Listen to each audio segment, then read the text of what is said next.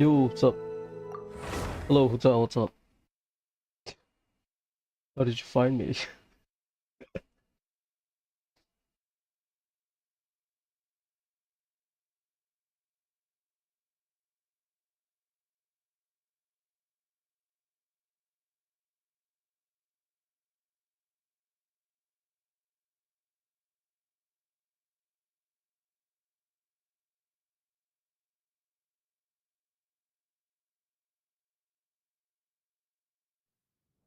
Ah, long day ahead.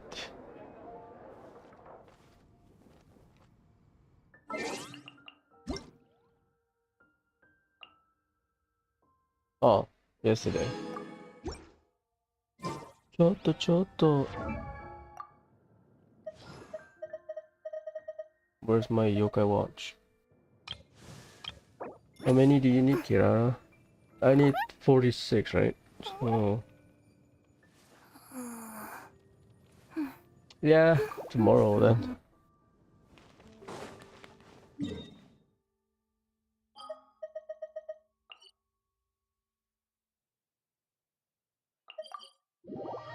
I'm gonna finish the event today. I believe everything is unlocked today, at least.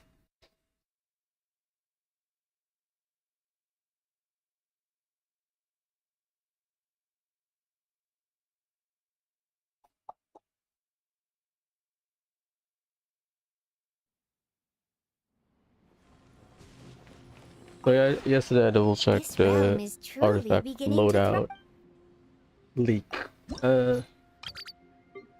It's one per character. Yeah, I should put Daya, I think. Or to talk to Aloy.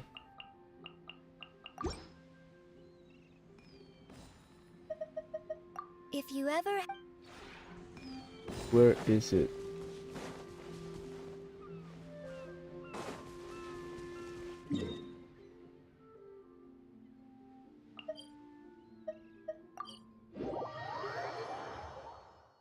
So the artifact loadout that people want is a one character multiple set. Like, wanna run 2-piece Golden Troop, 2-piece Tenacity on Furina, or 2-piece Hydro on Furina or something. But they want multiple slot, but the one that will give a next batch is one slot. I already talked to Aloy, I think. Hey there. I sure get to see a whole lot of new things traveling with you. I gotta say, I'd love to watch Silence try and wrap his head around this, teapot of yours. I have not. Okay. If you're asking whether it's a comfortable place to stay, I mean, sure. Of course it is. But, I couldn't really see myself living here for the long term. Sorry. Yes, don't get me wrong, this is a nice place, but I need to get out. If I stick around here too long, my bowstring's gonna snap. Next time we head out, I want you to give me the full story on these ruin guards I hear you talking about. They sound like my kind of prey. Aim for the glowing part, right? That, plus after you defeat them, you can salvage their components. Strange components, sure, and probably not the kind I could use to modify my gear. Still, they've gotta have their uses, I guess. Hey there. I gotta say... Sure. Something new to share with me? You know, I've heard a lot of stories about you since arriving in this world. For example, the time that you helped the knights from Mondstadt to defeat a dragon, and the time that you teamed up with the Adepti in the Yue to defeat an ancient god from the ocean. Yep. Gods and dragons. Can't believe they really exist here. I never played But whatever her the game, I crisis don't may know. be, you always step forward and join up with those who want to fight back, don't you? It's because of people like you that both cities were able to survive and prevail. If that's what you call a small contribution, I think it might take saving the whole world to count as a major one. Seriously though, if the world ever does need saving, bring me with you. I've saved a world once before. I might be able to give you some pointers. Yeah, that's right. Trying to save the world when you can't stop thinking about food is pretty tough. The end of the world deserves your full, undivided attention. Seriously, though. Trying to save the world is exhausting, especially when you're not even sure who's trying to end it. The worst part is, Once you find out who's responsible, they're always so full of themselves, making out like you're the one in the wrong. Standard. You can't reason with them. It always comes down to a fight. I guess that's just the way it is. Standard. Hey there. I gotta say... Of course. I want to go out exploring with you again. Visit new places, see new things. On that note, I've been meaning to ask you something. When we've been out on the hunt in the past, I've noticed you've actually got an edge over me. How did you learn to hunt like you do? Or rather, who taught you?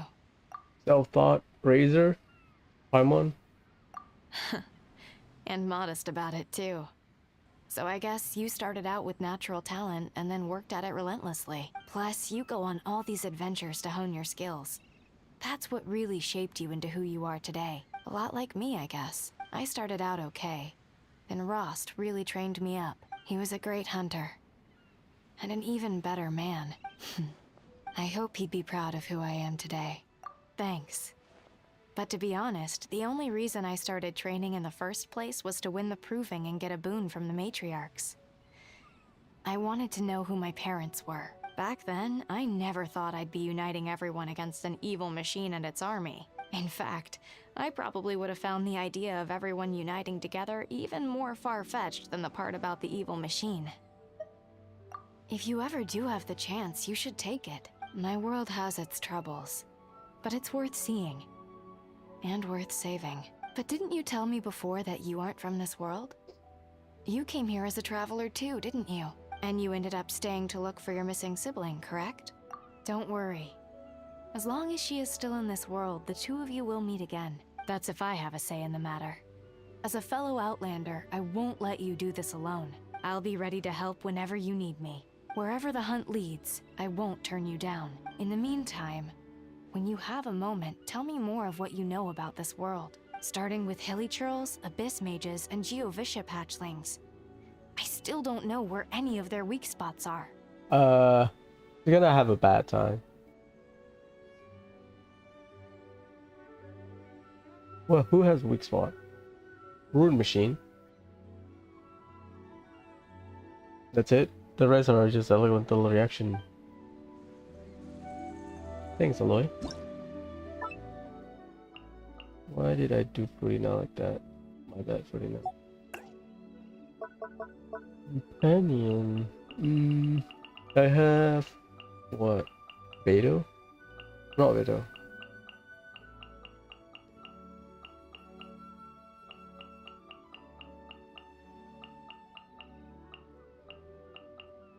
They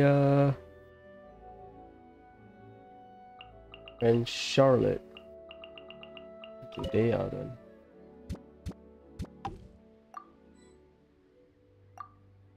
Dea is the oh, hold to leave.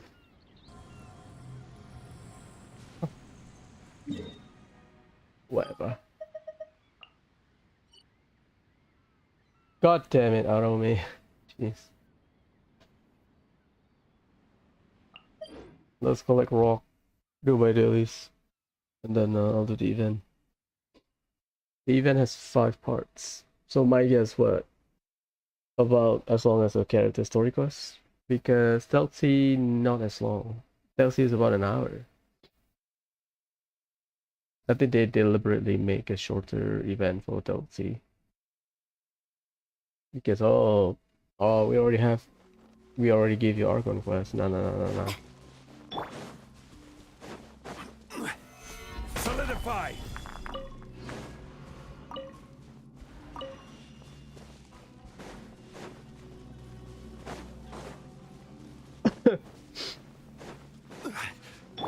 Let's see if I can one-shot them.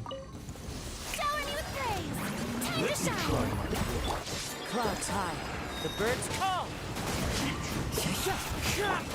I will have order. Yes.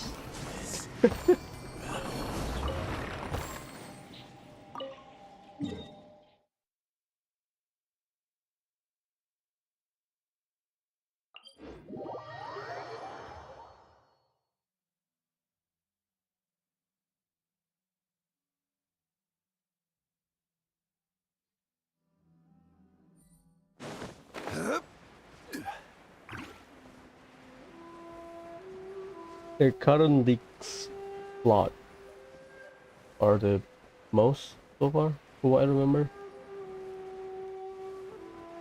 A lot of team comp showcase, but there's some error with the showcase from the private server.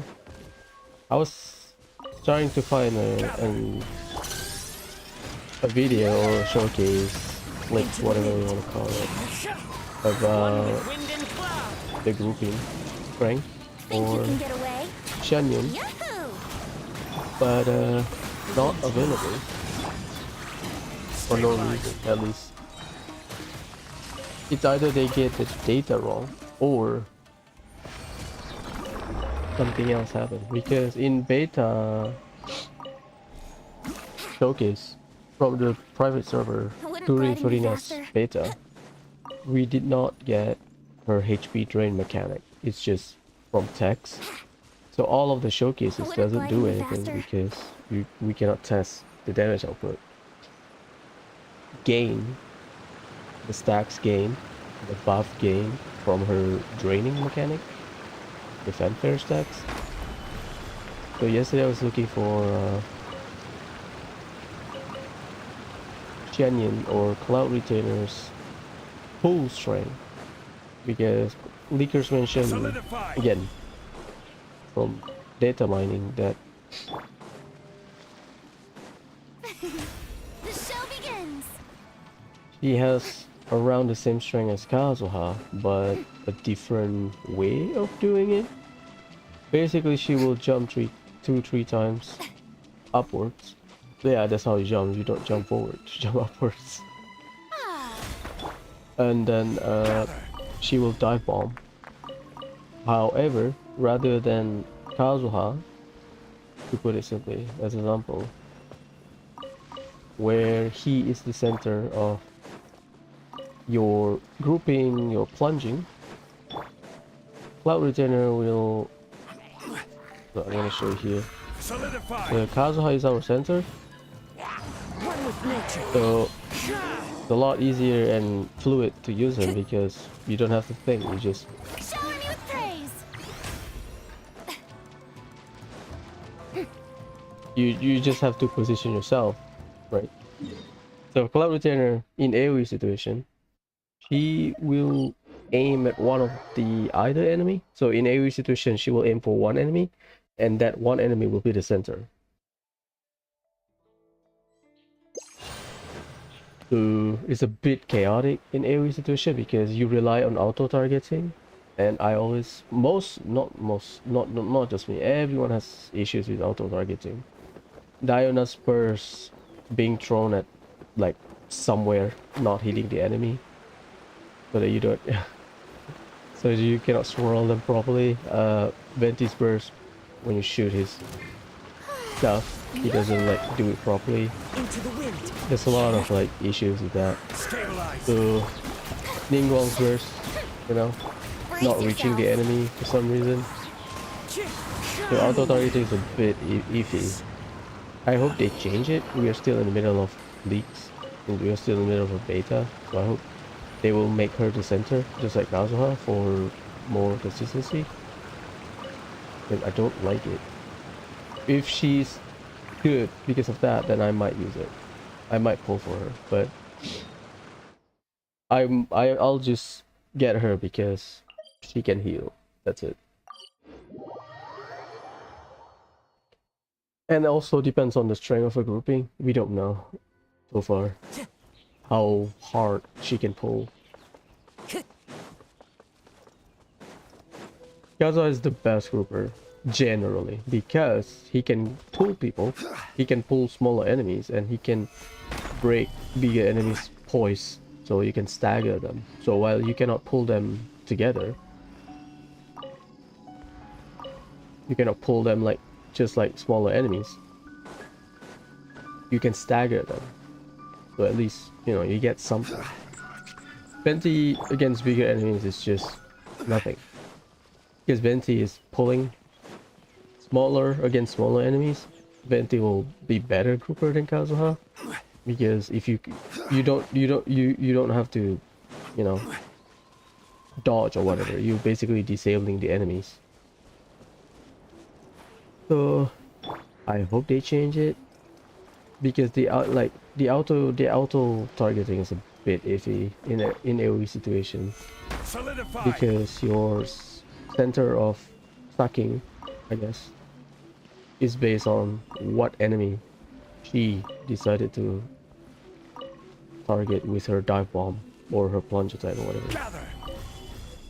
So, the healing I'm not sure, because the only motivation to get Cloud Retainer is to replace Jean if she can, because she can heal, so she can CC technically. That will solve Orina issue, sort of.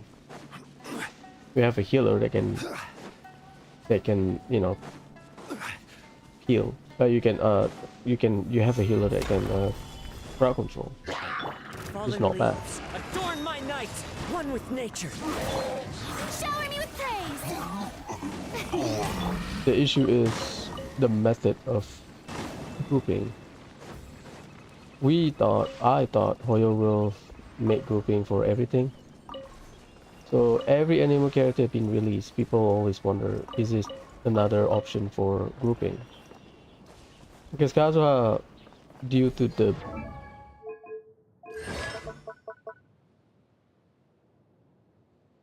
this, he will be irrelevant until the end of the game. The buffer, the elemental damage bonus, he will be relevant until the end of the game. When I say until the end of the game, the game's lifetime. So I want a second, third grouper, but we don't get it. She's the first after Kazuha, I believe. I mean, technically Hazel can, sort of, but Hazel doesn't pull as hard as Kazuha when you use his burst. Plus, you don't use Hazel for like actually crowd control. You're just gonna kill them anyway.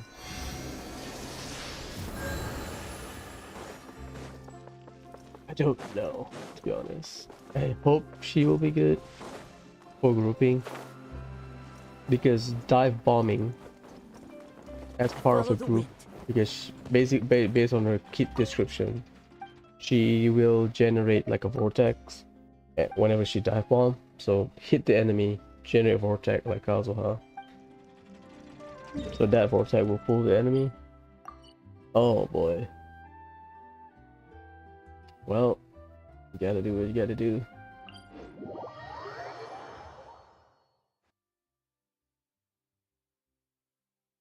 So I am a bit conflicted. It's either that I gamble Yoimiya.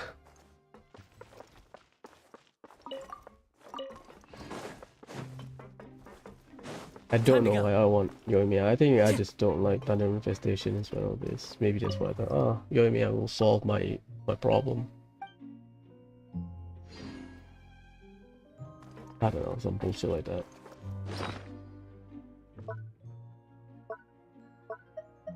Do not misclick. Well, that's dangerous.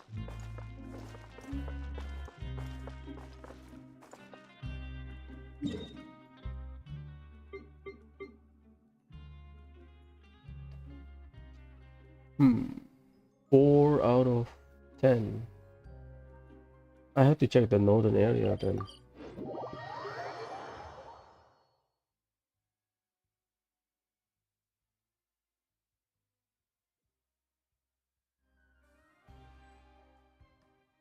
There's no grouping, at least based on the latest showcase. Maybe Hoyo just you wanna make your own private server, huh? Please appreciate my brilliant. Yeah, The wind knows me. that's what I meant. You can see Here we go. Time for takeoff. after he plunges, there's like a trace of vortex he generates. I'm sorry. One with nature. He breaks their poise first. Second, because after his plunge attack, his full launch plunge attack. Wind strike. That's hard to beat, to be honest. Because you can use it anywhere. Which is good, but Another rude lout. I just want alternative playstyle. I've warned you. The wind knows me.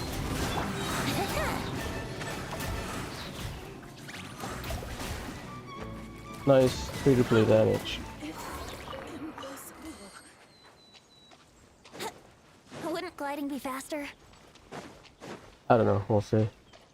Every anime character always comes with the anticipation. Oh my god, is this the time? We'll get like a little reliable Cooper that is not Kazuha, and then... No!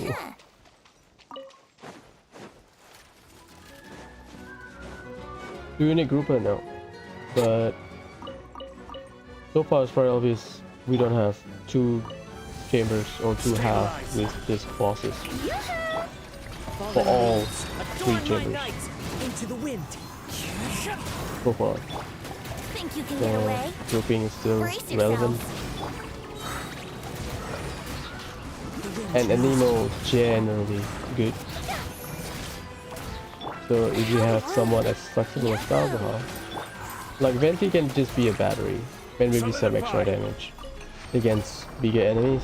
Like I've used Venti against like Baku Genki for some reason. Because the chamber needs AoE, right? But I don't know, something.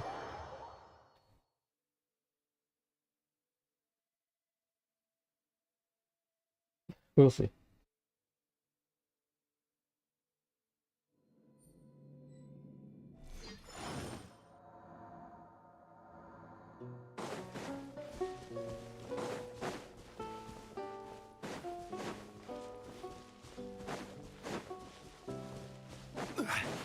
God damn it, Hoyo, you hide it. Luckily this sparkle thing, at least you can see it. I need 4 only out of...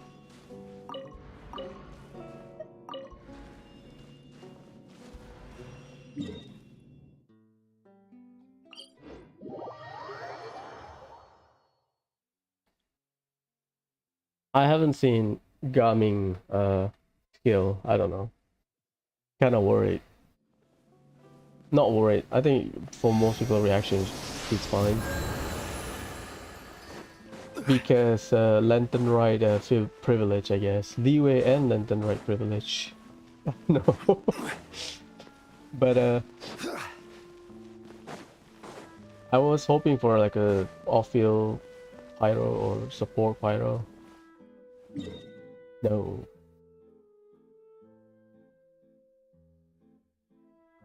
There's a lot of on-fielder. Hoyo really doesn't want us to play forward vape. Because if you want to play forward vape, you have to use Bennett Shungling, because I don't think you can keep up with Shungling's energy black hole without Bennett. So far we don't have like a reliable battery for Shungling. Not sure Chevy can do it, but I don't know.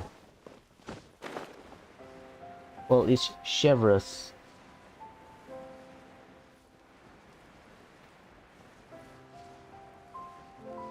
My current copium probably are like, you know, get me what? Pyro Yai Miko? Hell, Pyro Ride an E. I'll take it. An on-fielder, but Pyro Ride an E. I'll do it.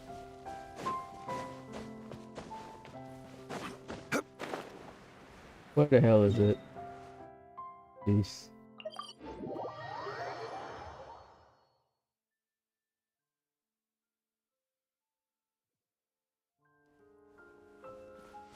But pattern-wise, they might just sell the solution first, aka Shenyun, a retainer, and then introduce, oh, you and Chevrolet, and then, oh, you want an overload attacker? Here, Cloran. Kiss your plunge attacker. Or like, you know. Because her boots also looks like a talon of some kind. So I'm worried. Oh, we have this hot, sexy pyro attacker, and then, whoop, no, punch.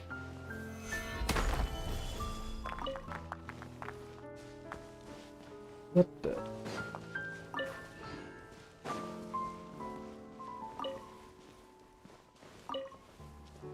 We'll see. I will suffer if he's really punched. My hope is off field.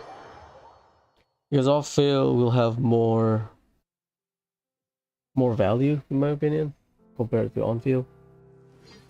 Because you just want one on fielder. So you can mix and match your off fielder.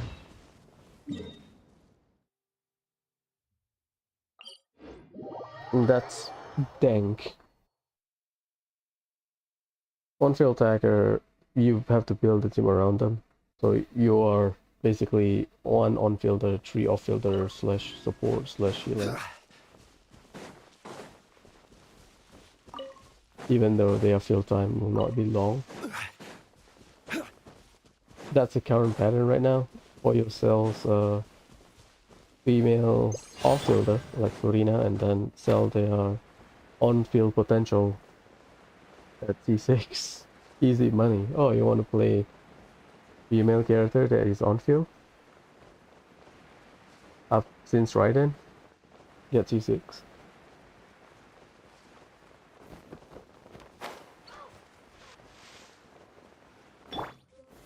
Stabilize.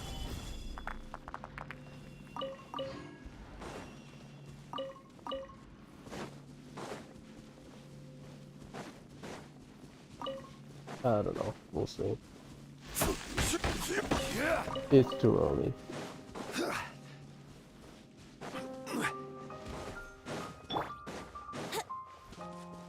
.5 is still up in the air. People say it's Chiori, This is order. which is fair. As one with wind and cloud. There's a big rumor that it is Chiori for 4.5, but they can You just, can get away. oh, surprise, it's Arlecchino or whatever. Order guide you. Gather.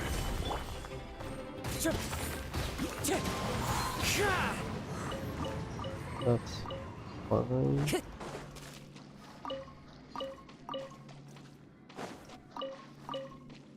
Time to go. That's not a local specialty for cooking.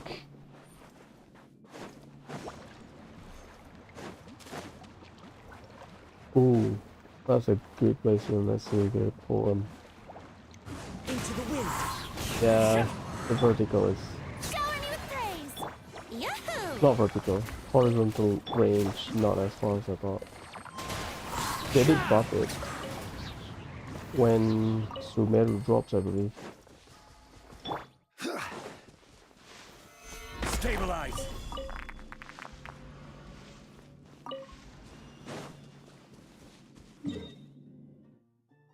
Okay, cool. I believe Kirara will be done tomorrow. After that, I'll go back to Golden Troop. I'll do 2 weeks, and then probably suffer. Solidify. Yoo-hoo! One with nature. Here we go. After that, I'll just raise Lila or something. I'm just stockpiling shielders now. Fallen leaves. Adorn my Which is not necessary. It helps with the current Furina mechanic. So basically, I am to enable Brace anyone yourself. with Furina. Oh, you need a second trial? I have Lila. Oh, you need a Wouldn't second gliding be Dendro faster? with Furina? Hindsight was I should go for Baiju before I push for C4 Furina, but whatever. It's fine. Yes, it's one of those where if I get C6 Furina, I don't need a healer, but Kaiju is good, generally. So you don't have to run Zhongli, you can run double Dendro. That can heal and shield. I believe one of Tignati's best team is what? Kaiju, Raiden, Tignati, Urina. But that defeats the defeats the purpose of having C2 Raiden, at least for me. It's like buying a Ferrari and then just, you know, go to a park or Into the something. wind. Let's play. I will have order. Get him.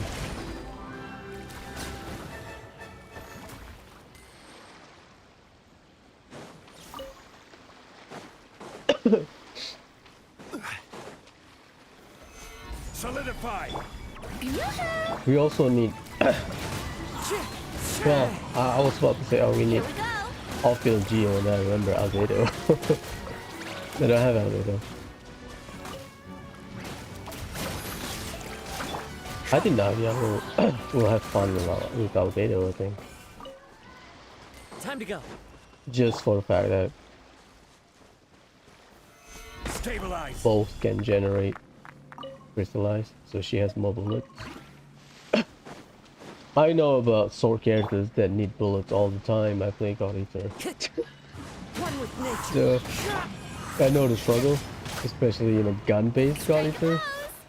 Resurrection. And Bamco gonna nerf it. Is it Bamco? I don't know who Time for develops takeoff. the game. I think it's Brace Bamco. yourself. A little flame. Order guide. Gun build, Solidify. sword to refill your battery. Well, that's God Eater Resurrection. One of the, I guess, one of the meta ability. We just shoot stuff.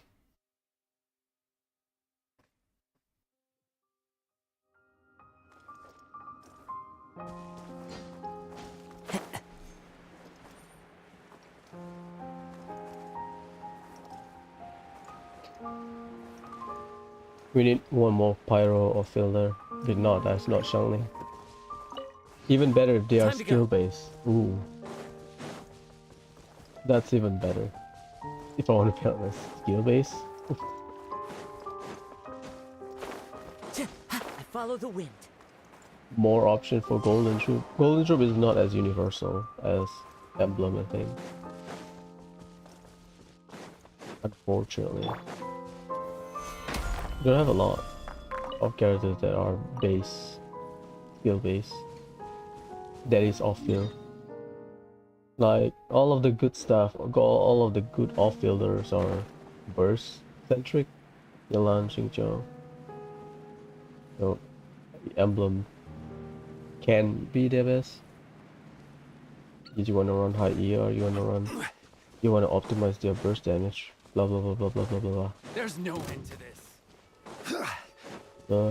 More option for off-fielders, please. Skill-based off-fielder. Also makes things a lot easier for everyone because unless your burst is good, As one with you don't wind have to and think about cloud. ER. Into the wind. Think you can Oil get likes away? to solve the issue. Oh my god, this character is too broken. I will have order. Lap 80 to 90 cost burst. Stabilize. Oh, this character can heal. The wind knows me. 90, 80 cost Fallen burst. leaves. Adorn my night. Example, Rina. Oh, this character is off field. 30 second Time uptime. for takeoff. Here we go. Or 30-second duration. One with nature. Not uptime. Order guide you. Nah. Too good. As one with wind and Flat cloud. 80 cost burst. Shower me with I mean, they nerfed it. Because Think you the can get energy away? recharge requirement for it is just bonkers. Solidify. Unless you play like double hydro or something. Double hydro is fast. Clouds high. The birds call. I remember the panic during beta.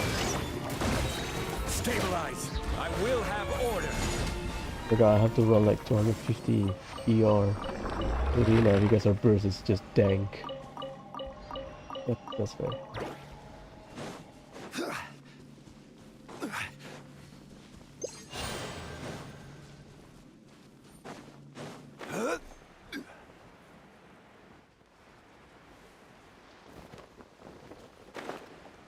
Navia Havers will have a field time in one of these. Especially against the Talpa. Hydro Tulpa. Not Talpa, I'm gonna call it Tulpa. Don't want to change my pronunciation. Give me jungle. No, yeah, not bad.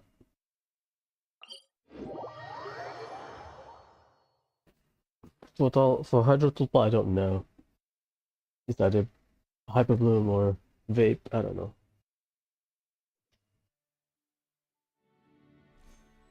Probably just Ignite to Oblivion. Where do you want to go next? If you'd like to see Liyue's tourist spots, I have a few references.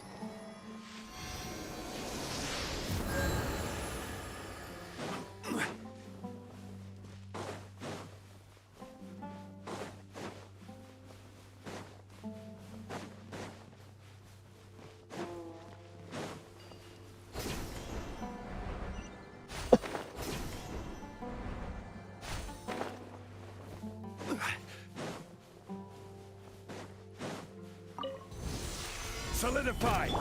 Yoo-hoo! The wind knows me. Let's play! Order guide you. Gather! Get him.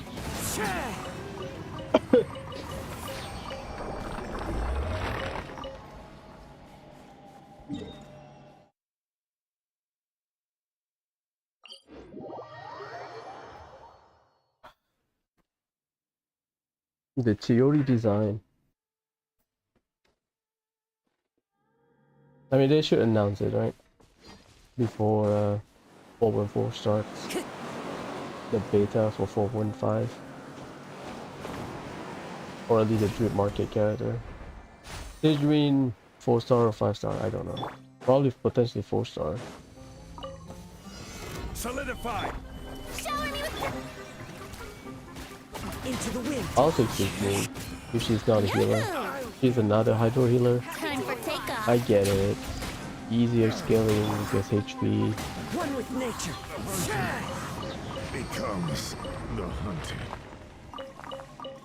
If we can have increased max HP for like a buff from like let's say Sigewin, right? Rather than healing, she increases your max HP. Ooh. That might sound fun.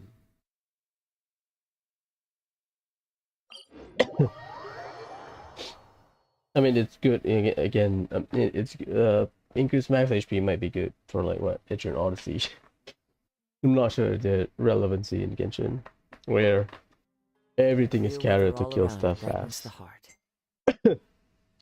Why am I joking?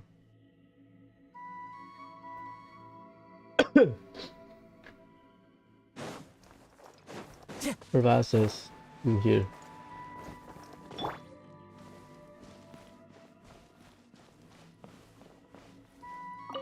I thought I don't stream last night because I have Blue Archive event. Take a while.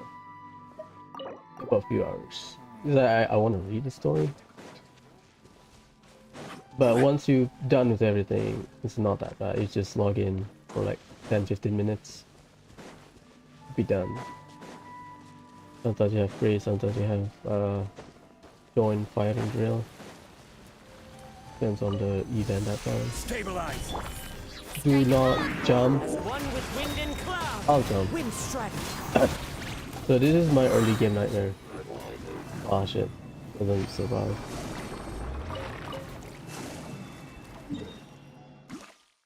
I still remember. It was so aggressive. I'll take bosses like that, to be honest. if you trigger something mechanically, because it's a lot easier when the boss become like in a berserker, right? At lower HP. Time to go. That's good too. They become more aggressive. At like, oh what, 30% HP, 40% HP. That one is good. But that means the caveat is they must have lower defense or something. Solidify! Shower me with Fallen leaves. Adorn my night. Right, because I swirl electro like a bozo. brace Cosmo yourself. Self Swirl is a bit of a Eavesdropper. Think you can get away? problem. Here we go. I killed a squirrel or something. I saw something getting sucked. I'm sorry.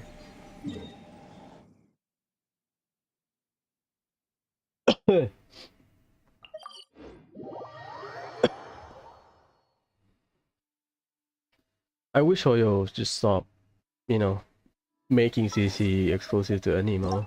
That's all. That's just my personal bitching. 1, 2, 3, 4, 5. 5 out of 10 that can group. The strongest grouper, only 2. Kinda fine.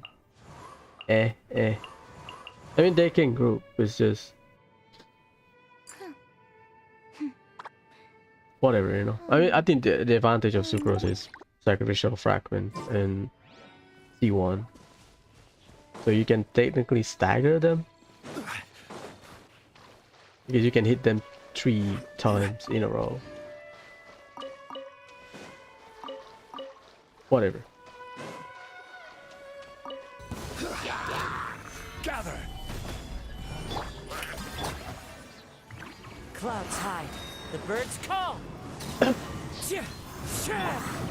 Time for takeoff. Give us Hydro Claymore, give us Hydro Shielder. I don't think they will give us Hydro Shielder. That's too good. HP Resonance means a bulkier shield, assuming they scale with shield. Unless they change. Oh, no shield for you. Give defense or Time something to go. for the scaling or attack scaling. Because they think up, you can easily hit 60k HP. Because technically we have HP weapon on every weapon type. Or HP subset on every weapon type. Drilling Tails. Solidify! For sword we have the 4-star. Tatakai sword. The Attack on Titan sword. Think you can Or get away? the 5-star version. The Ukajini suit. We technically have Black Dazzle, which is still the premium option for HP bot on a share on a all arm. Bow, HP bow. We have it.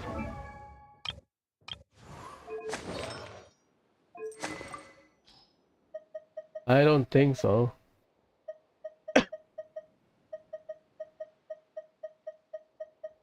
Because Diona doesn't. Yep, I don't think so. We do not have it. Or am I missing anything?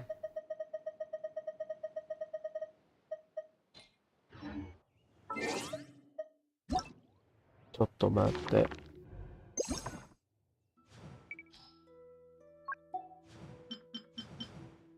That's attack, compound bow, never use it. How many something? ER. Yeah, we don't.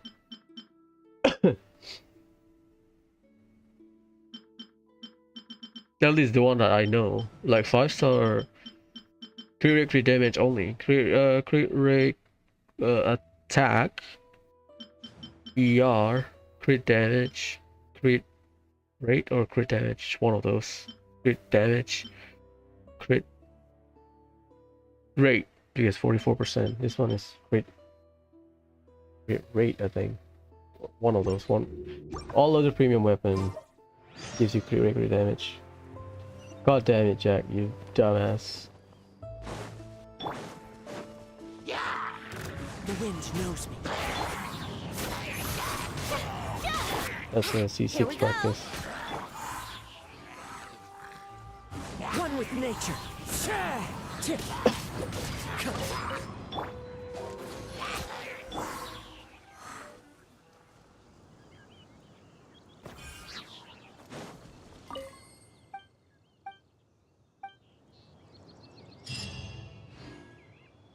Time to go. So 1, 2, 3, 4. Yep. Claymore. We have HP Claymore. It's called the Bell. Time to go. So scaling wise, I believe the Bell also scales well very with HP. Don't really use Claymore, but because there's some meme bill about Daya. So yep, HP scaling, taking damage, absorb HP. Generate shield is a damage up to 26% on max HP.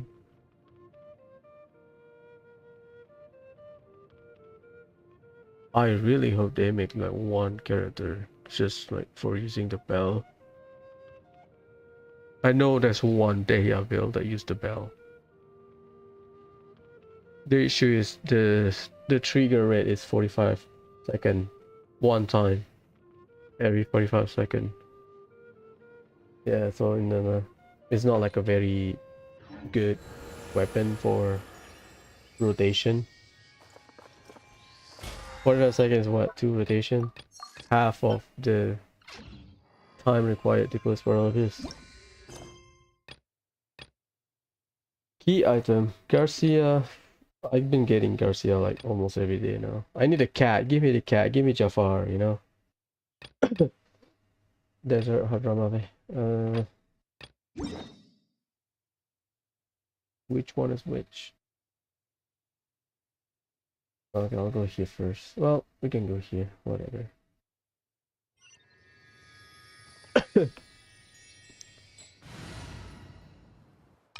That is farm Jacob and then start event.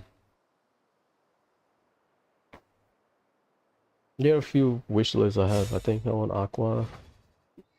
Aqua Yalan makes you,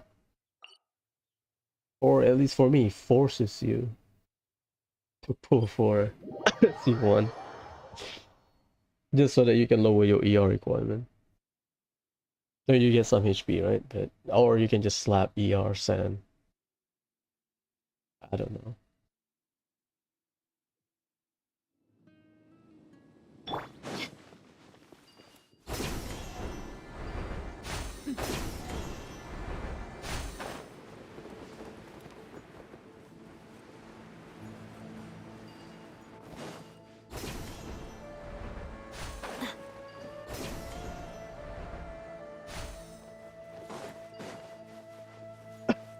Stay close. No going off on your own. The desert doesn't take prisoners. Hold that pose!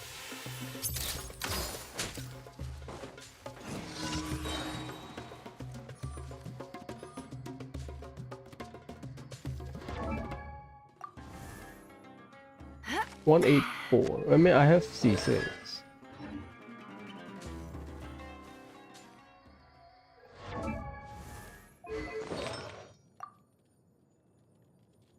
Two-piece gladiator, two-piece emblem, four-piece noblesse, two-piece then.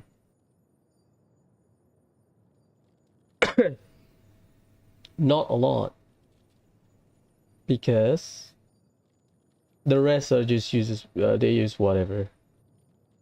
I use two-piece attack for some reason. It's not like Raiden where, yeah, there you go. Jimenella emblem. I mean, it makes sense. But the emblem scaling on Raiden is just too good. What's food in there? Also makes sense. All three set. 2-piece tenacity, 2-piece golden tube makes sense. 2-piece emblem, 2-piece golden tube also makes sense. John Lee. 2-piece noblesse, 2-piece tenacity makes sense. 2-piece tenacity, 2-piece Vorka Shagul makes sense. HP, just stack HP. I want to build like that, but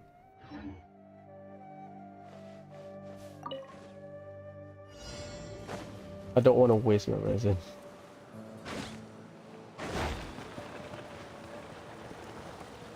It's like the clam set. Maybe I should spend like a week there. I don't know. But you cannot control it, right? And desire sensor is real. I might get the crackest piece. Because I want HP and then the game said, nah fam. Nah. You want HP? Nah. Enjoy this. Attack, crit rate, crit damage. Energy recharge. Now I'm stuck.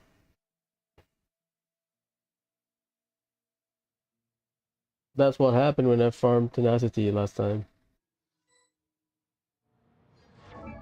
Let's take a look. Where is it? Well, the sun is just whatever, but the flower and feather? No, I don't have flower. The feather? I just want HP ER. The game said no.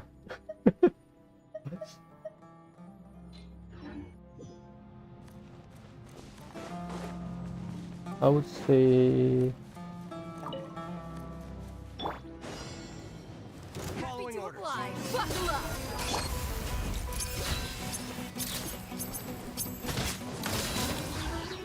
Hard hitting it. Step on up. Flex up and step. Break a leg. Cue the spotlight.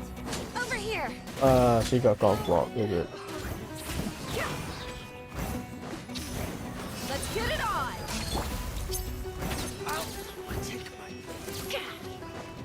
Charlotte, I like you, but You asked for it. Lynette gets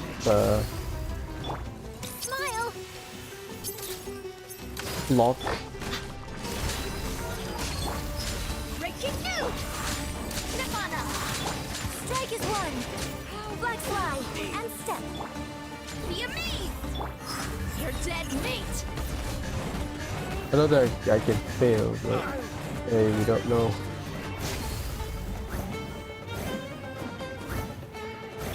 Say cheese. What the hell? Buckle up. Break a leg. Surprise. Let the magic begin.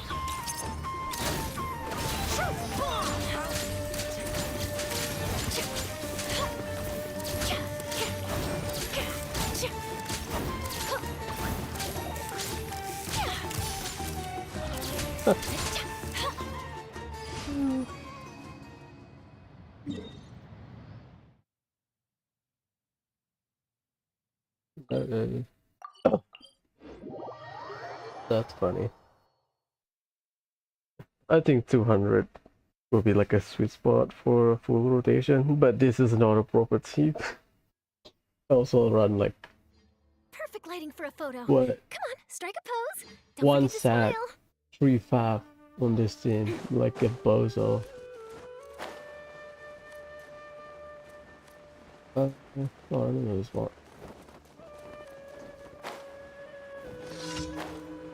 This is so waste.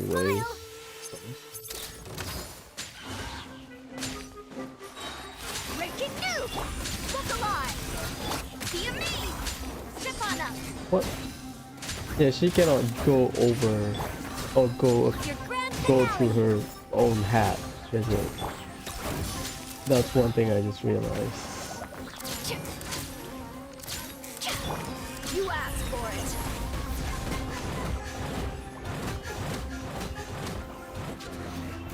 It is very disorienting.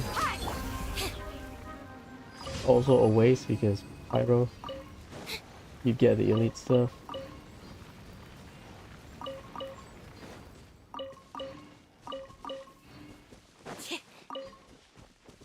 Yeah, I don't like it.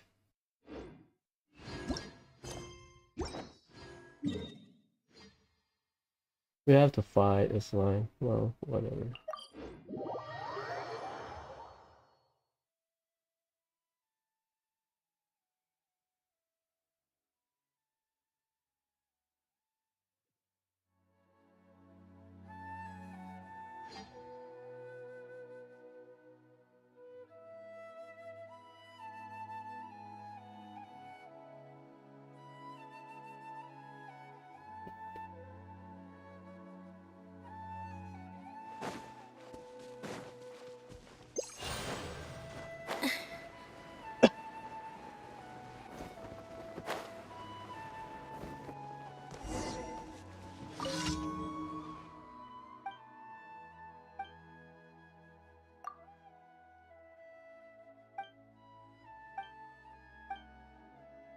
Sure.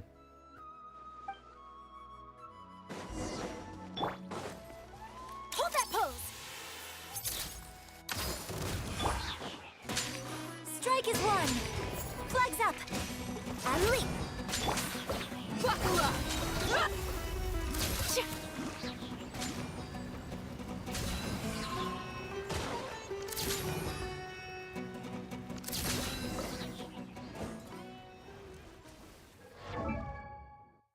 Hey, what's your trigger rate?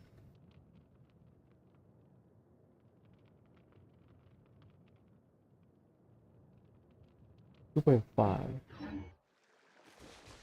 That's standard, right? This is one pro, it's not AoE.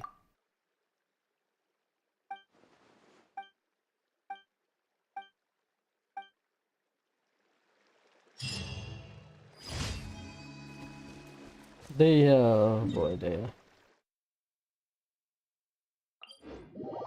if she's working properly, like, you know, we have like a list, multiple lists of, oh, this is how to fix blah blah blah. She is probably one of the best partner for Melt Ganyu. The issue with Melt Ganyu is jungling, in my opinion. Oh, I don't use Melt Ganyu, but from what I remember reading, the issue is jungling.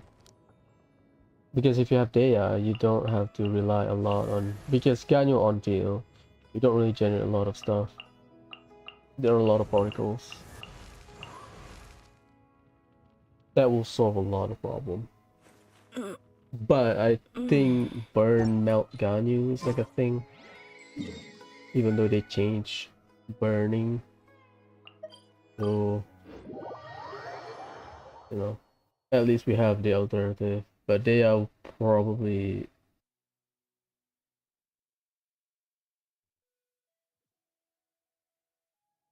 better than nothing.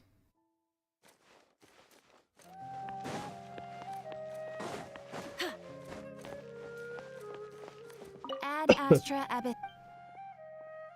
Thank you for Oh, coming. you give me Orpheal. Pyro.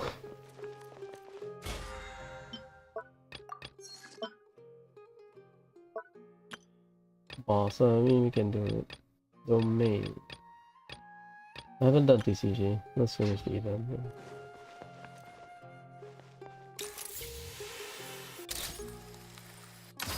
Nice.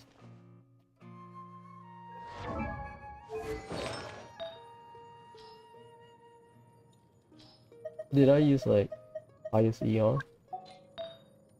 I do not.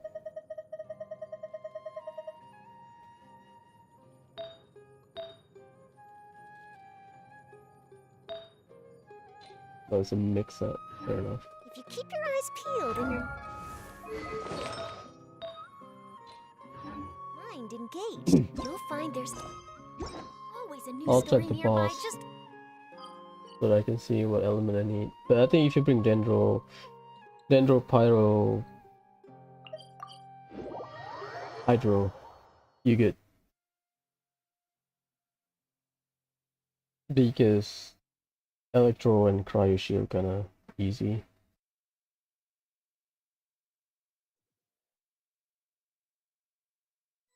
Electro, Pyro, and Hydro, I think. Okay. My point still stands.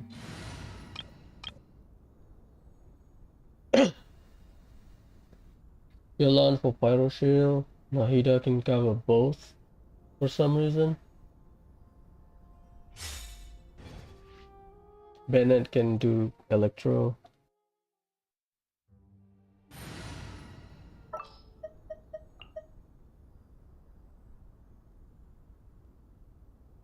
That's a fun one.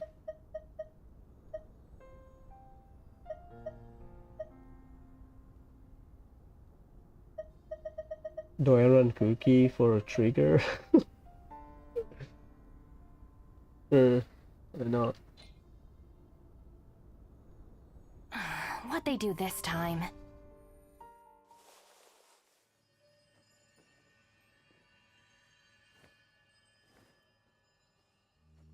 Yeah, whatever. You could go. Give me like 3.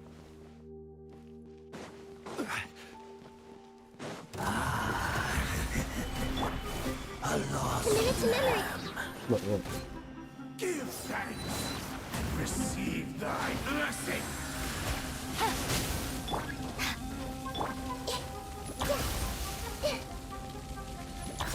There you go. I'll settle this. Our bond is strong. Things are about to get dicey. Quietly now.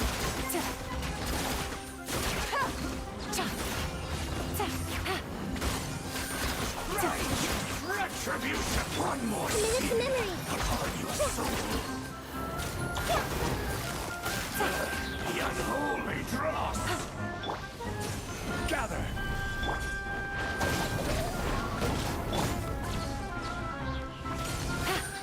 What? Busted. Light. Your salvation.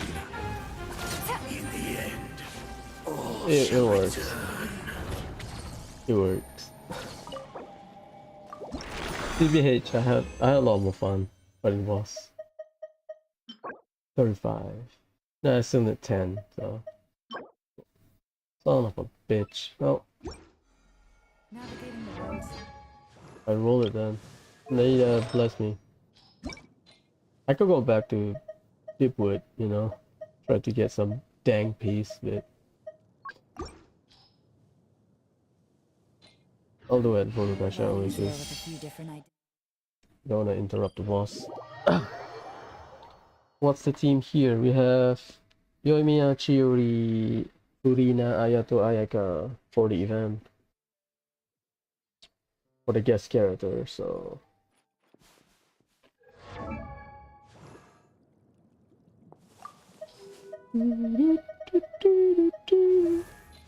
my guy. I have like 2 pieces I want to see yesterday. Why the hell do I keep this?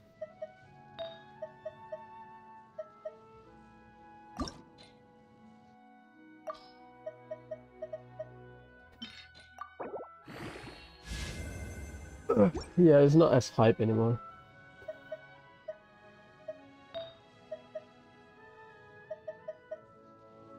That's decent.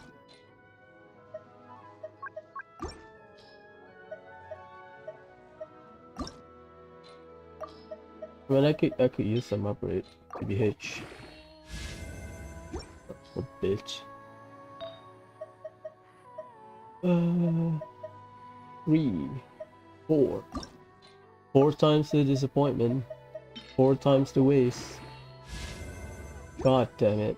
Well, it is what it is. I'll take it. I'll take it. This is a bit. You need to roll super well. That's all I can say. Yep. Speaking of super well, because he's HP. So far, I don't think we have any EM. This could be dank, but it depends on the roll, I think. This one. I have a lot that I can roll.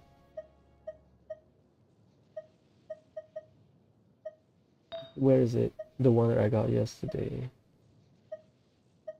This one is whatever. Yeah, this one.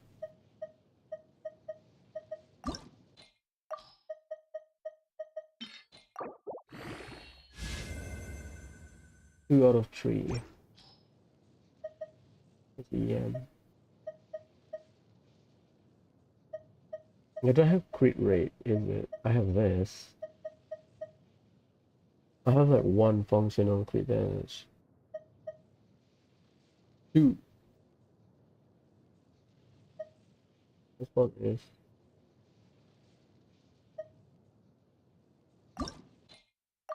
Oh, I'll take my loss.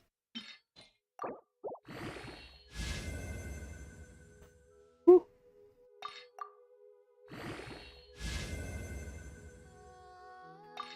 3 damage. Let's go. Thank you, game. That's a bad piece. That's a bad piece. This one. Bad. Bad.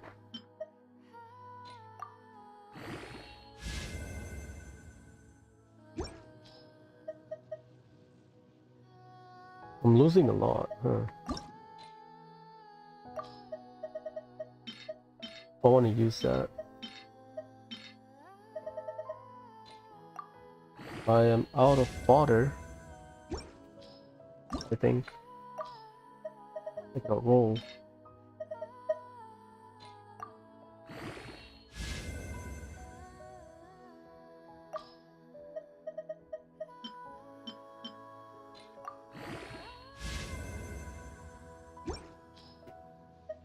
Pretty dank. Not gonna lie. That is what. That's pretty dank. That's an off piece. I'll take it. But I have no fodder, so no, I cannot do anything else. For my Binary, that's a stupid name. Not stupid, stupid pronunciation. What's your off piece, buddy? Ah, that's why.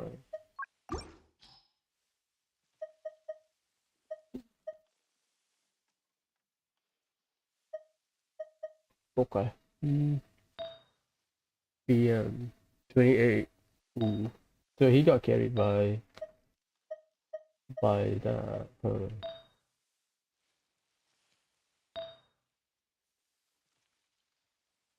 From Artifact, 34% crit rate, 146 from crit damage.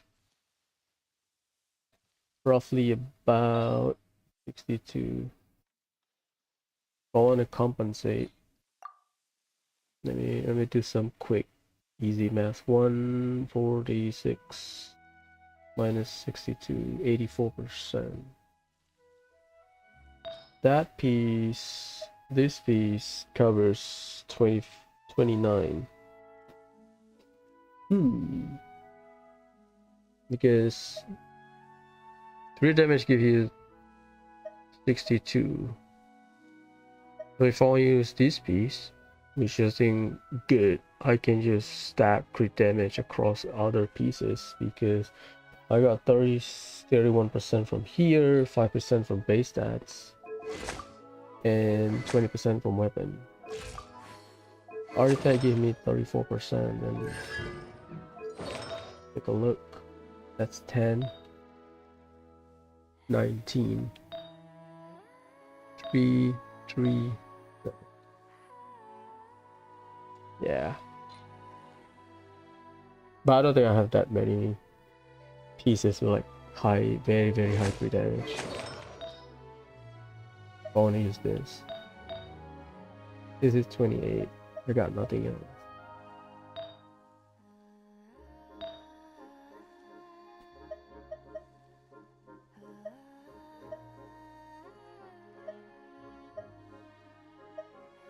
Yeah, I can replace that. But it's a good off piece, just in case.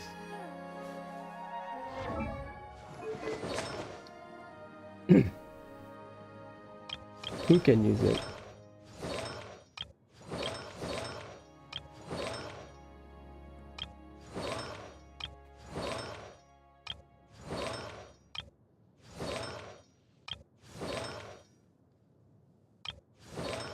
I'll hide them. Probably Yai. That's your stuff, Yai. Oh, that's a crit damage. I need crit rate. Yeah, but the ER helps.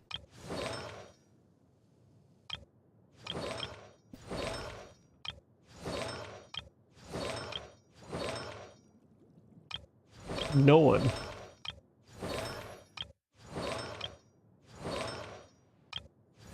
Whatever.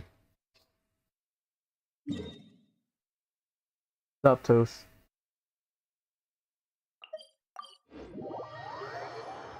One day it will be useful, one day. I mean, Take Down is good. I want to be honest. There's a few characters you want to lose your 50-50 to from Standard Banner, and Take Down is one of them. If you have... Stabilize your sins. If you have Give thanks. Purina, Genius is the other one. I'm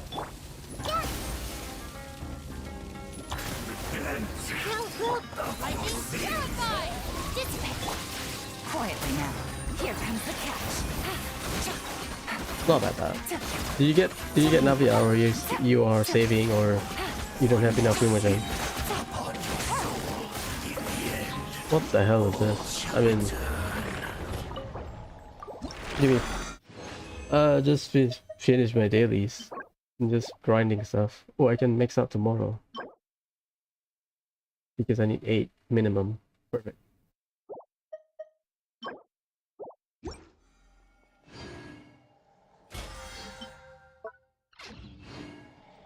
Because you are on guarantee, so it's either you save up for whoever, or you know,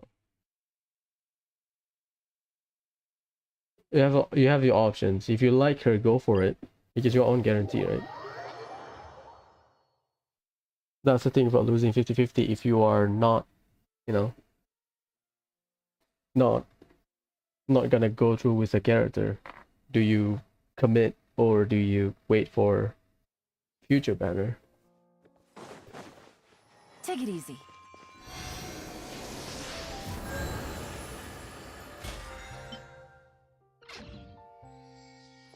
Why the hell am I feeling fresh? The rifle girl. I don't think you should. I mean, I'm not saying you cannot get her. It's just 4-star doesn't have pity. And next banner we have is Raiden Ayaka, right? So if you wanna, because you are on guarantee, so I would say if you're on guarantee, don't gamble. Don't try to get 4-star. Just save up, and then one day you can get Chevrus. That's what I do. Don't try to fish for 4-star when you are on guarantee. I mean, you can, that's your account, not mine, but my suggestion, don't do that. ERHPEM. Wow, I should get this.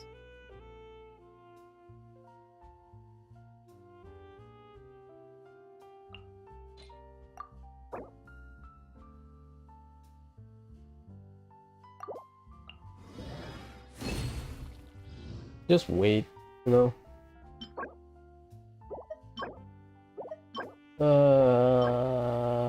Well, I have to roll that.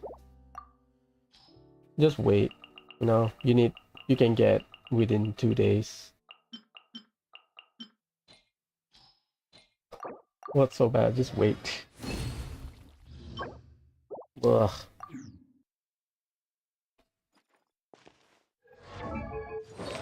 I believe I said I have no fodder, right?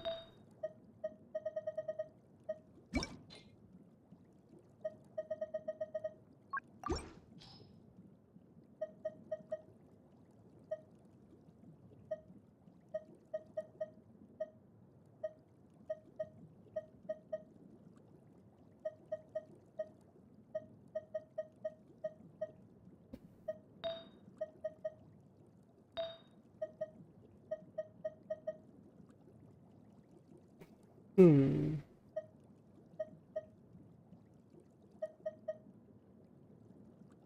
Have you done the event though?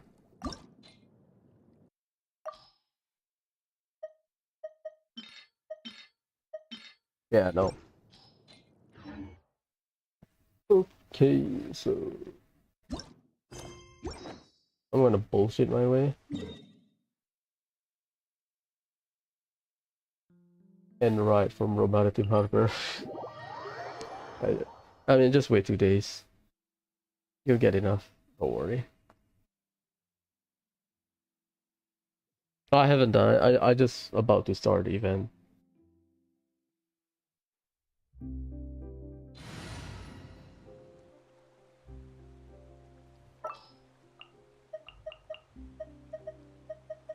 It's Marina.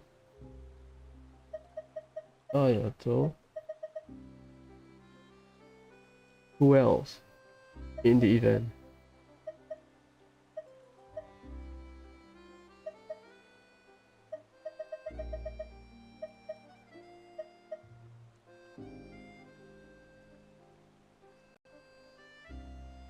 I don't have Novelette. Yoimiya Ayaka Chiori. Yeah, no shit. I don't.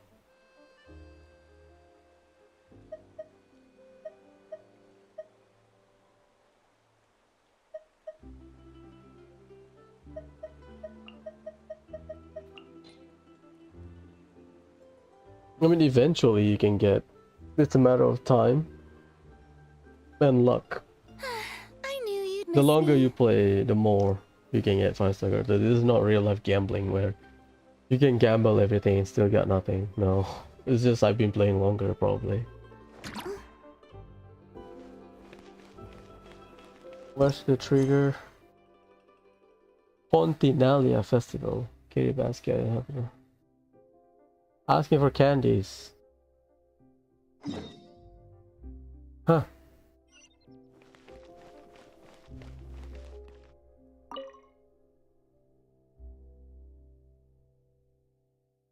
Let's roleplay this shit.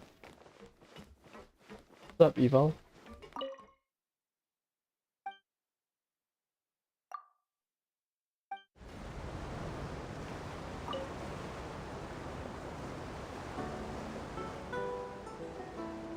Welcome aboard this aquabus, one of the most unique forms of transportation in all of Teyvat. This boat will take you from Romaritime Station to the Court of Fontaine. Normally, this line doesn't have many passengers, so you have your pick of the best seats.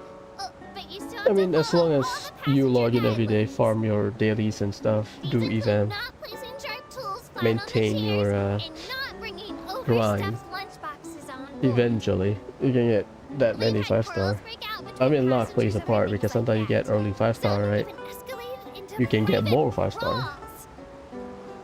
Of course, It happened. Fontaine's rules state that if you want to fight, apply for a duel.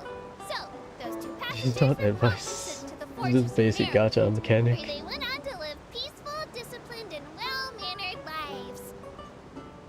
So, all's well that ends well, but please do not follow their example. It's been like, what? We lost the tower, is it? Ah, shit. I mean, if you want to get Navia, you can. Or save up for Furina, you can as well. My suggestion, Furina, but we don't know when she'll get her banner. The speculation from the pattern is 4.6. Look, everyone! Approaching us up ahead So is you the have Golden a few Key, patches to which save lies up. between the port and the court. For free to play, I'm Though not sure, particularly steep, because if I have to if walk in, our I course can were to wind around I the can top hit of the one mountain, 5-star our little pity boat every wouldn't be stable patch, and calm roughly, like this, roughly, but depends a on the white income. knuckle water park ride. When But they were for free to building play, the what, waterways, 1.5? they had to invite experts from the Fontaine 1.5 Research patch? Institute. Or not 1.5, The 2.5 experts brought patch maybe? huge, amazing machines To and guarantee bored a hole limited through a 5-star? molten Assuming key. worst case It really scenario? was a massive project. Furina, no, not really.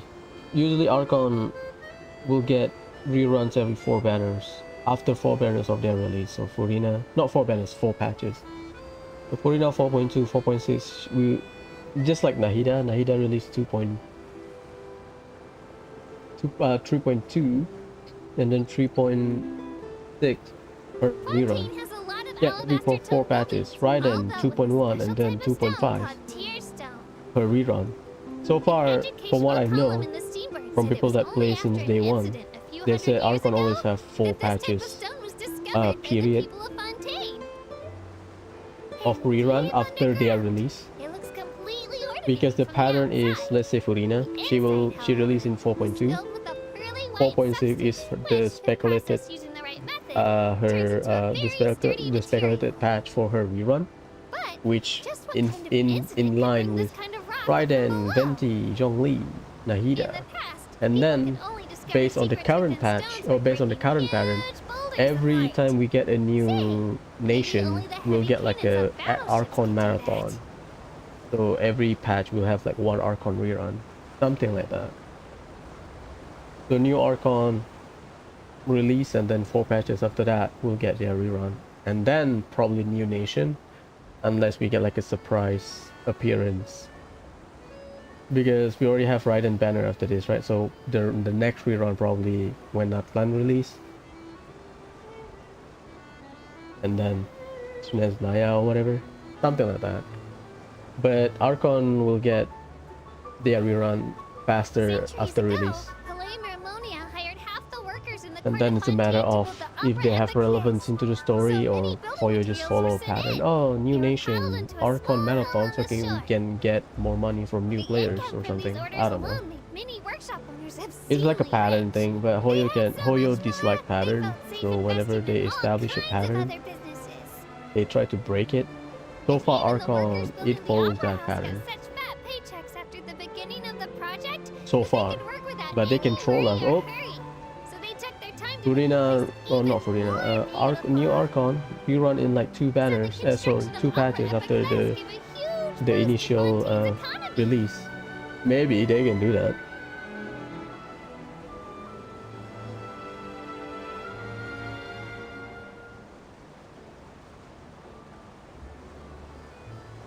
Yeah, I mean most people look at League so that they can plan ahead for character. That's it. I follow League for banner and character skit.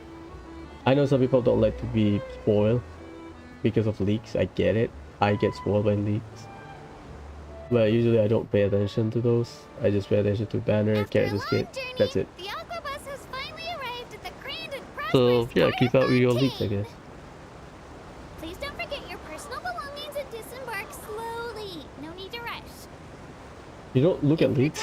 After a long journey and eager to fill that rumbling Hello. tummy, I recommend giving Hotel de Boer a try.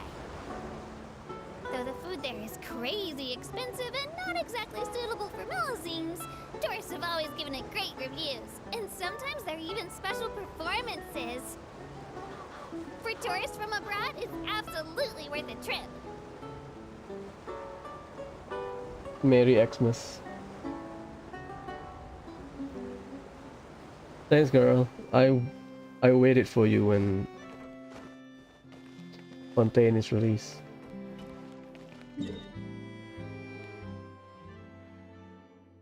Oh, right. I have to go down the station hall, walk backwards. Whatever. This will take a while.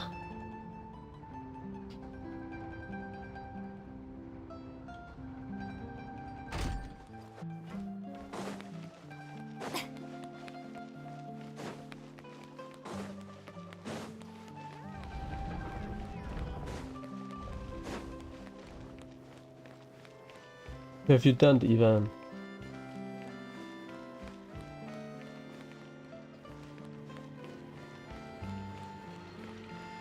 They pronounce it as Xavier. No, not Xavier. Xavier. Because French.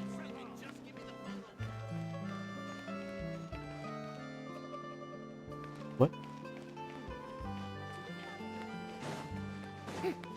Up there, right?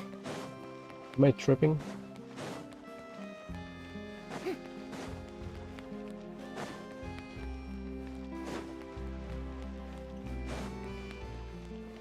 Yeah, I want to finish everything today. Hey, my boy. Tatarasuna legend. Seriously? But, Mr. Morris, I don't understand, sir. How can you only be telling me this now?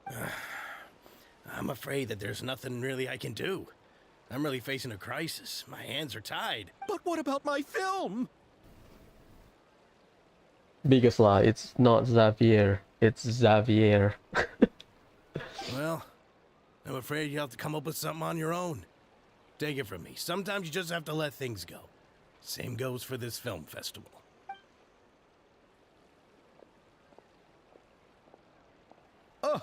Oh.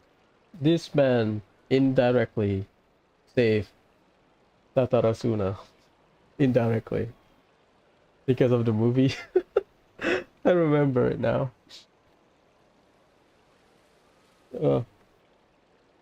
He's doing God's work. Hey, isn't that Xavier? So he's back in Fontaine now. Oh, Xavier. Whatever. What's up, man? Remember us? Oh, why, if it isn't the dear Traveler and Paimon. I really didn't expect to bump into you here at this time. Well, I was doing just fine until I received some terrible news just now. The investor I was working with for my upcoming film has fallen upon some hard times and is no longer able to provide the promised amount of funds. We did star in the film, is it? Can't you just find a different investor? Unfortunately, that's not how it works. We had signed an agreement specific to the Fontanalia Film Festival, stipulating that I cannot work with any other investors until the festival is finished. The Fontanalia Film Festival? What's that? ER. Just focus on ER. Because you need to apply the enroll a lot with her.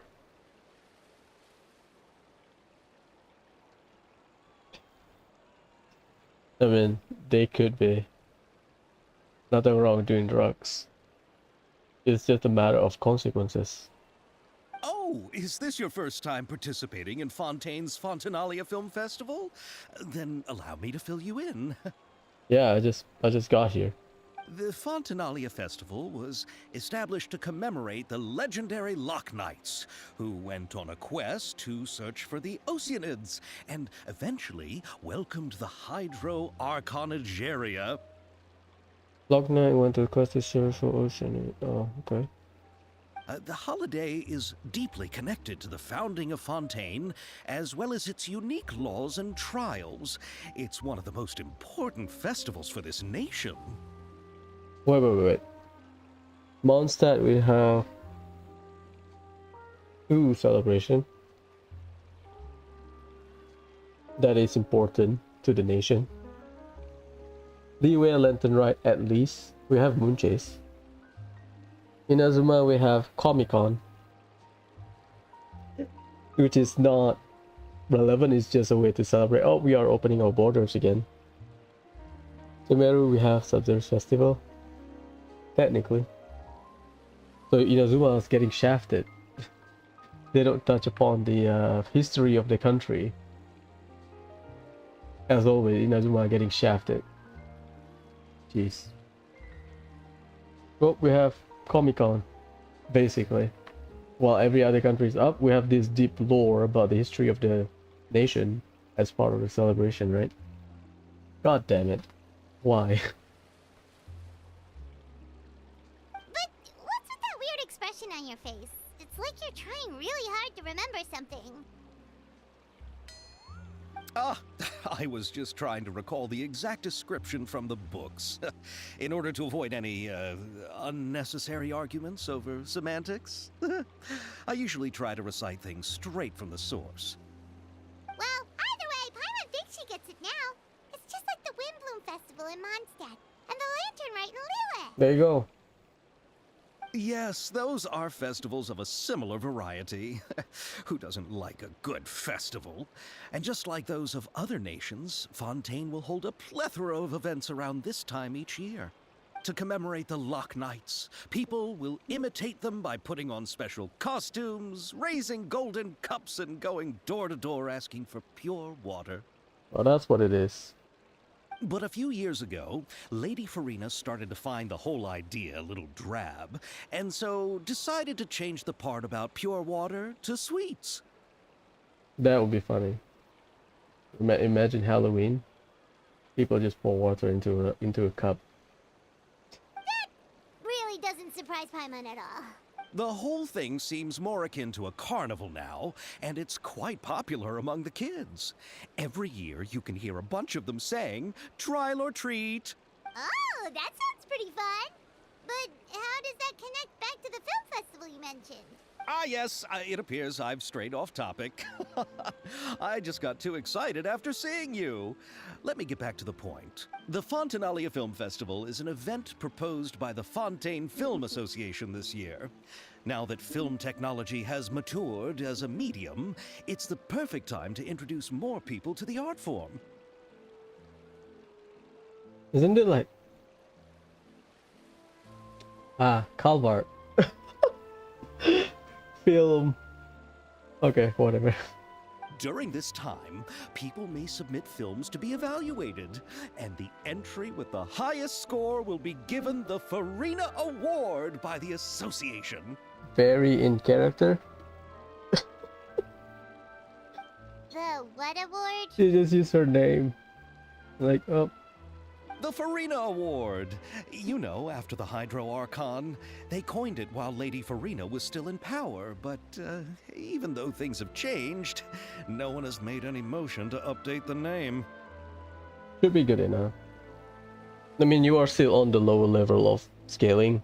You're not gonna get what is people consider the standard bill. So, why ask for bill when you are still in AR-35? So just stack ER as high as you can.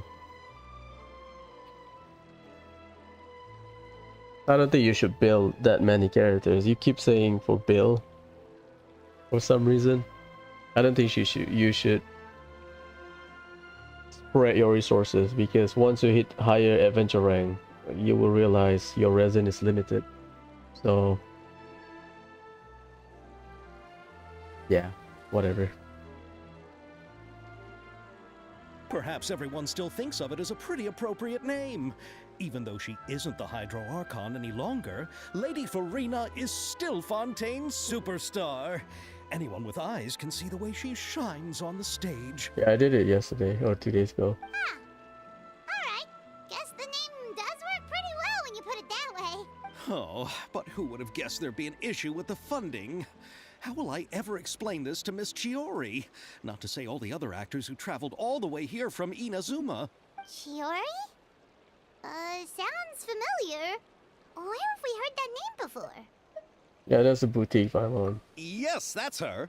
I asked her to oversee the event's art direction, including the design of the actors' costumes and appearances. Oh, Paimon remembers now. Navia said that her clothes were designed by Chiori, and Kirara's outfit too. How to describe her? Well, she tends to be pretty direct and can be very forceful when it comes to dealing with people. The fashion world in Fontaine has dubbed her the Thundering Seamstress. That is not what I expect from her design. I thought she would be like Ayaka a little bit. We'll see. Her remarkable designs have led many Fontainians to become very interested in Inazuma. Anyway, Chiori is acquainted with all the actors I've invited from Inazuma. Without her help, I don't think I would have been able to get such an international cast for the film. She really is a kind soul. Who are the actors from Inazuma? Do we know them? It's our friend by what? Because Genshin logic. Why don't the two of you accompany me to the Aquabus station to welcome them? Judging from the time, the Aquabus should be arriving shortly. Chiori will be waiting to meet me there as well. The crack of muskets breaking this island. Okay. That's Act 1.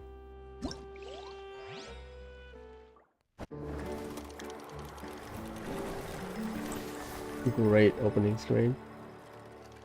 As always. Oh, nice. Probably the most elaborate one. Probably. I mean, you can. Depends on which traveler.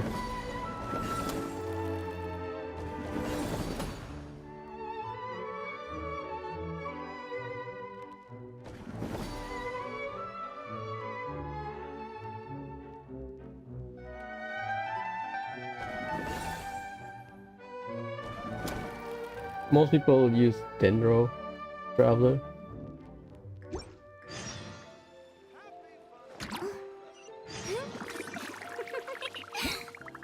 This is the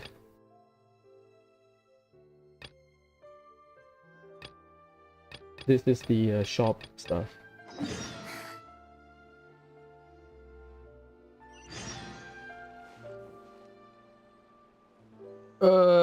I mean, after Hydro Traveler, I gave up because people thought Hoyo is changing. Animal Traveler is fine, but whatever. Geo Traveler is fine, but again, very specific team comp. I mean, Geo Traveler is good with Navia. Electro Traveler, not good as a battery because you have to pick the Magatama or whatever. This is just awful.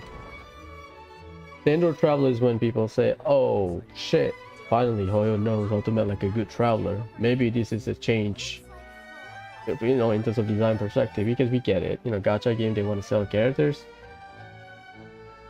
The issue is that after Hydro Traveler, because Hydro is the best element in the game, most people will agree to that. Oh, Hydro Traveler should be good, at least equal with Dendro Traveler, right? As a side grade or whatever. No. So I don't think they will make like a decent Hydro Traveler, Pyro Traveler. That's my guess. Goro unit C6.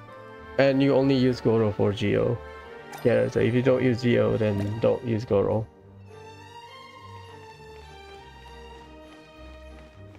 So, if they can screw up for best element in the game, because Hydro Traveler doesn't have any functional use. You have to on-field him. The field time, because if it's off-field, maybe you can find some use for him. Also, the burst kind of weird because you have Constellation C2. The speed of the bubble thing is changing, so I don't know. The water gun is also kind of awful. So I think they made it intentionally, like, oh, okay, you're gonna screw up the best element in the game for Hydro Traveler because Clementine. Don't hold your hopes up. I mean, obviously I want to be wrong, because if we can have like a decent Pyro Traveler, that's good. But I don't think they will. The intent is gacha. They want to sell characters. I think the only why we got like decent Traveler for Dendro, because Dendro is a new reaction during that time. So people that don't use, or people that are saving or don't pull for Dendro character, will have a hard time keeping up with like even like Spiral Abyss, testing new reaction, blah blah blah. So that's why they make Dendro Traveler like good. The rest we have side grades because we have a shit ton of options for other elements. That's Yuri, huh?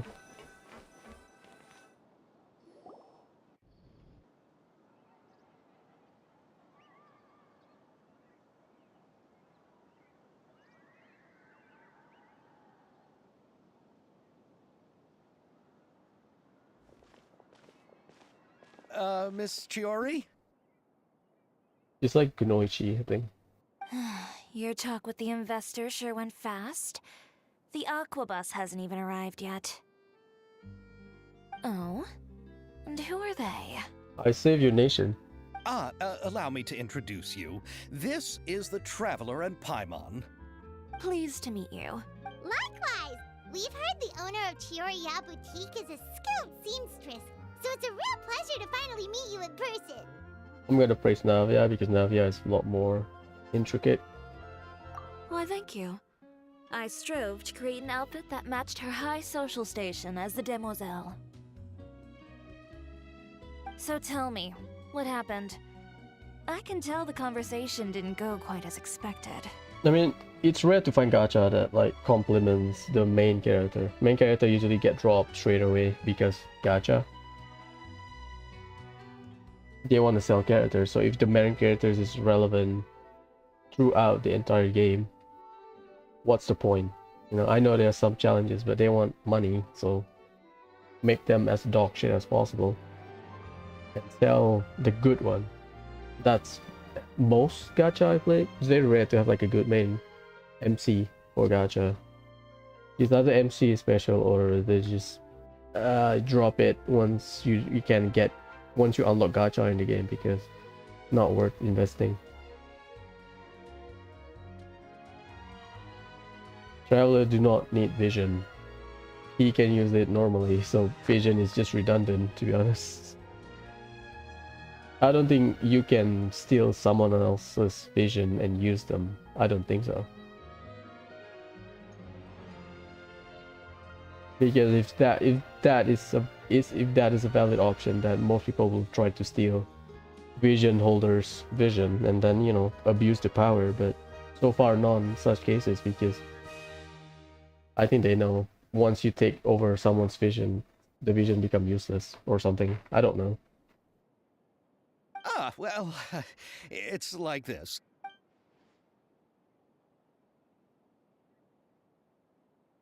Ugh. Man, I love her eyes.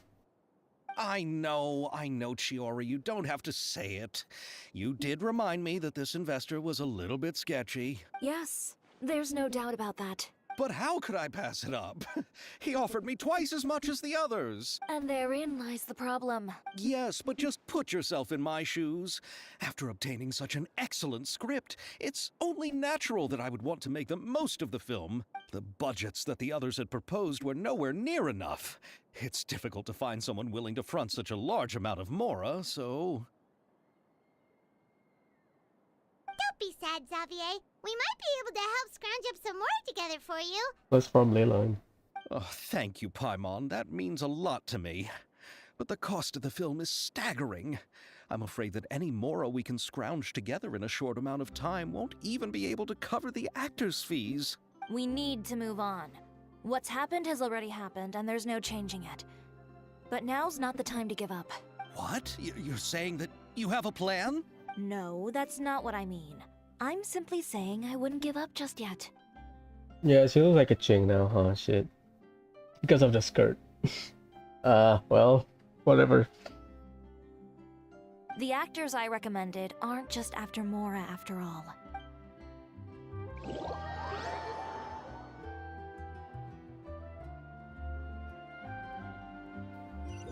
Well, I'll take it back. Irodori has some hidden lore behind it. About the poetry, about all of the big IP people in Inazuma.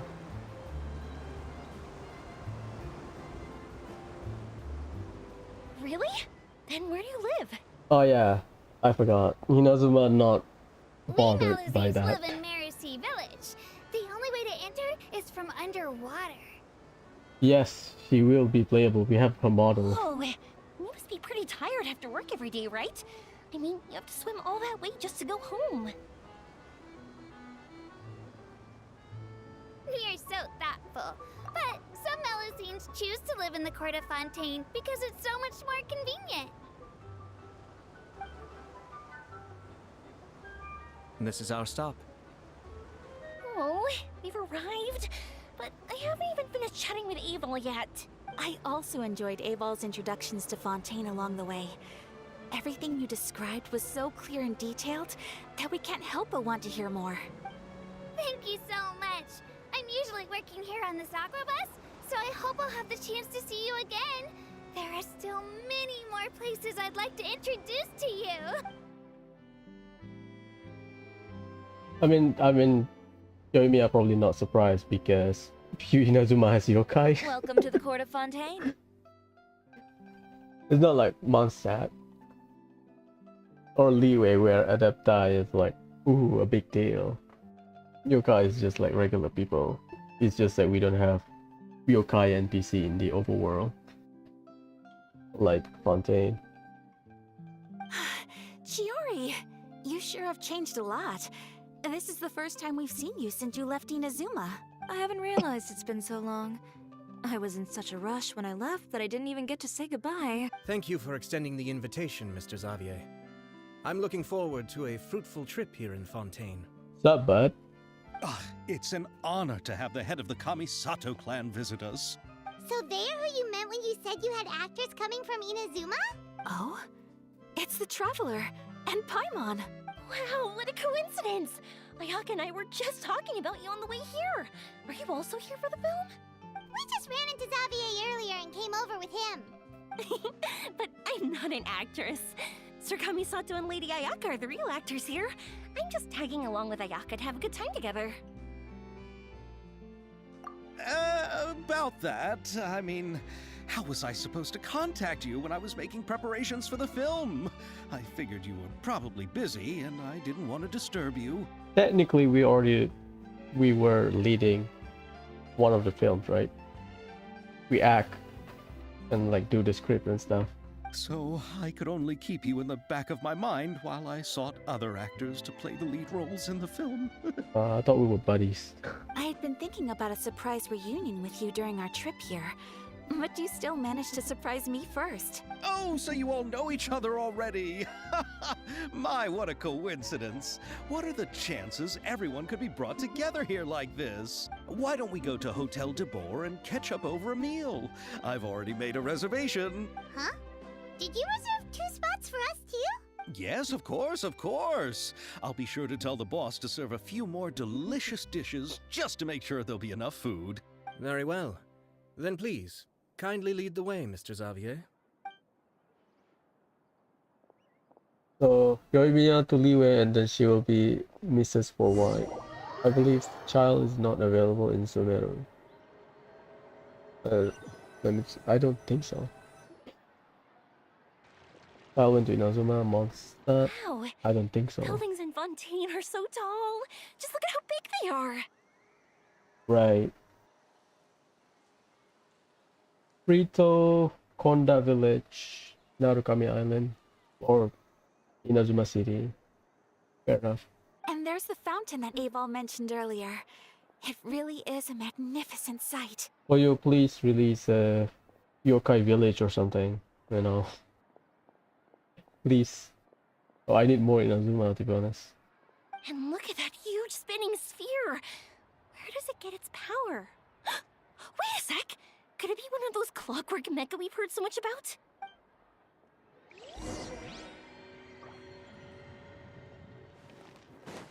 Hotel.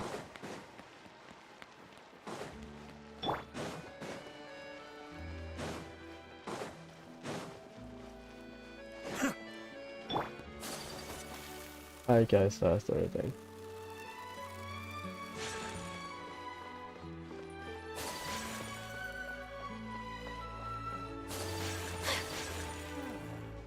That is artifact, right? Yep.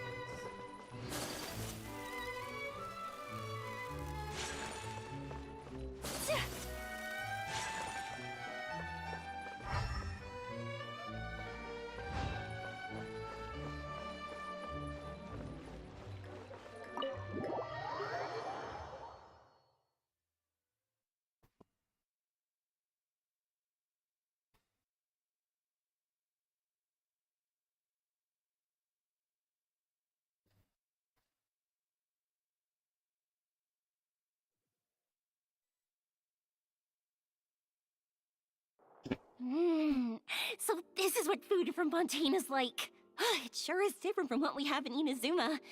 How should I describe it? It seems like you have to go through a lot more steps to make them. And the flavor has many layers too. Oh, that's the comparison, is it? French cooking versus like Japanese cooking. Japanese is about preserving the natural flavor, while what French cooking involves a lot more prep to extract and optimize the flavor of the item or ingredients used. Where do I get that? I guess from an anime or something. Yes. When I first went to Inazuma, I actually thought the food there tasted a little too bland. There you go. It took some time for me to get used to it. Let's get back to the purpose of this trip for a moment, shall we? How have preparations for the film been coming along, Mr. Xavier? Well, I've already assembled most of the film crew, a lighting specialist, a prop manager, and a costume designer. I've also bought the copyrights from the novel's author. Oh, it's called The Two Musketeers, right? I read the script you sent me on the way here.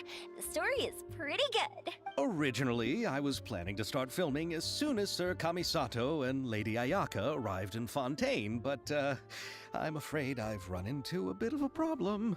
Oh? What is it? It has to do with the film's investor, Mr. Morris. He suddenly informed me this morning that he's encountered some financial trouble and will be unable to release to me the amount of funding agreed upon. It's said that Fontaine's legal system is well developed. If he has violated the contract, then can't you simply take him to court over the matter? Well, I'm still more concerned about filming. Even if I were to take him to court, I'm afraid it would take months before the case could even be heard. Hire Yante then. Then, is there a way we could raise funds ourselves to solve the problem? I've considered that option too, but unfortunately, it's difficult to gather such a large amount of mora on such short notice. Besides, we have to consider the film festival's submission deadline. Mr. Xavier, if Ayaka and I were willing to perform for free, would that resolve the problem you are currently facing? What? No, out of the question. To have you come all this way just to act for free? Oh, no, that won't do. There's no need to worry, Mr. Xavier. My brother and I had actually intended to work for free after receiving your invitation. Inazuma has only recently reopened its borders, and needs to strengthen its relations and cultural ties with other nations. We didn't have many collaboration projects with Fontaine in the past, so we hoped this trip would serve as a good start for the future. Indeed. You could say that's the real reason why the Yashiro Commission agreed to come to Fontaine. I understand, but having you two act for free just doesn't seem right. You can pay them later, to be honest. Not at all. While we're officially here to conduct a cultural survey of sorts, we must express our sincerity if we want to establish formal cultural ties with your nation. They should mention Tatarasuna, to be honest. You helped solving Tatarasuna. We owe it to you, blah blah blah. This film will serve as proof of friendly cooperation and cultural exchange between Inazuma and Fontaine. It's my hope that the film can be finished and released as smoothly as possible. If you still don't feel comfortable with this arrangement, I would also be more than happy to be introduced to some other renowned individuals in Fontaine's literary and artistic circles. All right. I'll do as you say. Thank you so much. I'll make sure to cobble together enough mora now, even if it means selling my house, my camera, and every single family heirloom. Oh, whoa. Come on now, no need to go that far. I'll also help you out as a brand sponsor. I can give you some more. I'll just farm Leyline, don't worry. Me too. Even though I didn't bring much more to spend on this trip, it's still better than nothing. You are too kind, all of you. I really don't know how to... What? Ew. Alright, enough about that. Now that we have Xavier's savings, my support, and 2 leads who are willing to act for free, I think we will be able to make this happen. So, part of the event is just us acting, is that it? So, instead of Mora, you'll help with filming and production. Oh, but how can we help with that? We don't know much about making a film. Alright, pull yourself together, Xavier. Tell us if there are still any open positions left among the crew. All right. Let me think. We still need a camera operator, a clapper loader, and someone to manage logistics. Paimon managed logistic. I originally wanted to personally serve as director, but I've been too busy working as the producer. So the positions of director and director's assistant will also need to be filled. Paimon knows what the director and the logistics support person do, but what's a clapper loader? The clapper loader is responsible for using the clapper board to record and organize the information of each shot when the camera operator begins shooting. The work requires both patience and careful attention to detail. A clapper board? Oh, you mean the thing they hold that goes clap whenever they start filming? Yes, that's right. Are you interested in that job? Very Paimon job. For sure! Paimon's always wanted to try that! Alright, then you'll be our clapper loader. I can find someone from the store to help with logistics. What do you think, Xavier? Oh, fine by me. As for our camera operator, I was thinking of letting the Traveler take the role. Ah, shit. Well, Oh, he's great when it comes to using a camera. Paimon can't even count how many things we've taken photos of during our journey. Yes, that's also what I was thinking. I noticed the Traveler had an eye for photography and composition when we worked together previously. thanks, man. Thanks, man. I'm sure that's due to the traveler's journey across Devat and all the places they've seen. After so many adventures, using a camera must be second nature by now. What do you say, Traveler? Are you interested in the job? Thank you. It really means a lot to me. Come on, friend. Let me give you a big warm hug. So, all that's left for us to find is a director and an assistant. Oh, me! I want to be the director's assistant. All I need to do is help the director, right? I can handle that. Yeah, that logic checks out. All right, then all we need is a director. Oh, all the well-known directors in Fontaine are probably also busy working on their own films these days. I'm not sure who will have time to help. Oh, Farina helped out a theater troupe recently by serving as an artistic consultant. She could be a good director, right? Besides, it's not like she has anything else to do right now. Yeah, it's just coincidence. I did it 2 days ago, so it's still fresh. Farina? Xavier, keep up with your nation's lore, please. Do you really think Lady Farina would be willing to help us with our humble project? Isn't that the name of Fontaine's Hydro Archon? My brother has already informed me about what happened here in Fontaine.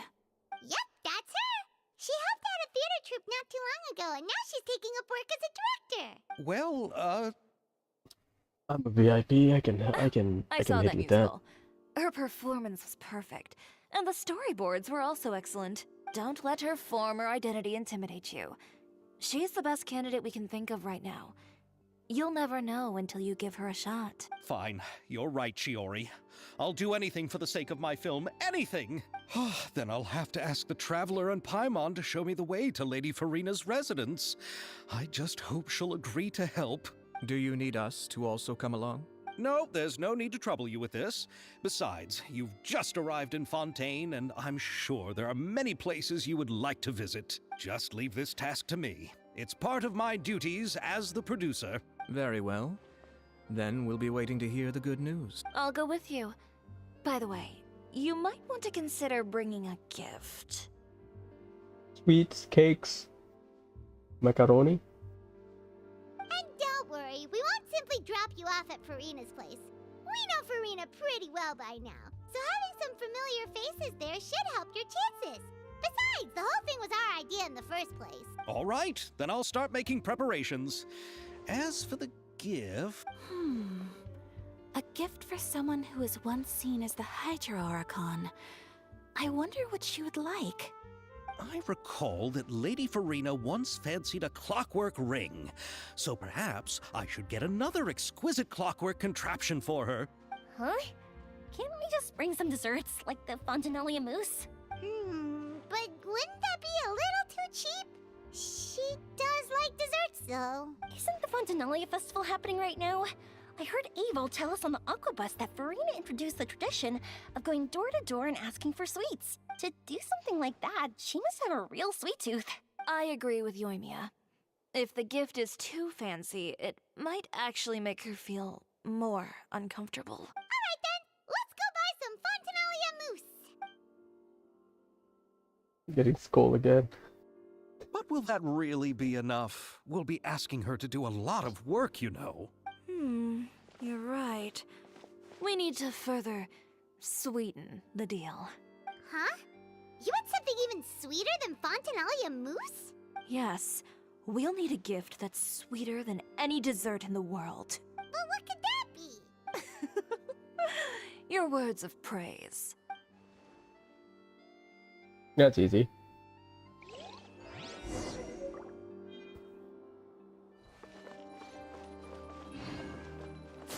Wait, I have to cook?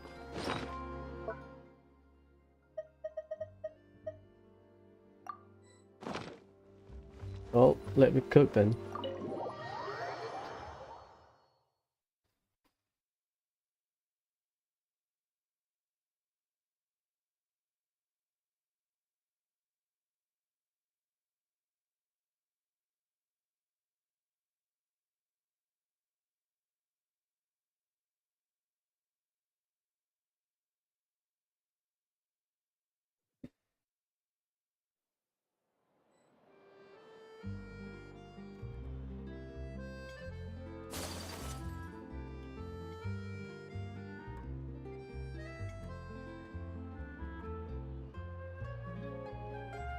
I need to go to Estelle's house, is it?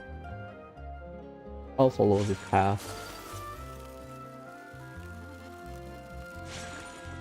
It's down there.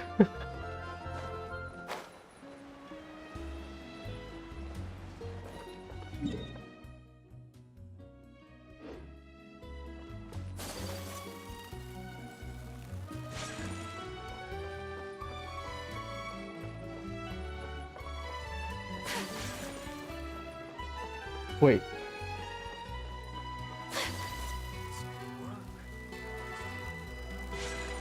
Artifact? Nice.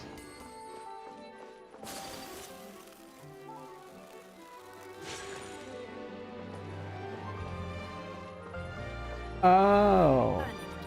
I'm a dumbass. Oh, there we go.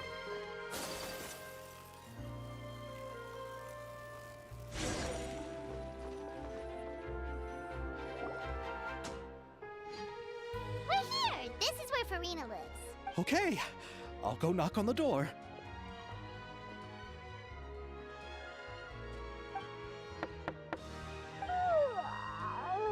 Coming.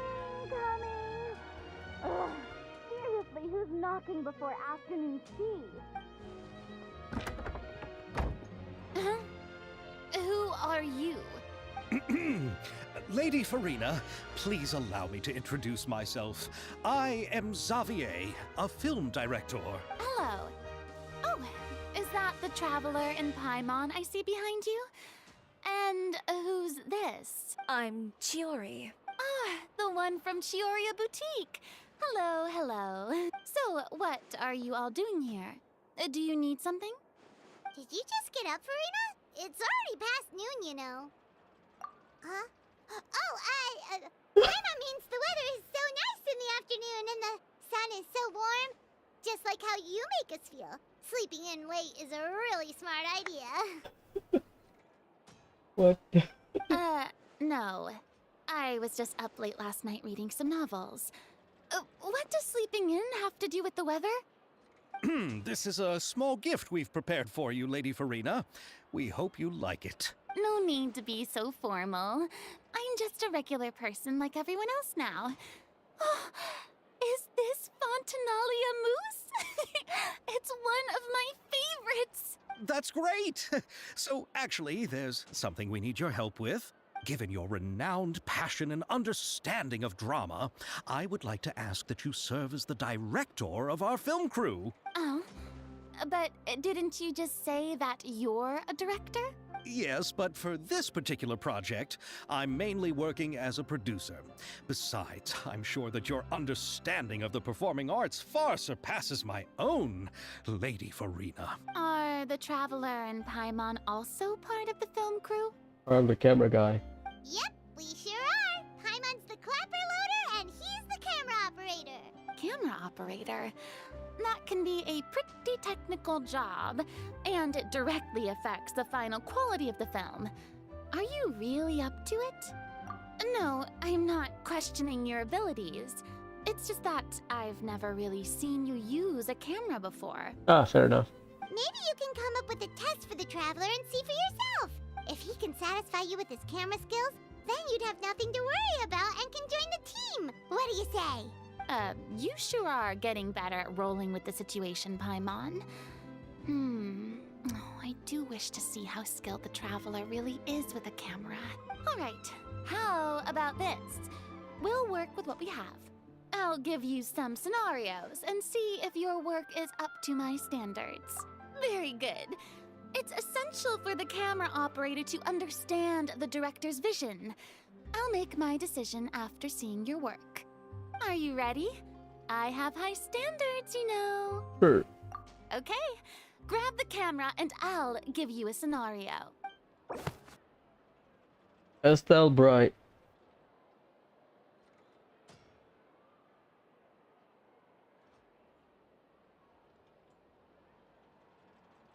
Forging machine.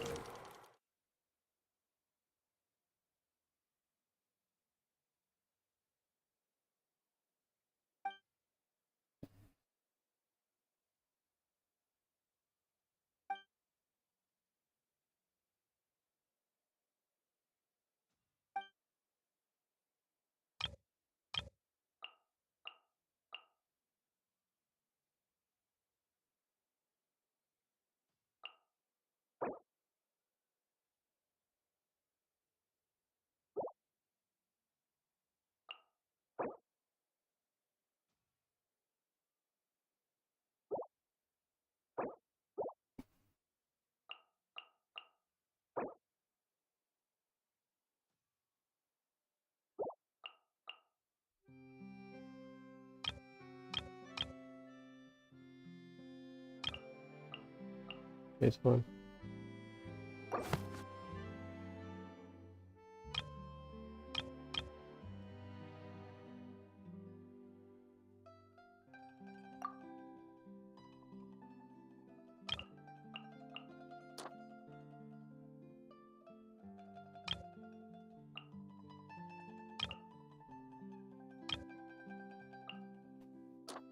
Oh, it's like a...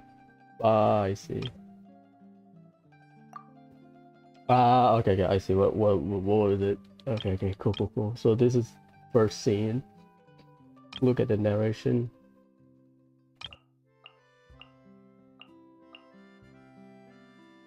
Because, okay, I'll take a look about the narration first.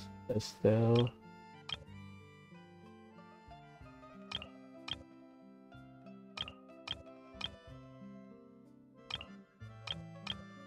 Okay. So we start from zooming out.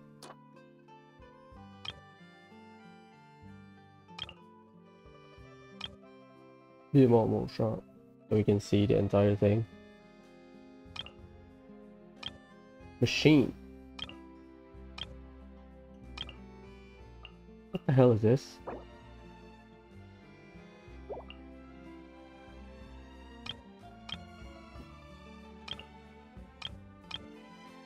Utilize the forging machine. Okay, cool. This machine, so we focus on the machine. Easy. Thanks to this machine, Estelle can comfortably enjoy every day at work.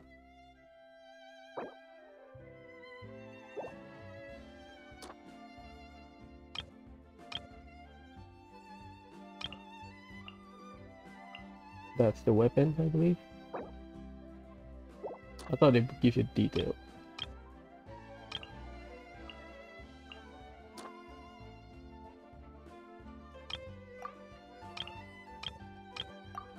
I guess we will have multi-choice later.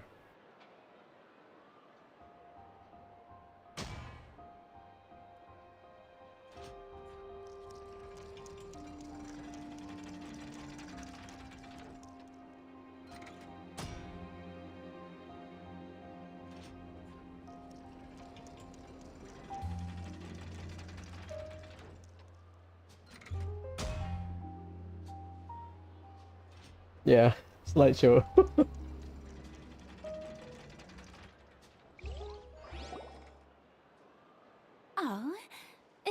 that you have more skill than I thought. I can do that again, to be honest. All Fun. the shots had a great composition, and I could really feel a connection to the characters and their lines. Yeah! Does that mean you agree to be our director, Farina? Did you think I would agree just like that? After our performance of the Little Oceanid, I've begun to make a name for myself again, you know. In fact, I've already had several troops approach me for the Fontanalia Film Festival. Unfortunately, the scripts were all pretty boring and didn't pique my interest. If others were to find out I agreed to work with you so easily, then, well... Hey, but didn't we have a deal? What else do we need to do to convince you, Farina? Well, what about the pay? Huh? Oh boy. You know, how much you're willing to pay me to be the director? The pay is also an important factor for me to consider, you know. Well, I can offer you this much?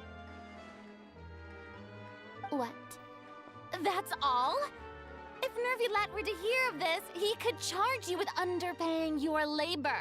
I'm sorry, but our crew is in a tight financial spot at the moment. I see. Well, even though it's highly unlikely now that I'll join your crew, there's still something I'd like to ask. Exactly what film are you planning to make? Oh, our script is an adaptation of The Two Musketeers. Huh? Wait, you mean the suspense thriller novel that was a #1 bestseller? Oh, so Farina's read it too. Of course I read it.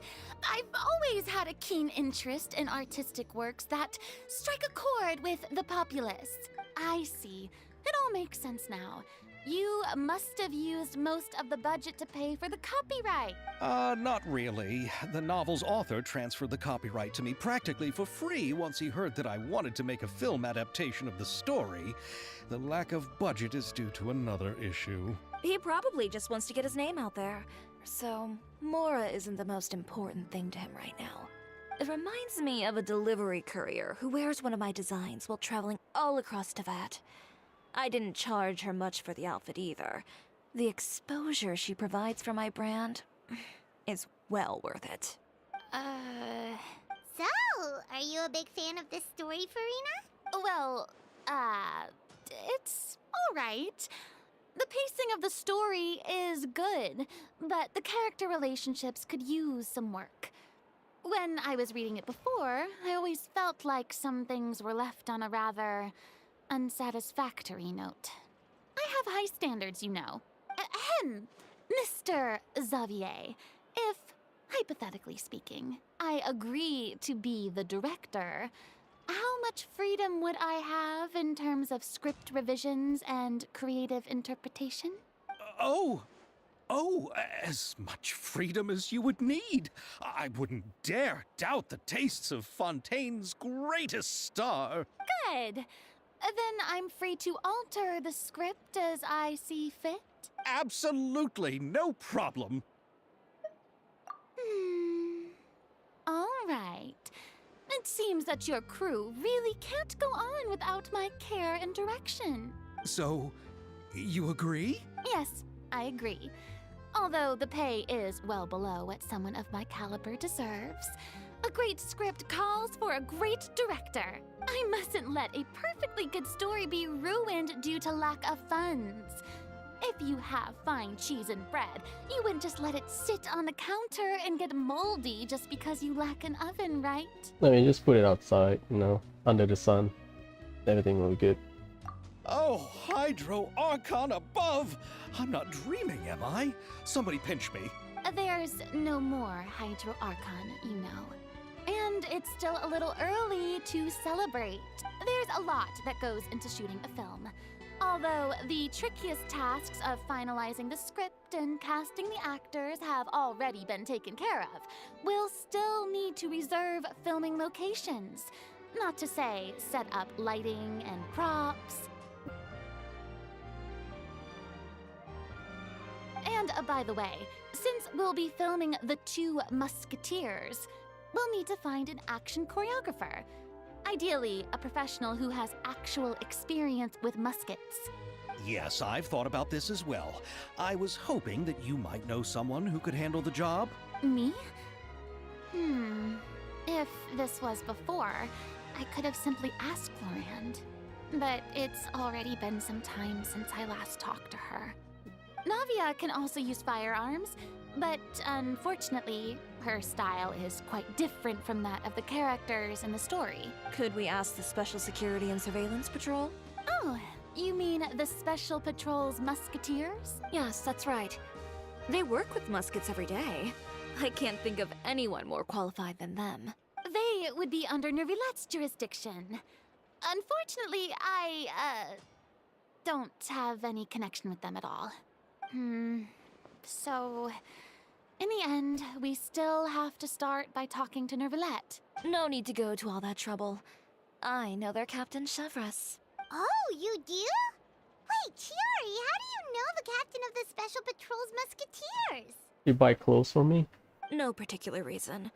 Running a business means dealing with some trouble from time to time, and she's helped me out on a few occasions. Okay, that's fair. In return, I've helped her handle a few situations in which the Special Patrol couldn't get involved directly. So, we've gotten to know each other over time. So you're saying there's been times when the Special Patrol needed a fashion designer to handle a situation? Your work is becoming more and more mysterious. It'd be best to keep it that way. Anyway, enough about that. What do you all think about asking the captain to be our musket action choreographer? She sounds professional enough. She is a captain, after all. I have no objections. But I imagine the Special Security and Surveillance Patrol must be busy with their duties. Do you think she'd really have time to help with shooting a film? And then there's the issue of pay. Well, it just so happens that she's also not the kind of person that's just after Mora. As for whether she has time, I'll have to go and ask her first. Then I'll leave that to you. Macaroni's on sale today, so I've got to go. You can just tell me how things went when we discuss tomorrow's plan later. No problem. Having Farina join feels like a big boost to our team. Of course. Just wait until the day of our premiere. You'll witness the true power of my name in these lands. You'll be so glad I agreed to help. I can guarantee that even the standing tickets will be sold out. I'll be sure to ask some people I know to see if they'd be willing to act as extras. Seems like you're finally getting more comfortable with your own reputation now. I didn't ask for the Clapper Loader's commentary, Paimon. Then let's get going. I happen to know where Chevres is today. By the way, I'm curious. If my pay is so low, then what about our two lead actors? Didn't they travel here all the way from Inazuma? Actually, they told us that they see the trip as part of a cultural exchange, so they didn't ask for any pay. What? So is every person in Tevat who doesn't want money gathered here to shoot this film? Don't tell me Chiori isn't being paid either. I already knew Xavier from before, and he's also agreed to give my brand some good exposure. Good old getting paid by exposure. Nice. It seems the gods have really smiled upon you, Xavier. And that certainly doesn't include me, mind you.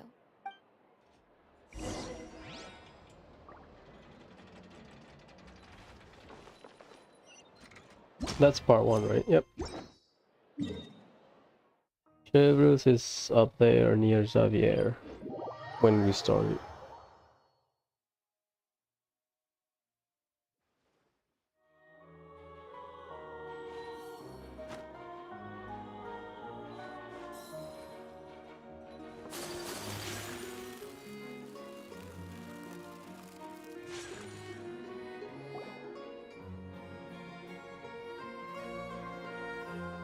All right, this is the place. But where's the captain? There's hardly anyone around here. She's over there. The one with an eye patch reading in front of the newsstand. Oh, her! Paimon could tell there was something different about her.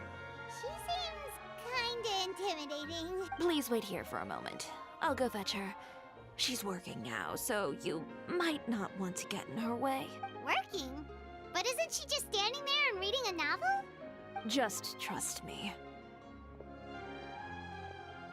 Oh, alright, let's see what happens then. Shiori sure is a mysterious person. She claims just to be a fashion designer, but she knows all these powerful people. The court of Fontaine isn't particularly tolerant of visitors from overseas, so it isn't easy for a foreigner to promote their brand here. Even more so in the competitive world of fashion. Even a local like me just trying to make a film has to face all kinds of challenges. So I can only imagine what Shiori has been through to get where she is today. I'm sure that having more connections has definitely worked in her favor. Reading on the job? Detective novel. One main character? No. Multiple. Branching storylines. I see. How's the plot coming along? One of the main characters is about to make a choice that will affect the rest of his life. I'd wager he's going to make the wrong choice. Any way to speed things up? There's something I need your help with. You know that doesn't depend on me. It all comes down to what the character chooses. Which is exactly why I'm here to help.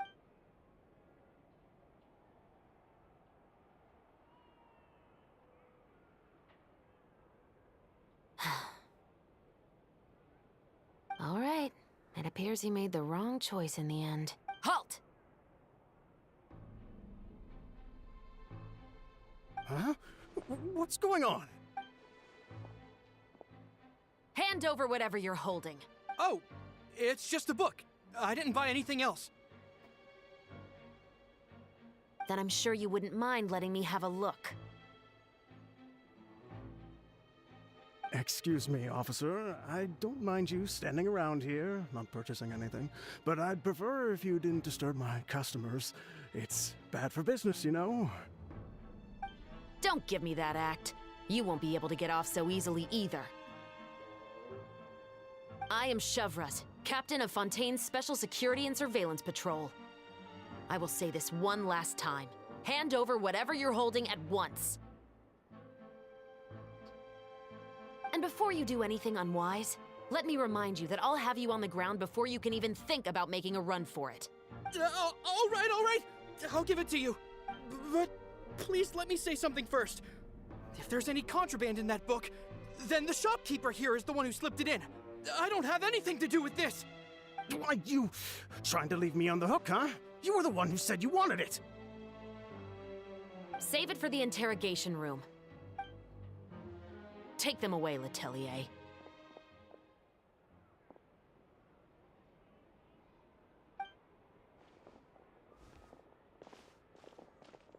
What's going on here? 1 second you're reading a book and the next you're escorting people away. And who are... Oh! Aren't you the traveler who's been all over the papers recently? Shiori, I'm assuming what you wanted to ask me about has to do with them, right?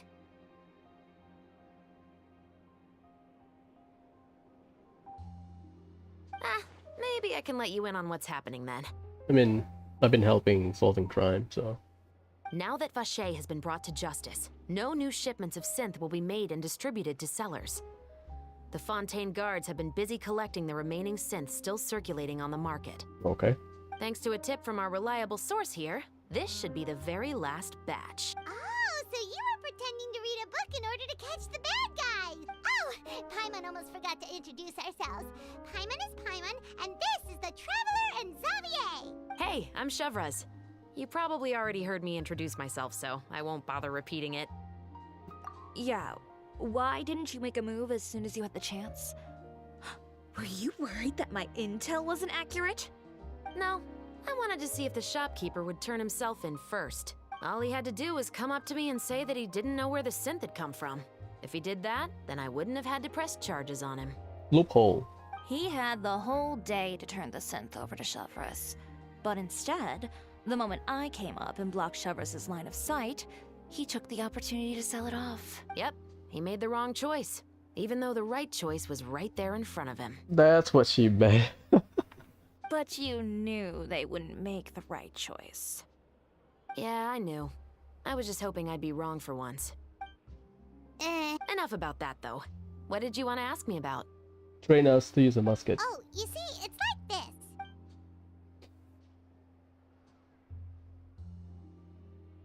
The Two Musketeers. You certainly have a good eye for a story. So what do you need me to do? Just be the action choreographer for the actors? Yes, that's right. I want to make sure we get all the details right. I want the actor's posture and understanding of firearms to be as realistic as possible. However, I'm afraid this work will require a bit of your time, since you'll have to be present whenever we're filming. Also, as for the pay... No need to say any more. I'll join. Huh? Just like that? Really? You're willing to help us with our humble film project? Sure, it's no big deal.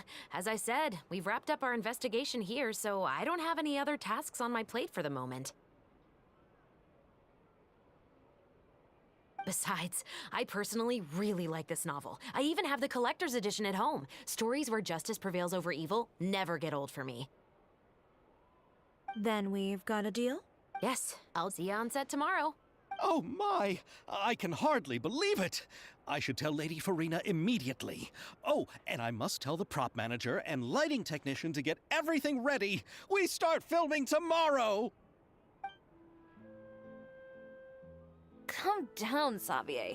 The film is going to take more than just a day to finish. Still, I should also head back now and start preparing the actors' costumes and makeup. Alright, guess that's it for today then.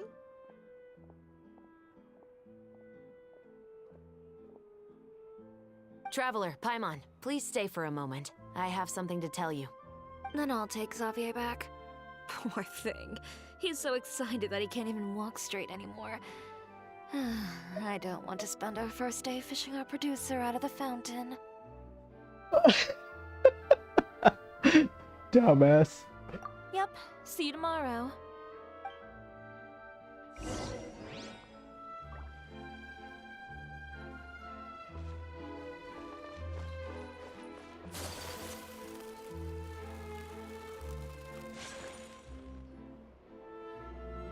So what did you want to tell us, Chevres?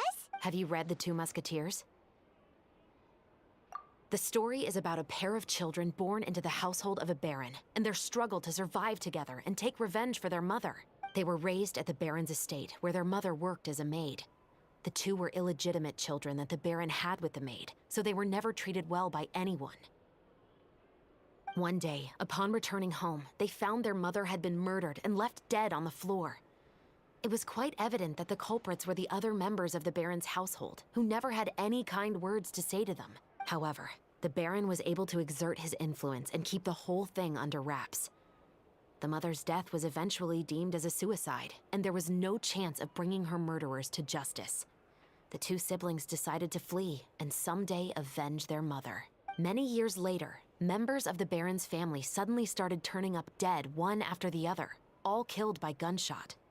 A rainbow rose was found on each of the victims' bodies, being the flower that the kid's mother liked best. The Baron believed that the mother's soul had come to take vengeance on him, so he lived in fear each day. But it was actually those two siblings who had fled all those years ago. They relied on each other to survive and trained day and night, eventually becoming adept musketeers. They used all of their abilities to collect evidence and clues before executing their plan and exacting revenge on the Baron. Their actions let the truth behind their mother's death be known to all. That's quite an exhilarating story. Yep, the Baron got what he deserved for his evil deeds, and justice was able to prevail. It was just the kind of story I enjoy. Oh, so is that why you were so willing to join our crew, Chevres? You could say it was one of the reasons. Oh, you mean there were other reasons too? We have VIP? I've read the reports about you. Whether it was at the trials or when you lent your hand to resolve our nation's crisis. There you go. You've shown that you've got a strong sense of justice, as well as a great mind for deductions. Yes, you're as sharp as I expected. It seems you've experienced many similar situations before. There's been a recent murder case involving Muskets. The perpetrator's methods appear to be very similar to what is described in the novel. Huh? Really? But Paimon didn't see anything about that in today's papers. The Marechaussee Phantom hasn't yet released any information to the public because the investigation is currently at a standstill. The murderer is extremely cautious. A murder involving firearms? But not that many people use those in Fontaine, right? Impossible. We perform a routine inspection of our firearms and ammo reserves every day. If one of the weapons had been fired, it would stick out like a sore thumb. Besides, I trust the members of my platoon.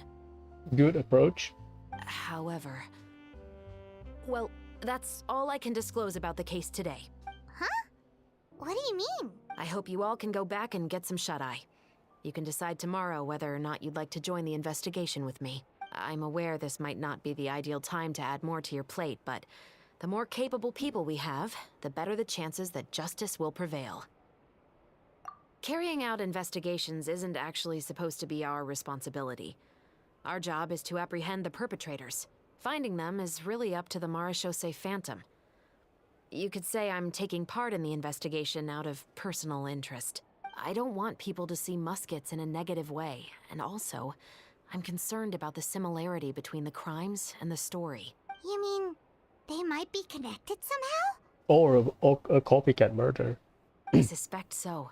Just to make myself clear, this is not an order, nor is it a deal of any kind. It's a request, nothing more. If you two have any interest in the case after we finish filming tomorrow and are willing to assist me, then I would be most grateful. What do you think, Traveler? Yeah,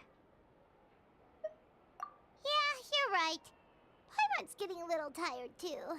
We've really been hustling all day. You'd better head back and get some rest. It's good to keep a calm mind, especially when you're about to make an important decision.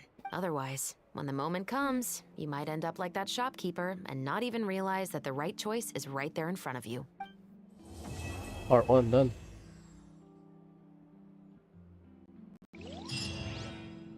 So let's visit other people. First day. Location wise. In front of its statue of 7.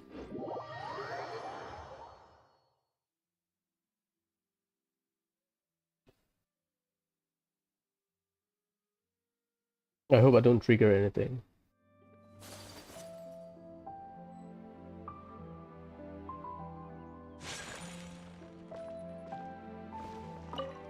Indeed, Monsieur Neuvillette.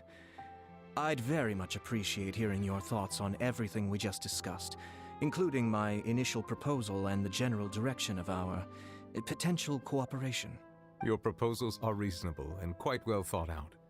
Your sincerity and wish for our mutual success was evident in your words, so there's no need to be so modest. Thank you. So, what's your decision?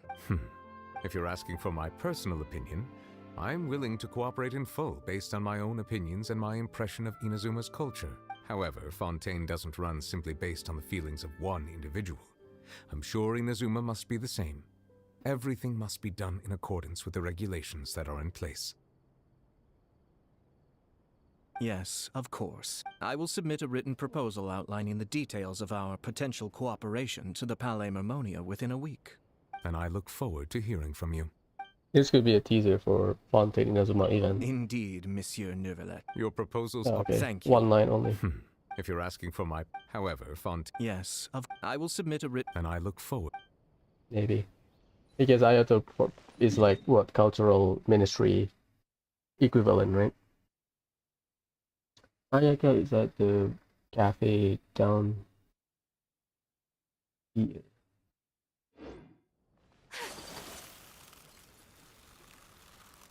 Ayaka Yoimiya. The cafe where we help or hang out with Lynette. Yeah, see the tent down there?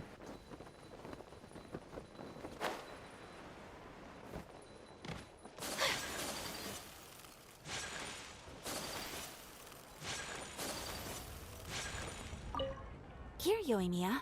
Try some conch madeleine. No, you ordered it, Ayaka, so you should be the first to try. To be honest, I ordered it for you. You're fond of desserts, aren't you? Well, in that case, I guess I shouldn't refuse. Let's try some together. All right. This is amazing! Oh, the texture is so soft. You can feel the super rich aroma of butter as soon as you take a bite. And the aftertaste is pure bliss. Great. I'm glad you like it. I enjoyed it too. and I really like the swirly design. I've heard that it's supposed to look like a barrel conch. I've never actually seen one myself, but now I'm really curious about what it looks like. Hey, Ayaka, when you can find the time, would you like to go search for one underwater with me? All right. Why don't we go right after this? Great! Then that's a plan. There are so many places I'd like to visit with you.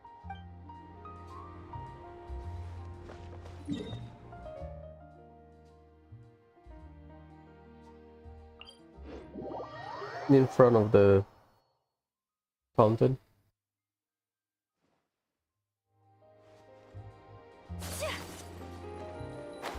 Down there.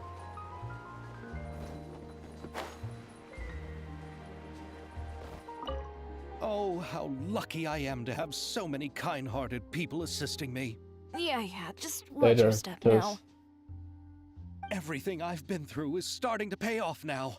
There finally is a light at the end of the tunnel. Okay.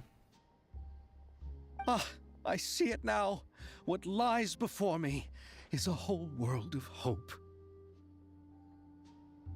No. What lies before you is the fountain.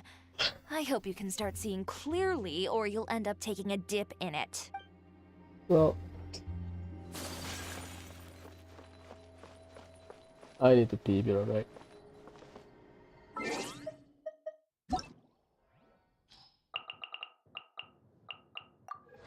Yeah, 5 minutes, be right back.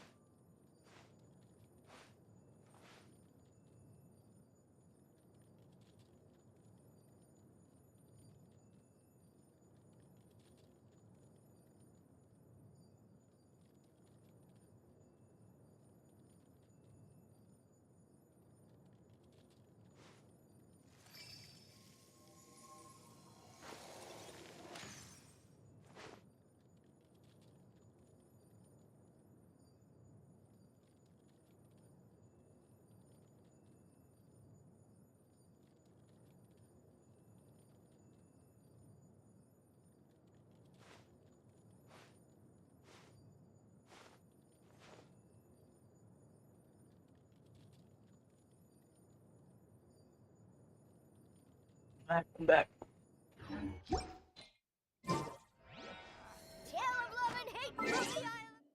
That is all, I think, for day 1. A blade is like a tea leaf. Only those who sample it many times can appreciate its true qualities. Okay. Day 2 only Chevres. Huh. Oh yeah. No.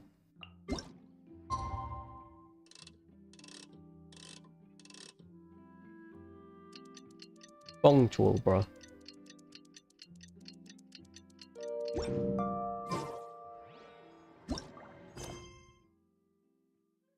This is the shop, is it? The activity?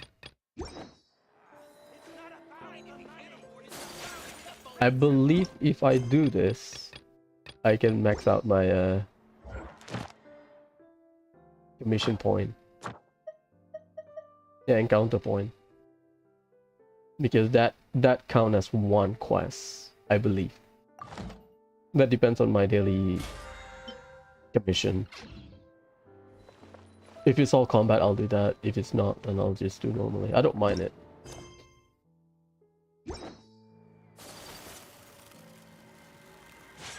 Take flight.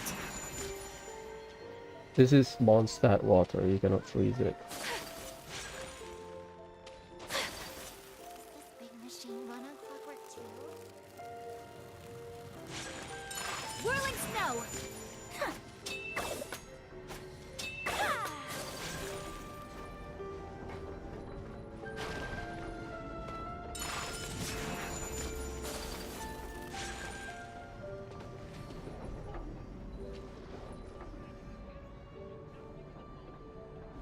It's finally time to meet up with everyone. Paimon even dreamt of making the film last night. If Paimon remembers right, we're meeting at Hotel de Boer. Let's get going. Let's go. Act 2. Yep.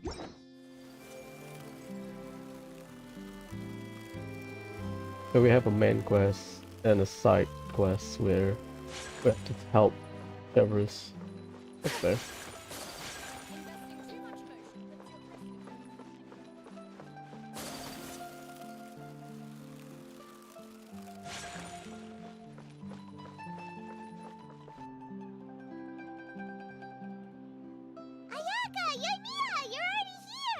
Good morning. Xavier said yesterday afternoon went well. Yeah, and how about you, Ayaka? What were you up to yesterday? After we split up, Ayato went to see Udex Nervillette at the Palais Mermonia. I was originally thinking of going with him, but he said he could manage it himself. He told me to go see the sights around Fontaine and to enjoy the local culture. So I rode the aquabus with Yoimiya and visited the opera house on Aranias Island. Yeah, you wouldn't believe what we saw there!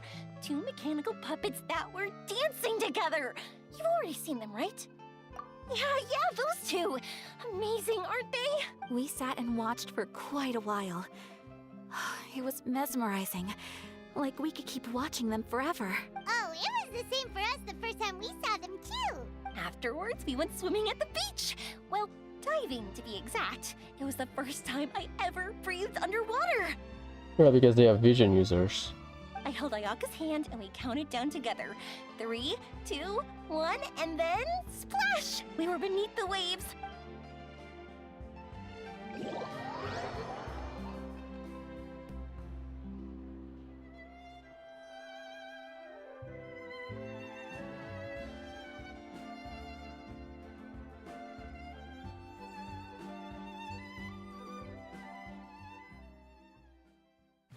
At first, I didn't dare to open my mouth.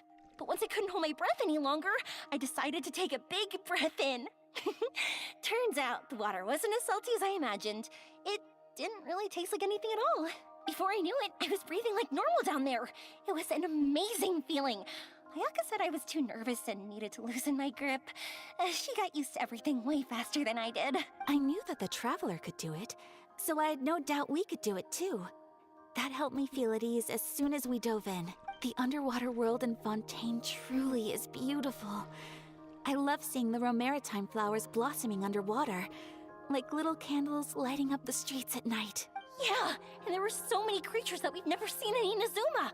Like those fish that shimmer like a sword blade. Whoosh! Oh, and those big fish that call when they see people. Oh, you mean Hunter's Rays and Blubber Beast. I just love the name Blubber Beast. Just wait till Pops and the others hear about this. They probably won't believe a word I say. That's nice.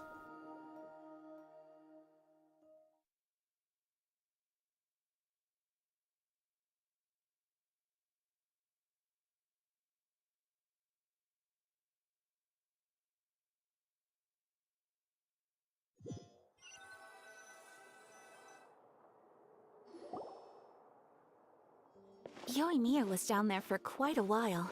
It was dark before we finally rode the aqua bus back to the city. I figured she'd want to sleep in today. Yeah, even I was worried that I wouldn't be able to get up. I still felt like I was drifting in the waves when I went to sleep last night.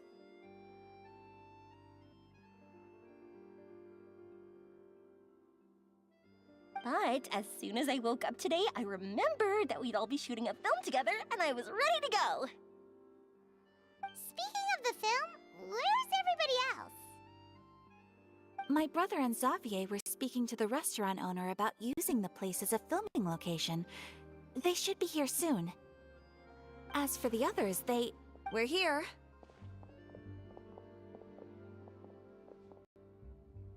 Please excuse my tardiness. I just finished the Special Patrol's 6-mile morning jog. 6-mile morning jog. It's not 10 mile, like. Is it 10 km for Saitama? Wait, 6 miles?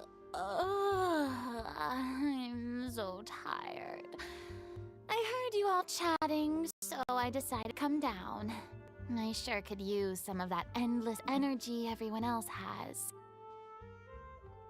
good morning, everyone. Morning.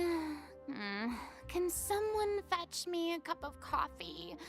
More milk, hold the sugar. Sure, I'd be happy to do that for you. No, you can't go anywhere. Please, have a seat over here so I can get started on your makeup. The last thing I want is coffee stains on my costumes. I can get the coffee. It's the perfect job for an assistant.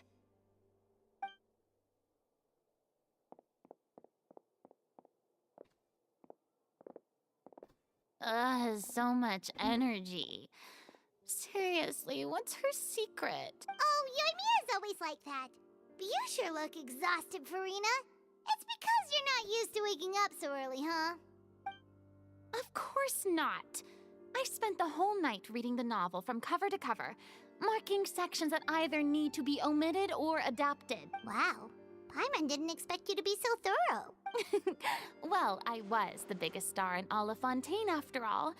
It takes more than just a pretty face to earn a reputation like that. I know how to get serious when the situation calls for it. I went all out when I was acting as an Archon, so why wouldn't I do the same for my own life? Here's your coffee, Director Farina. Oh, thank you. The sound of being called director and the aroma of coffee feels almost as refreshing as hearing the birds chirping in the morning. It seems everyone has managed to arrive on time. We've reached an agreement with the restaurant owner. We are free to use the second floor to shoot our film. Really? That's great! He is really looking forward to our film and hopes that providing his restaurant as a filming location will attract more customers. I mean, to be fair, we got VIP from Inazuma, so. Well then, Mr. Xavier, I'll leave the rest to you. Also Furina. Okay, thanks. First, I'd like to introduce our new members. This is our prop manager, Veronique. She'll be in charge of all the film's props and items. And this is Bono, our lighting technician. He'll be in charge of lighting and illumination to set up each scene's atmosphere. Wow. Sure feels like we have some real professionals joining the crew now. First of all, please allow me to first express my sincerest gratitude to everyone in the crew. When my investor informed me yesterday that he wouldn't be able to provide the funds, I really thought that this was the nail in the coffin for this film. I had no idea that I'd find so many people willing to help me on such short notice. Thank you. Thank you all from the bottom of my heart. No need to be so cordial, Mr. Xavier. We're all honored to be a part of this. Your works made a profound impression on me when I saw them back in Inazuma. I am sure that someday, this film will be remembered as a prime example of cultural exchange between Fontaine and Inazuma. Yes, the story is the reason I agreed to join.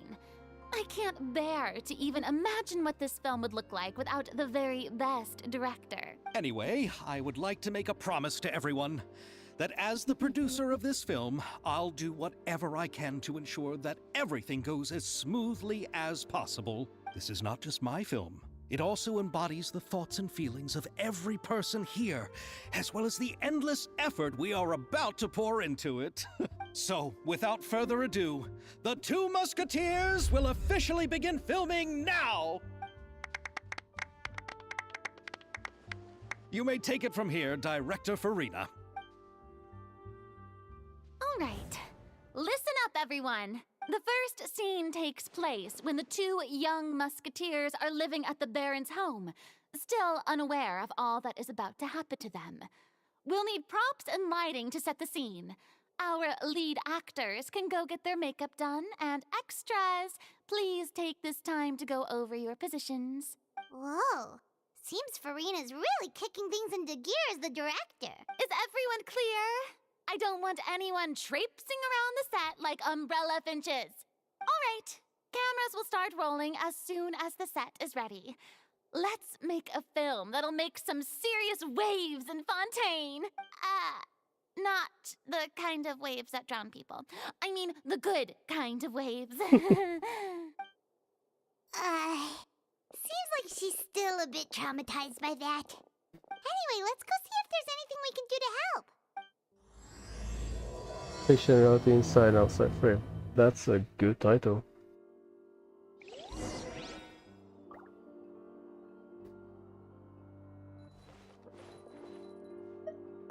I don't need any help here. Why don't you try asking someone else?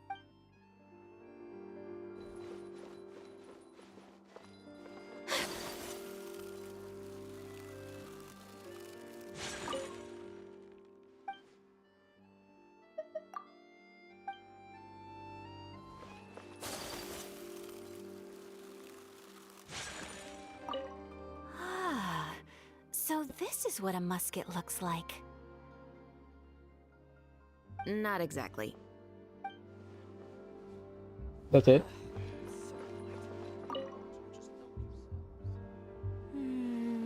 Ayaka has mentioned you to me before. She said that you two were great friends when you were kids. No talking. I'm thinking about how to do your eyeshadow. Ah, yes. To help me really look the part. To achieve a more young and naive look for this scene. Because he's very cunning. Are you saying the wrinkles around my eyes are too deep? You just have too much of a calculating look in your eyes. There you go. You sure don't mince your words. It seems you really haven't changed much. Quiet.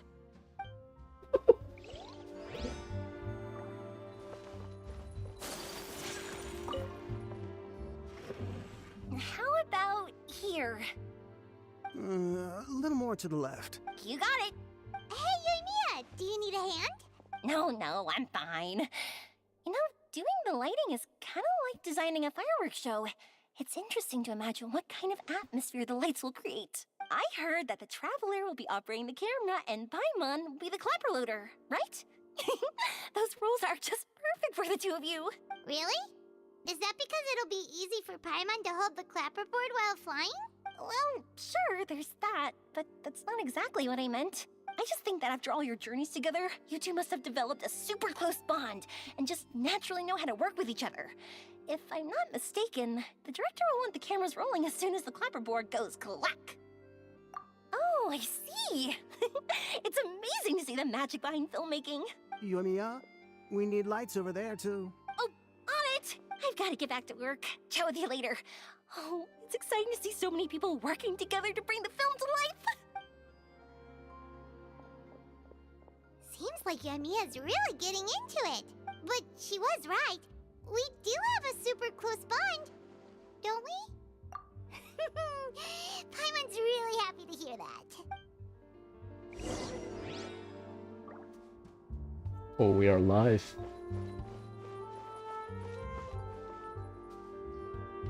So, this is a real musket? No, it's just a prop weapon. Not bad. Have you seen a real musket before? Only in books and newspapers.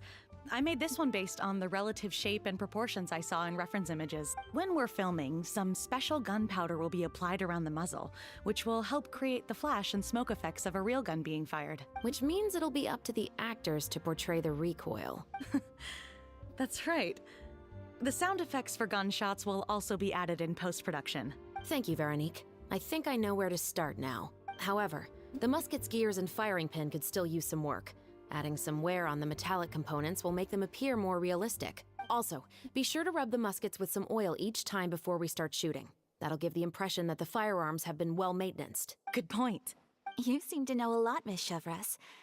I assume you use these types of firearms on a regular basis? Yes, I perform routine maintenance on my weapons every day. Just like we as people need to eat and sleep, muskets need to be cleaned and maintained. I also perform similar care for my sword every day, and familiarize myself with its shape and weight, to the point where it feels like a natural extension of my body. Yes. This way, our weapons will never betray us in the heat of battle. Yes, well said. It seems we have the same philosophy on this topic. Oh, sounds like they found a common interest to talk about. Though these props differ from the muskets I use, I can still give you some pointers. Good. I look forward to your instruction. First and foremost, never point the weapon at anyone, regardless of whether it's a real or prop weapon or whether you're holding it or it's on the table. This holds for any time when you're not actively engaging an enemy. Okay, understood. When aiming the musket, extend your arm so that it's level with your shoulder and use your eye to look down the weapon's sights. Like this? Not bad. Now, try saying your lines. This is the end of the road for you. Let's go. Good. Now turn your body a little. That way, you'll give your enemy less of a target to work with. And relax your shoulders. Here, allow me to demonstrate. This is the end of the road for you. Huh. Excuse me, Miss Chiori. Director Farina, there's something I wish to discuss with you. Oh? What is it? That's a big cup. It's like a bowl. I have one. Like this? Yes, much better. That's like 2 cups worth of drink, I believe. What do you think? I do see your point. But are you sure you wish to do this? I believe it would be most fitting. Well, if you insist. All right, I understand. But what? Ayato is gonna be the bad guy? Furina, not Furina, Ayaka and Chevreuse be the sibling? Miss Ayaka, Miss Chevreuse, could the two of you please come over here? Huh? What's going on? Are we gonna start filming now? Let's go see. That's my prediction. What is it? I have a question for you, Miss Chevreuse. Would you be willing to play the role of a musketeer? What? To clarify, I would like to turn over my role to Miss Chevreuse. But brother... Don't worry, Ayaka. I actually view this as a good thing. I was becoming troubled trying to set aside some time to speak to the staff at the Palais Mermonia.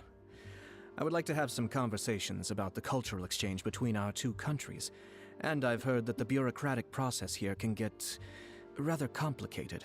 Now, I will be able to focus on my work. Besides, you also know that I'm not really one for public performances. Are you really sure?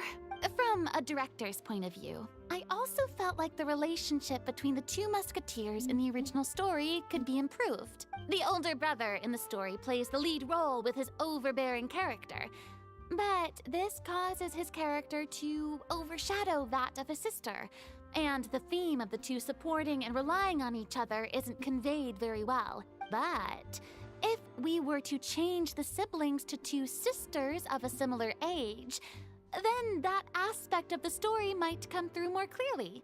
Also, I've seen you instructing Ayaka. That cold and dignified personality is exactly what we need for the older musketeer. Of course, even with all these insights, the decision should still be made by Miss Chevreuse. Chevreuse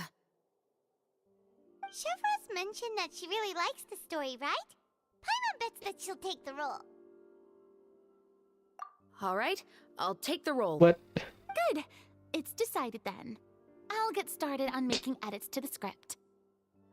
We'll also need to make some immediate adjustments to the lighting, props, and costumes. I have a feeling that our adaptation will be even better than the original story. You're doing a great favor for me, Miss Chevreuse. You have my gratitude. Don't mention it. I like this character, so if anything, I should be the one thanking you. Well, since my brother is the one who brought up the idea, I suppose there's no need to worry. Let's go, Miss Chevreuse. I look forward to working with you. Please, just call me Chevreuse. Seems like you're really going out of your way to solve the problem I was having with your makeup. Surely you jest, Chiori. I assure you that I was mostly motivated by a desire to spend more time on formal business. Oh, come on. You really think I'd buy that? According to what I've heard from Ayaka, her brother is someone who can juggle 10 different matters at the same time. I'm sure you have other reasons for backing out. Perhaps. Ayaka always said she wanted to go out and see more of the world, just like the Traveler. But I feel that she needs not only to see other nations, but also to make some different kinds of friends. I think it would be harder for her to make new connections with me constantly by her side. I would like to give her some space. Alright, go on. Spoil her some more. Ayato! It's too bad you're stepping down from the role. Paimon really wanted to see you act as a musketeer. No need to poke fun at me. I'd wager that you also felt that I wasn't the best candidate for the role. It's a little hard for Paimon to imagine you saying those lines. Yes, I've made an appointment to meet some people from the Palais Mermonia. Now, I will have some more time to prepare. Traveler, get the camera ready. Paimon, get the clapperboard. Actors, to your positions. We're about to start shooting the first scene. Go on now. And please take good care of Ayaka. Yep, don't worry. Thank you. I look forward to seeing the film when it's finished. All right. Now that we're all here, let me help set the scene for everyone. The first scene takes place when our two main characters are still living at the Baron's estate. They've been ostracized and verbally abused by others in the household, but they still have no idea why. We want to capture how naive and innocent they are, despite their pain. Chevreuse will be playing the role of the older sister, Tulip, and Ayaka will be the younger sister, Iris. Be sure to get close-ups of the main characters at the right moment. Silence on the set! Lights! Camera! Action!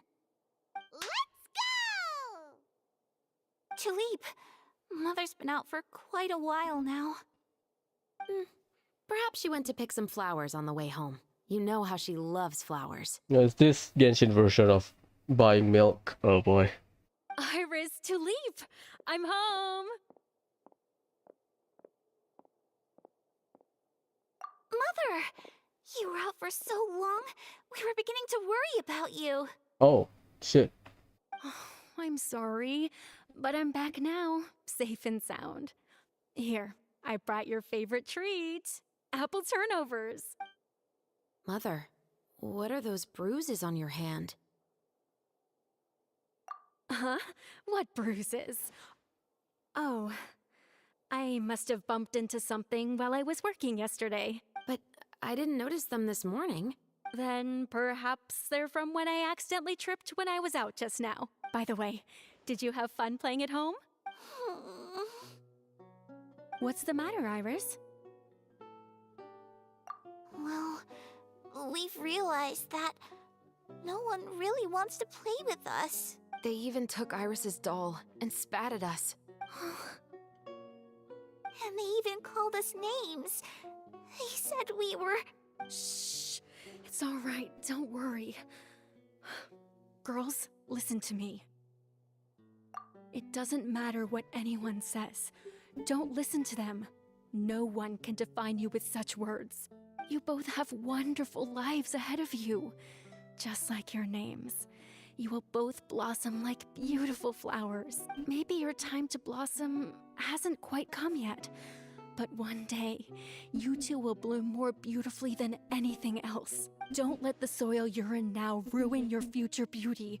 Understand? My dear daughters. And cut!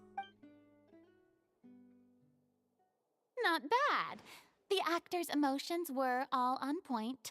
Let's keep that take. Also, if our clapper loader could avoid shouting at the start of the scene next time. Oh, got it. Great. I was a little worried that my nerves would get the better of me. What about you, Chevros? I felt fine. The lines weren't too difficult at all. Seems like Farina must have adapted the role nicely. You two were great. I couldn't tell it was your first time acting in a film. You should have more confidence. Thank you for your encouragement. Positions, everyone! We'll move on to the next scene after we try a few more camera angles. Elaine is from the troupe, right? From Farina's troupe. The one that did not participate.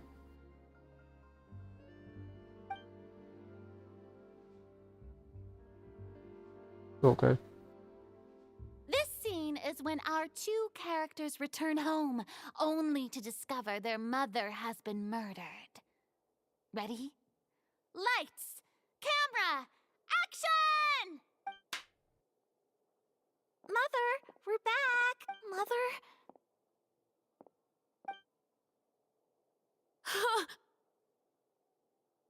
What's wrong, Tulip?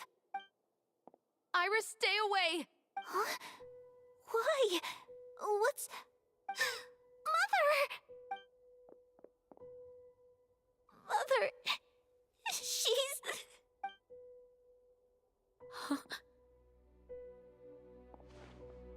There's poison in this cup. Huh? I could have sworn I've seen this kind of cup before. Those aristocrats. They didn't even try to cover up their actions.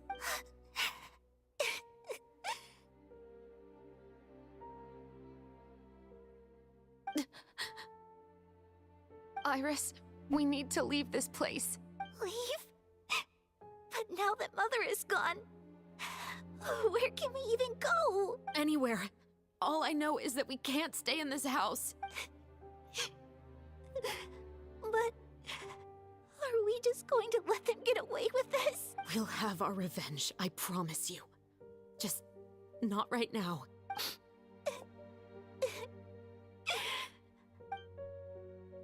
Come on, let's go. No, wait. We can't just leave Mother here like this. At least let me leave this rose with her. That's why we went out in the first place. To buy her this flower. All right. Goodbye, Mother. We'll avenge you. Someday. And cut! Beautiful! Great performance! Oh my, you're so amazing, Ayaka! And were those real tears I saw? How did you do it? I was surprised too. Thank you for the kind compliments. Actually, as soon as Director Farina said action, I told myself not to think about anything. I just felt the weight of the moment and became the character. It's quite similar to practicing the art of the sword. You clear your mind and focus only on what's happening in front of you. Ayaka's performance was amazing. Have I discovered an acting prodigy? Pipe down, everyone! We need to move on to the next scene! Let's go.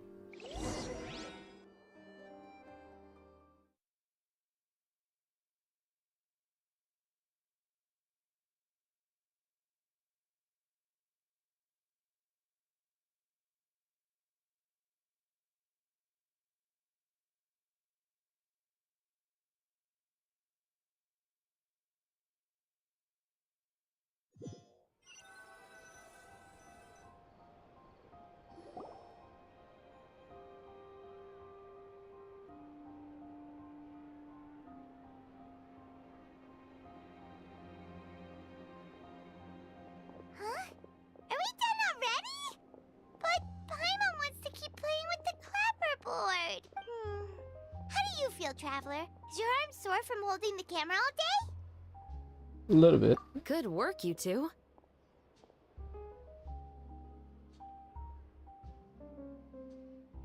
You too, Shivers. You were quite the actress today.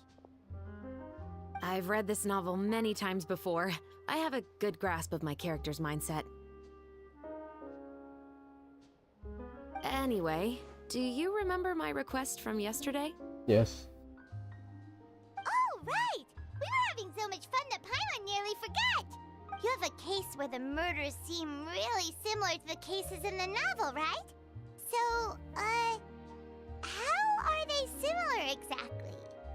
In the story, the main characters grow up to become two musketeers, always using their guns to carry out their revenge. And on each of the victims, they place a rainbow rose as a signal that they've returned. Yes, that's correct. We found rainbow roses just like in the novel. Seems like you're connecting the dots now.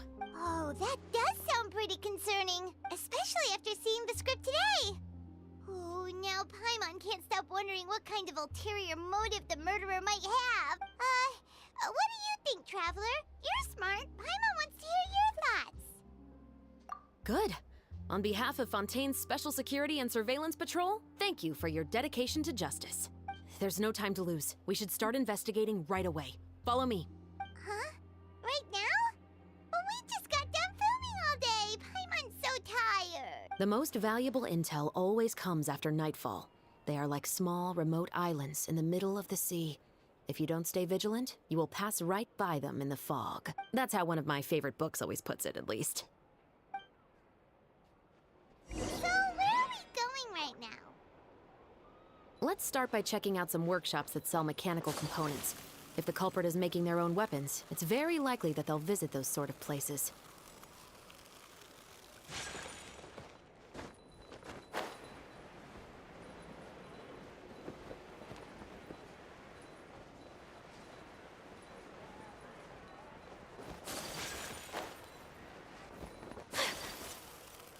Where is it? Clockwork Workshop.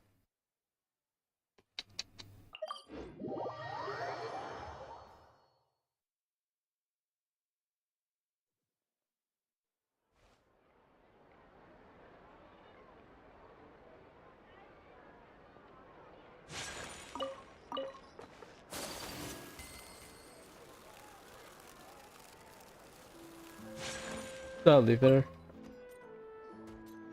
Welcome to LeChaux's Clockwork Workshop. How can I help you? Hello. I'd like to know if anyone has purchased some special components lately. Special components? Sorry, could you be more specific? I mean the kind of components that aren't typically used for clockwork toys, but for firearms. Huh? For firearms? No, we don't sell those sort of things here. Don't misunderstand. I'm not here to cause any trouble. We are merely investigating a case, and we're hoping that you could cooperate. Well, to be completely honest, I'm not even sure what kind of components that would entail. Has anyone ever purchased components here as an individual rather than on behalf of an organization? We have a lot of customers who buy toys, but those who buy components are all regular customers who buy in bulk on behalf of their organization. Is that so? I understand. Thank you for your cooperation. You're welcome. It's the least I can do.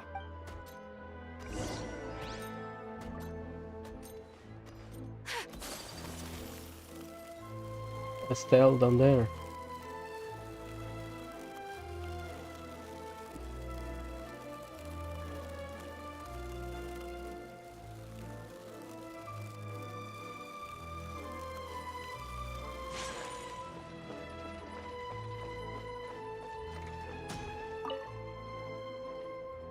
Oh, hey, Chevres. Run out of oil for your musket again? Hello, Estelle. I want to know if anyone has come to your shop recently to order some firearm components. Oh, is this another case? Let me think. I don't think so. Some people have requested that I make some prop guns for the Fontanalia Film Festival, but I refused all of those requests. Oh? Why's that? Because there's no profit! I only make things here that can do some real heavy lifting. I don't have the energy to make some new molds just for the festival. Then has anybody come specifically looking for mechanical components? Well, I usually sell off my scrap to the Fleuve Cendre. I don't typically give them to one specific person. I understand. Thanks for your cooperation. Don't mention it. Always happy to have the Musketeers' patronage. Seems like we haven't found any leads to go off yet. Yeah, unfortunately. All right, let's head to Fleuve Cendre next. Huh? Are you sure? People might not be so thrilled to see the captain of the special patrol there. You think so, huh? Then I guess you don't know. Huh? Know what? That I grew up in Fleuve Cendre. What?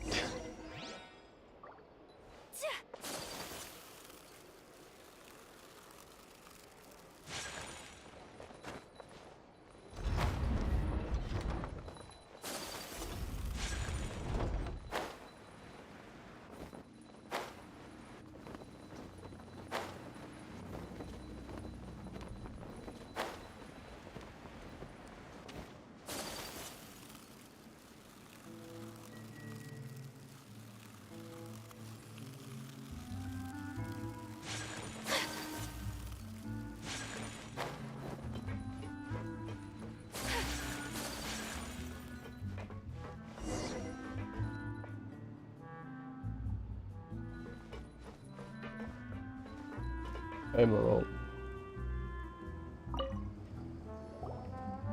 Hello, I'd like to ask some questions. I don't know anything. Don't worry, I'm not here to arrest anybody. You say that now. It's the truth. Here, take this as my guarantee.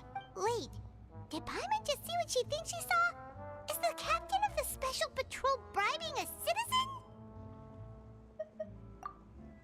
Seems you're different from the other guards. What do you want to know? Have you heard anything related to muskets in Fleuve Cendre lately? Anything at all? Muskets, huh? All I know is that about 2 weeks ago, we started hearing some loud noises at night.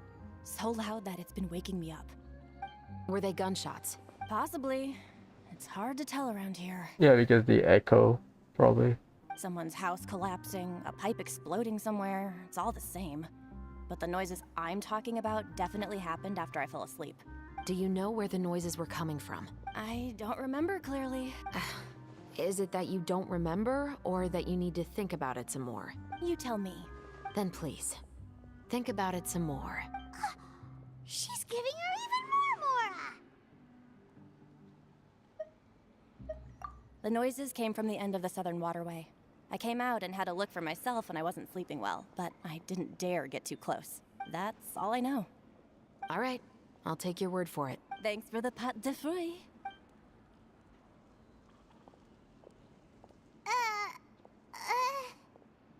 No need to be surprised. I grew up here, remember? I know how to get people around here to talk. My apologies, I'm all out of sweets. Though I do have some other tempting snacks in my custody. Fries, fried chicken, and even onion rings. Oh, that's cute. But taking care of junk food is my responsibility. You're better off sticking to your normal, nutritious diet. Now then, let's keep going. We have 2 more.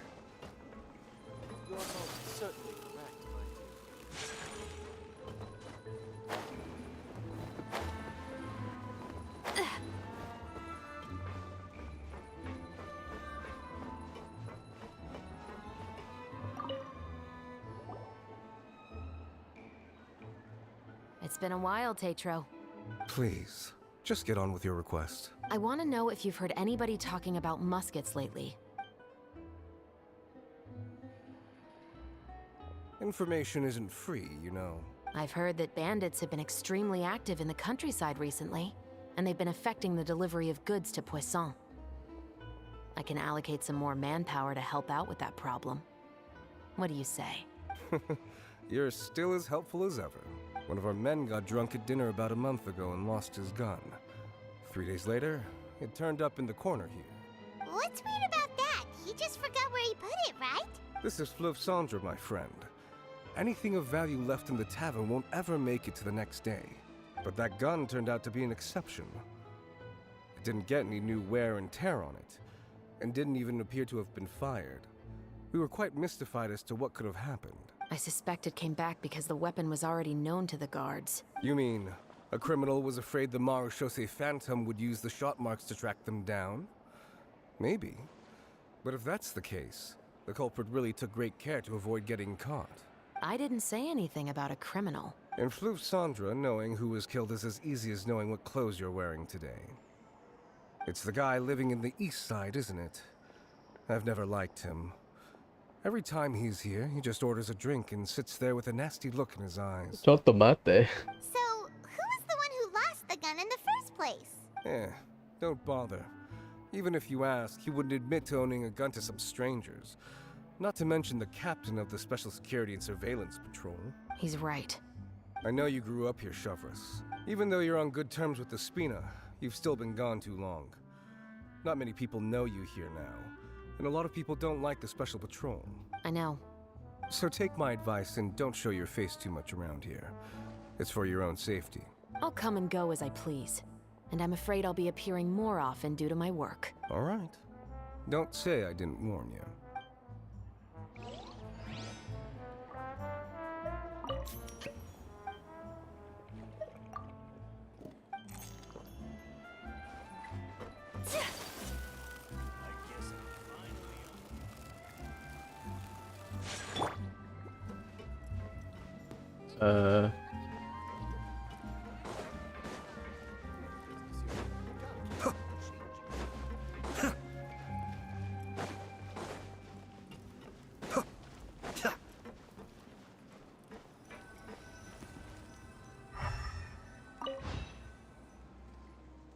What's all this? Some broken planks and barrels, as well as some liquor bottles? Yes, but have a closer look, Paimon. Even though somebody has purposefully tried to clean them up, these are obviously marks from musket bullets. In other words, someone was here trying to improve their shot. They were using the barrels and bottles for target practice. Could it have been the killer? Your guess is as good as mine. Although many people at Fleuve Cendra own guns, few hide the fact from others. And even fewer would go to such lengths to hide markings from practice shots. Anyway, let's go. There might be more to this.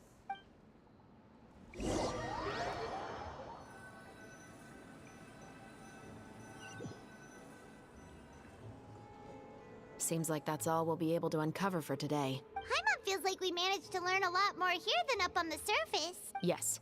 Assuming that everything we found is indeed connected to our suspect, then their timeline was probably something like this. A month ago, our suspect found a gun and took it home to disassemble it. Once he'd figured out its mechanics, he brought it back.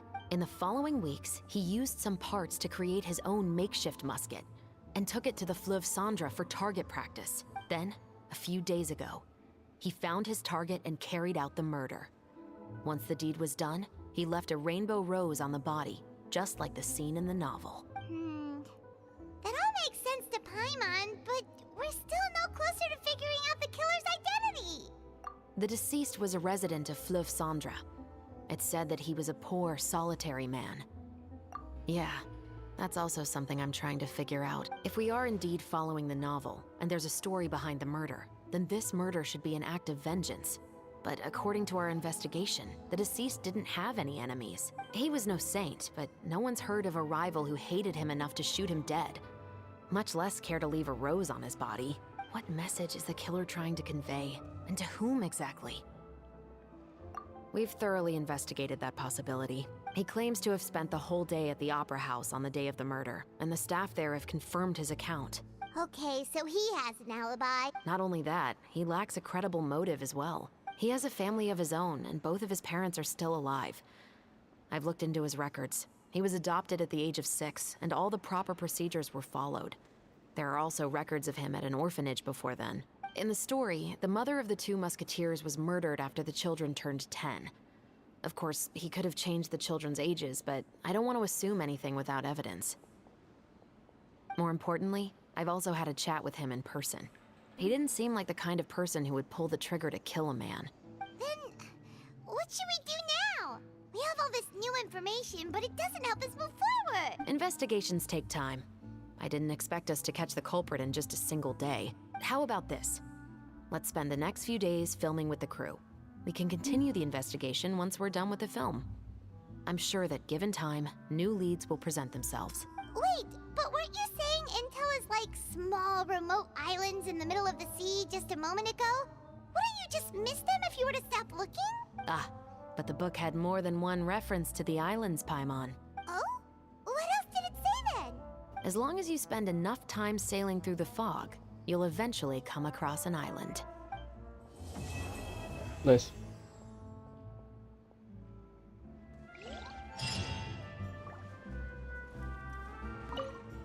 What? Never thought that the captain of the security and surveillance patrol could come from the Fleuve Cendre? Honestly, I'm pretty shocked too. There used to be a time when I thought I would never be able to join the guards, but as long as you can distinguish yourself through your accomplishments and skills, you'll eventually be recognized for your worth. If you look at it another way, my life at Fleuve Cendre has actually taught me a lot of valuable skills. Skills like how to barter with criminals or how to think in their shoes. Of course, I'd appreciate it if you could keep this a secret between us. Got it. Is that it? On day 2, only Chevres.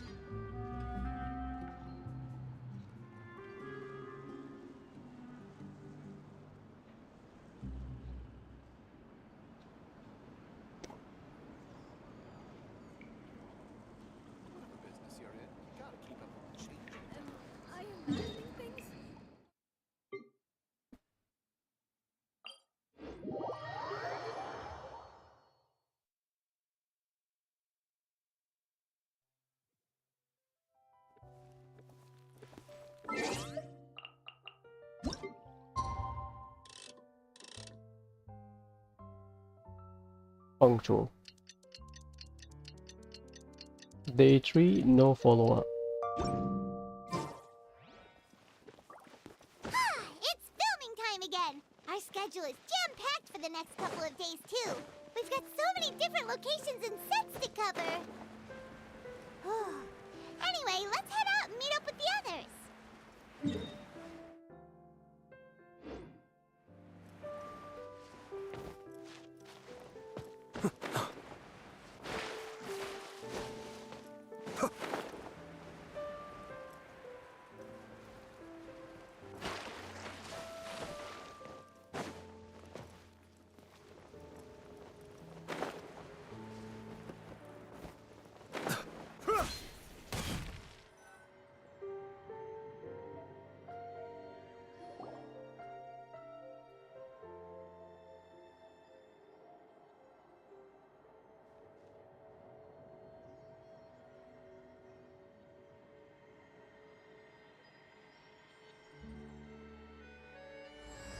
The lone eye glimpse through fog.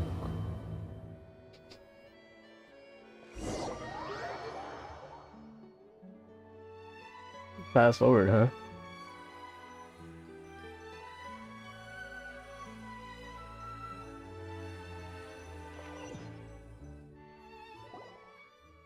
Good work, everyone! We're looking to wrap with our 2 main ladies today. I can already smell our success. What do you mean, looking to wrap? Oh, aren't you the expert now? This upcoming scene is the 2 musketeers' final confrontation with the Baron. There will be quite a bit of action, but no choreography beyond what we've already rehearsed. Anyway, get ready! Lights! Camera! Action! The view is beautiful tonight. It reminds me of that fateful night 10 years ago. And now that I've said it, I can even make out the faint fragrance of herbal tea in the air. Enough, villain! It's time that you pay for the death of our mother! My dear Iris, have you forgotten your manners? How can you speak like this to your own father? I'd sooner swallow all of my teeth than call you father. What did I expect? Seems the daughters have turned out to be just as obstinate as their foolish mother. In this world, mora and status is everything. She thought she could blackmail me using her children and force me to grant her recognition and concessions? Ah, how naive can a woman be? Mother never asked a single thing of you.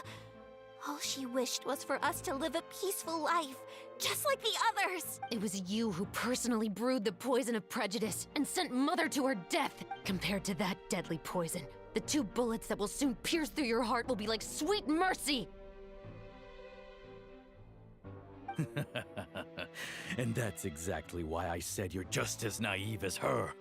Did you really think 2 muskets would be enough to defeat me? So let's see. What is stronger? Mora and power, or the 2 muskets in your hands?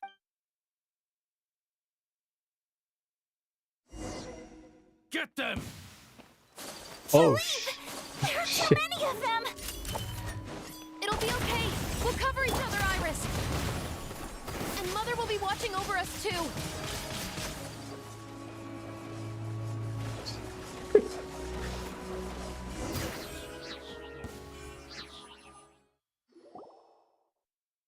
You've lost. To think I'd lose to my own 2 kids. We are no children of yours, and we'll never call that place our home. Then tell me, what did you do all this for? You lost your mother, and will soon kill your father as well. What will you gain in the end, other than sentences for your crimes? We will gain our long-awaited justice.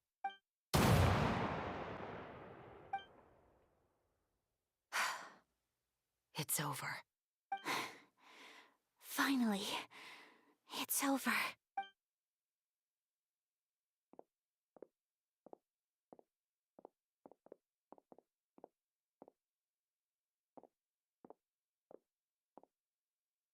So, where will you go now, Tulip? I'm not too sure, Iris. Maybe somewhere with lots of flowers? After all, Mother always did love going where the blossoms were. What about you? I want to go visit Mother's grave. Yeah, that's not a bad idea.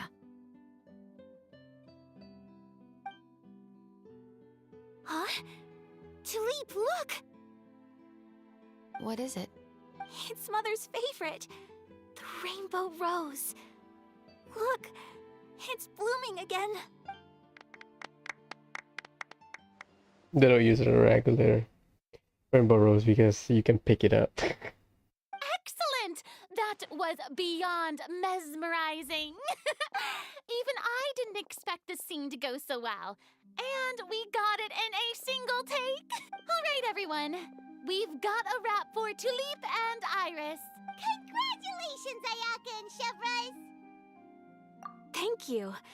I didn't expect our parts to wrap so quickly. I wish I could savor the experience for just a bit longer. Paimon totally understands. Paimon's not ready to say goodbye to the clapperboard either.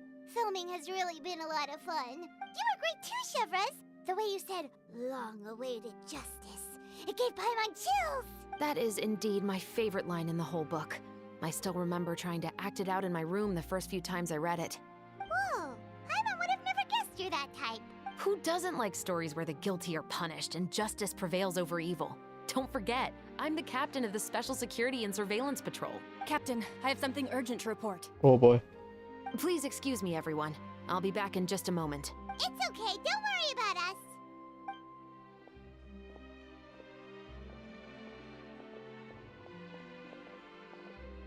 Oh? Was she whisked away by work already? I was just about to tell her how great she did. It seemed like some urgent official business. Then perhaps we should thank the stars that we were able to wrap both of your parts so quickly today. Switching around the filming schedule would have been a real pain. Anyway, I actually came over to let everyone know that we're all done for today. You can go home and get some rest. And one last thing, Miss Ayaka. Your acting skills today were immaculate as always. Are you sure you won't consider taking up full-time acting? See, I just happen to know this great troupe that's still looking for a lead actress. Thank you for your kind words, Director Farina. Unfortunately, there are still many matters that I have to take care of back home at the Yashiro Commission. I cannot remain in Fontaine to pursue an acting career. Nevertheless, I will make sure to treasure this incredible opportunity in my heart. Oh, that's a shame, but I understand. Just let me know if you ever change your mind. I believe it's also about time for me to take my leave. But hopefully I'll see you on set over the next few days. Even though my part's wrapped, I'd still like to swing by and help out the crew. See you tomorrow, Traveler and Paimon. Yep, see you tomorrow! Well, what should we do next? Maybe we'll go investigate the case some more with Chevres today. Traveler, Paimon, please come with me. Huh? Where are we going? You could say that our ship has finally chanced upon one of those small, remote islands of intel.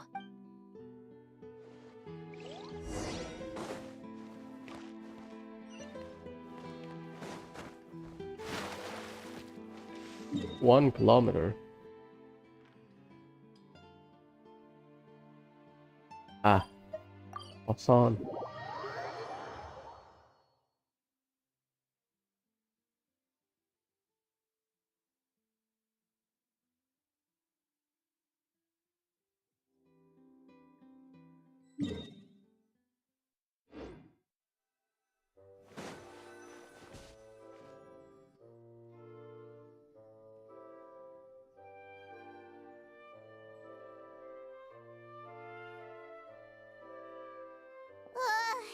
Paimon's exhausted.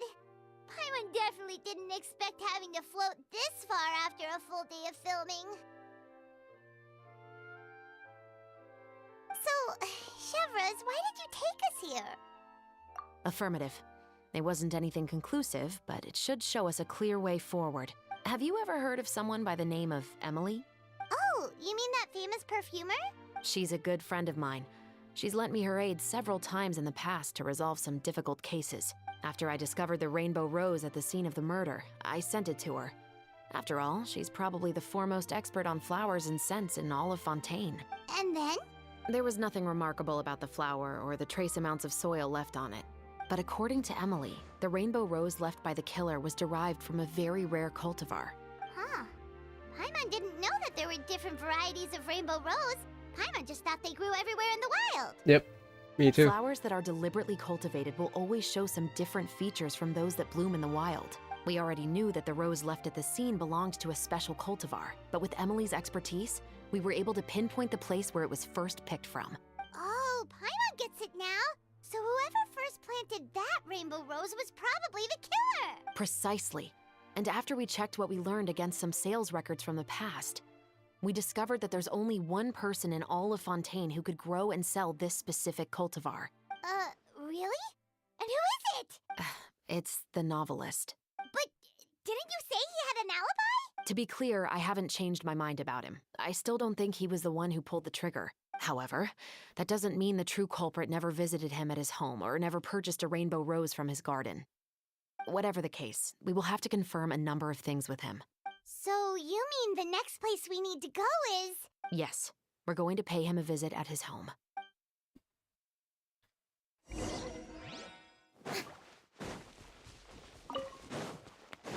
Is that down there?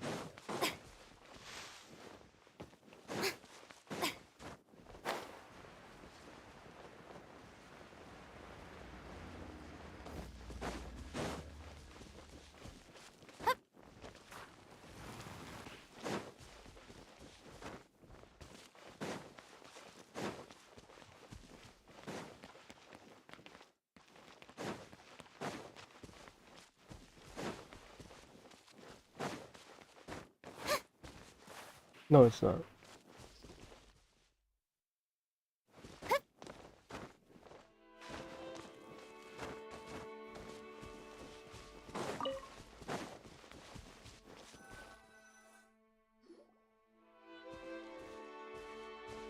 That should be his house.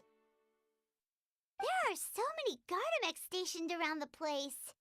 That's pretty all right? According to what he told me last time we spoke, he hired them so he won't be harassed or disturbed. Huh. So there are a lot of flowers in his garden, but Paimon doesn't think we'll be able to pick one without alerting the Gardamex. Right. Which is exactly why I think there has to be a special connection between him and the killer.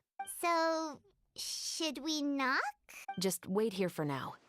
I'd like to take care of a number of those Gardamex first. But they're so far away. How are you planning to do that? Don't forget, Paimon, I'm actually the real-life captain of the Musketeers.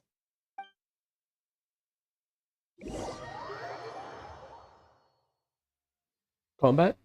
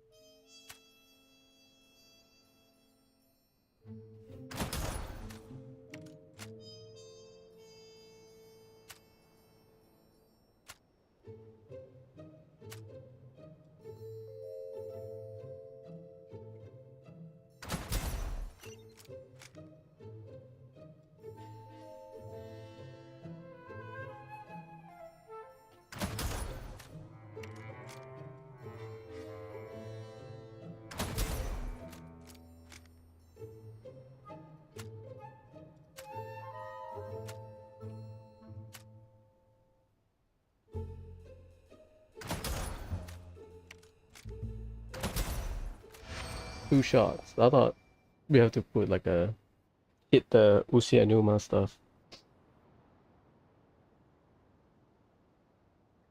Because that's their weak point.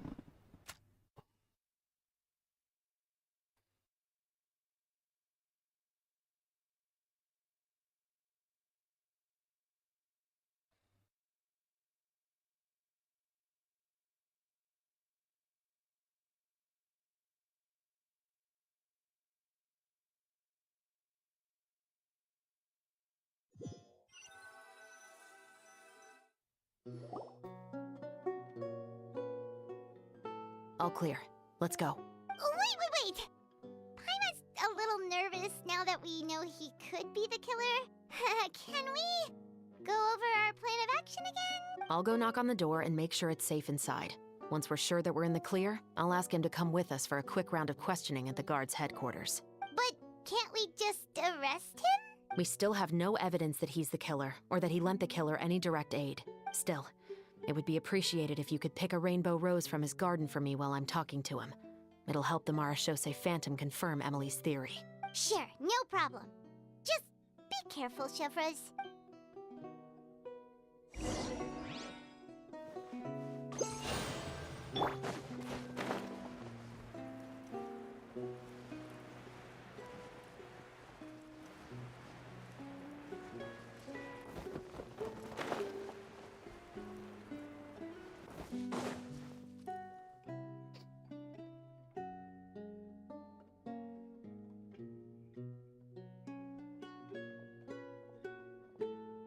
Excuse me, Mr. Baptiste, are you home? Who could it be at this hour? Oh, it's you, Officer Shavras. Would you mind accompanying me to the guard's headquarters, Mr. Baptiste? We would like to ask you some questions about a case. Oh, is it still regarding the murder case from before? I cannot confirm or deny that at this time. So it is then. Listen, I need you to come with me, Mr. Baptiste. Miss Shavras, I'll save you the trouble. Oh, and you two over there? There's no need for you to pick my flowers either. It's not time for them to bloom yet. Paimon poker face. Oh! Okay.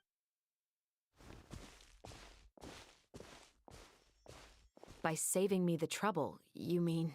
I will confess. I was the killer. Huh? Oh. He just admitted he's guilty! Please relax, everyone. I'm not armed. The musket you're looking for has been buried in my backyard. Then it's my responsibility to inform you, Mr. Baptiste, that everything you say right now will be used as evidence for the inevitable trial. Yes, I am perfectly aware of that. I must say, I hate this feeling. Oh? Is it because I confessed? Or because you've been proven wrong? Both, I suppose. For the same reason as the one I wrote out in my novel, of course. I did it to exact revenge. I know you haven't figured out the link between the two of us.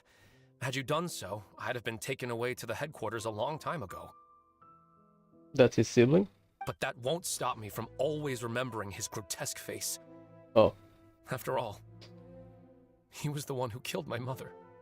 Because in the story was the twins, right? So I thought in his version the twins betrayed one another. So he had to kill? Your mother is still healthy and well. You know, I was adopted as a child. I was referring to my birth mother. That was never recorded in the orphanage's records. Please forgive a 6-year-old child for concocting some lies to protect himself after watching his mother die right in front of him.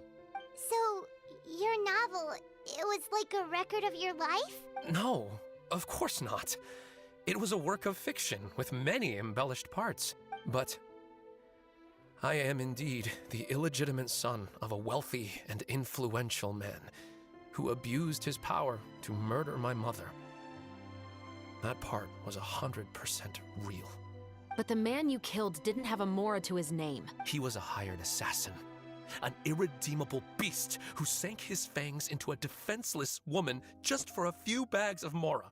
But if that's really the truth, you wouldn't be telling us any of this now. You still haven't managed to take revenge against your father, the true mastermind behind it all. I never thought I'd hear that kind of thing from the captain of the Special Security and Surveillance Patrol. I'm simply skeptical about your motives. It's simple, really. I've grown tired of everything and don't want to shoulder this burden anymore. You may have considered me too soft to pull the trigger. Well, as it turns out, you are exactly right. I've become overwhelmed by the aftermath of the murder. So you're going to call a stop to your revenge, just like that? The true mastermind is too rich and too powerful for me. I've accepted that I will never be able to avenge my mother alone. And so what? The characters in your book never gave up. Now, Officer Shavras, I'm the one who has killed a man, aren't I? Are you trying to convince me to commit another crime? What's your father's name? How do you plan to prove the veracity of all of your claims? Well, I'd like to speak with you privately.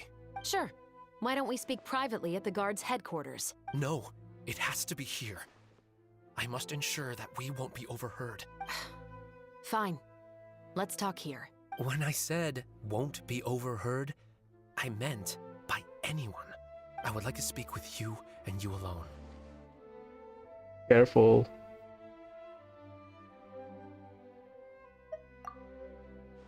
Thanks. I appreciate it.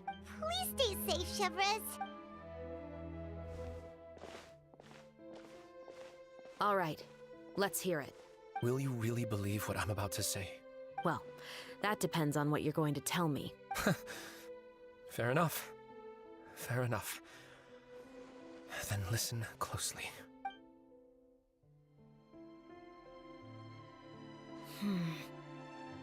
So that's how it's all connected. So, it seems you believe me after all. Do you want me to go public with this? No, of course not. At least, not right now. Then why did you bother telling me? You've read my work. What do you think? Even if you were to go public with all of this right now, he'd simply deny everything. It's been too long. Almost 20 years. Anything that could be used as evidence has long faded away.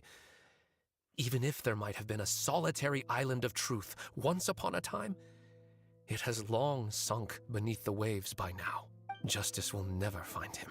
Not if you don't try. I know that as the captain of the Special Security and Surveillance Patrol, you will always stand on the side of justice. But do you really think a cushy life in prison really constitutes justice for him? I bet he could lead an extremely comfortable life in the fortress of Meripede. What are you trying to say? I've been observing you from a distance. Your portrayal of the musketeer was exquisite. Pull the trigger of justice against him. Let the villain get what he deserves. You want me to let you go so you may complete your revenge? No, Officer Chavras. I know that would be impossible. No. What I'd like is for you to perform the deed on my behalf. Ooh, that's interesting. Oh, Chevra sure is taking her time. What could they be talking about anyway? Oh, Paimon's worried. What if he decided to attack her? She's a vision user, you know. Oh, you do have a point. Still, do you have any idea who the rich person might be? And why the novelist doesn't want us to hear what he's saying to Chevres? Sorry to keep you waiting, you two. Hey, how did your talk go? I've already sent someone to escort Baptiste back to the headquarters for questioning. He wasn't lying about the musket. It was indeed buried in his backyard. But what about the name? Did he tell you the name of the rich guy? Yes, he did. But for now, I have to return to the Special Patrol. There are still a few loose ends I need to tie up. I'll probably be quite busy over the next few days, so apologies if you don't see me on set. All right, Paimon understands if you can't tell us everything you know. We'll just keep an eye on the steambird then. Actually, there's still something else I need your help with. Ooh.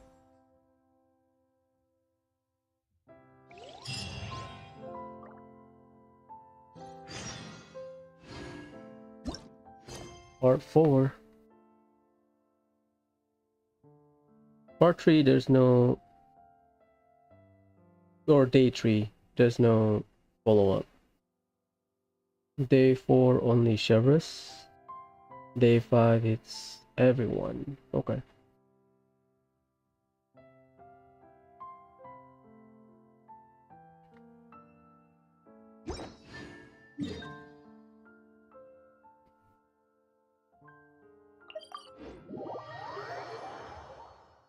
You know, I need to drink some water. Drink about a shit ton of coffee.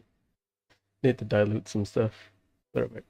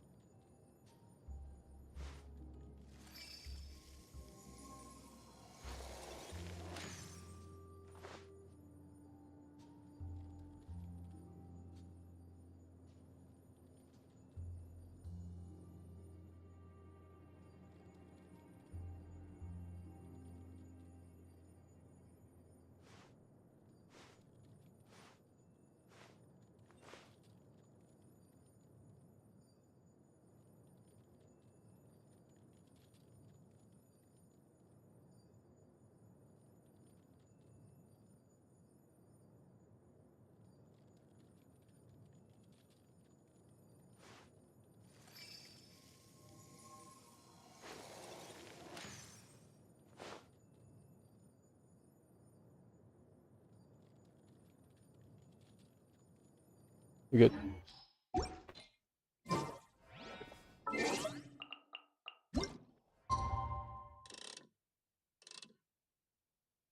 Punctual.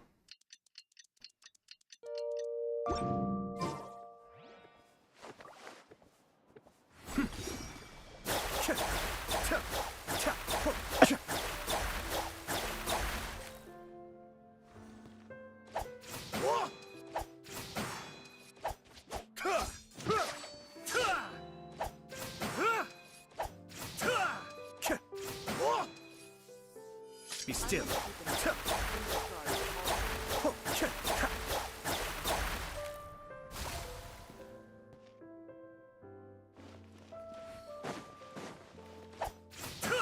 Cascade.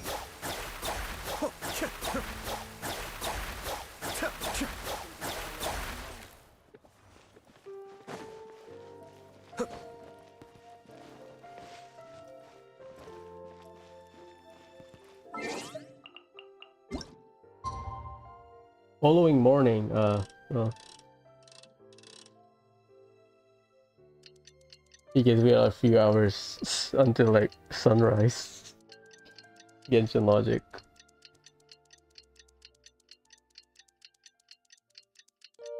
We haven't seen Chevra since that night at Baptiste's place. Well, guess there's no point in worrying about it now. Let's go join up with the others. That here.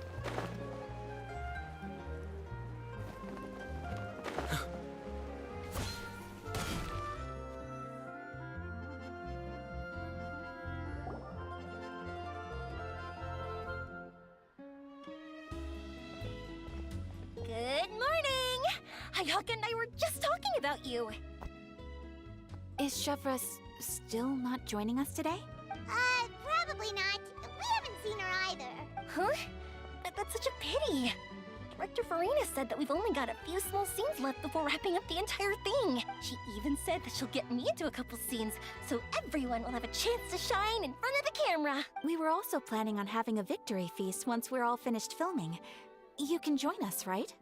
If only Chevros was here. I still haven't taken a photo with her. I'm afraid that can't be helped. Those special patrol folks are like phantoms when they've got a case on their hands. But to be honest, I'm even more concerned by what I read in the Steambird earlier this morning. It said that the killer in the murder case was none other than the author of the 2 Musketeers. Oh yeah, I heard about that too. He came forward and confessed his crimes, but gave no explanation as to why he pulled the trigger. We didn't know about this case at all when we joined the film. Is it going to affect the reception of our work? From a pure publicity standpoint, this will draw a lot more attention to our film. I have to say, though, that no director can be perfectly comfortable with garnering attention through means other than artistic skill. I agree. To be fair, I feel like that ship sailed the moment you allowed yourself to be named as the director on our posters. Well. It's not my fault that I'm super popular. What was that saying again? My popularity has sunk to an all-time low? Spread to the 4 corners of Teyvat.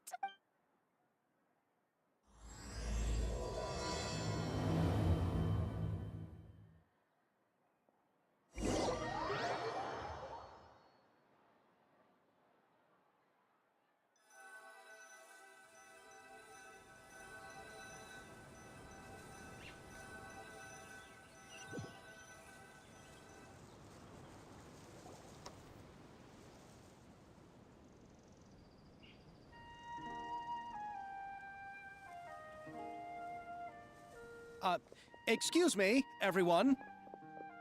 Xavier! Feels like it's been ages since we last saw you. I've been talking non-stop with the Film Association, and I'm absolutely swamped trying to coordinate the film's marketing. So forgive me for not being around more often, but please believe me when I say that I will make sure everyone's hard work gets the exposure it deserves. Oh, seems like you've been fighting your own battles. Yes, that's one way to put it. Oh, and before we begin the final round of filming, please allow me to finally introduce you to the original investor of our film, Mr. Morris. A pleasure to meet you all. Yes, glad to make your acquaintance, Mr. Morris. We've heard about the issues you've encountered with your financial situation, and genuinely hope that things have taken a turn for the better. This could be the suspect. Oh, well, the situation has indeed improved somewhat. Don't worry, Mr. Morris. Accidents and last-minute challenges happen all the time. There's no need to blame yourself over it. The good news is that we're almost done filming now. And I would even say that this is the best story I've ever seen. Is that so? I see, that's great news. Yeah, he's the suspect. All right, now that we've gotten all the pleasantries out of the way, let's get the show on the road. We'll mostly be filming typical people and scenery from the streets today to improve the sense of environmental ambiance in some parts of the film. Oh, and there'll be a cameo for Mr. Kamisato and Miss Yoimiya as well. They'll be used to show outsider perspectives on the fates of the two musketeers. That's right. Ayato should be here any minute. Excellent! Then let's start with the scenery shots. Camera and clapper loader, you're up. Yep, we'll be ready. Remember, all we need are some wide zoom shots of the streets. If you happen to find some particularly lovely patches of flowers and grass, feel free to grab some close-ups of those as well. Ready? Lights! Camera! Action! Okay, now move the camera slowly. Try to focus on that flower. What's wrong? Just adjust the focal length a bit. Something the matter? Huh? But wasn't it working fine for all the days before? Veronique, can we try a different camera? No problem. How about this one? All right, let's give it another try. Lights! Camera! Action! Don't tell me. This one is broken too. Veronique, do we have any other spare ones we can use? I'm afraid we only brought these two today. What? Then go find a workshop to get them repaired right away. Oh, and you too, Bono. Go find our spare camera in the warehouse and bring it back to the set. On it. Greetings, everyone. My apologies for the delay.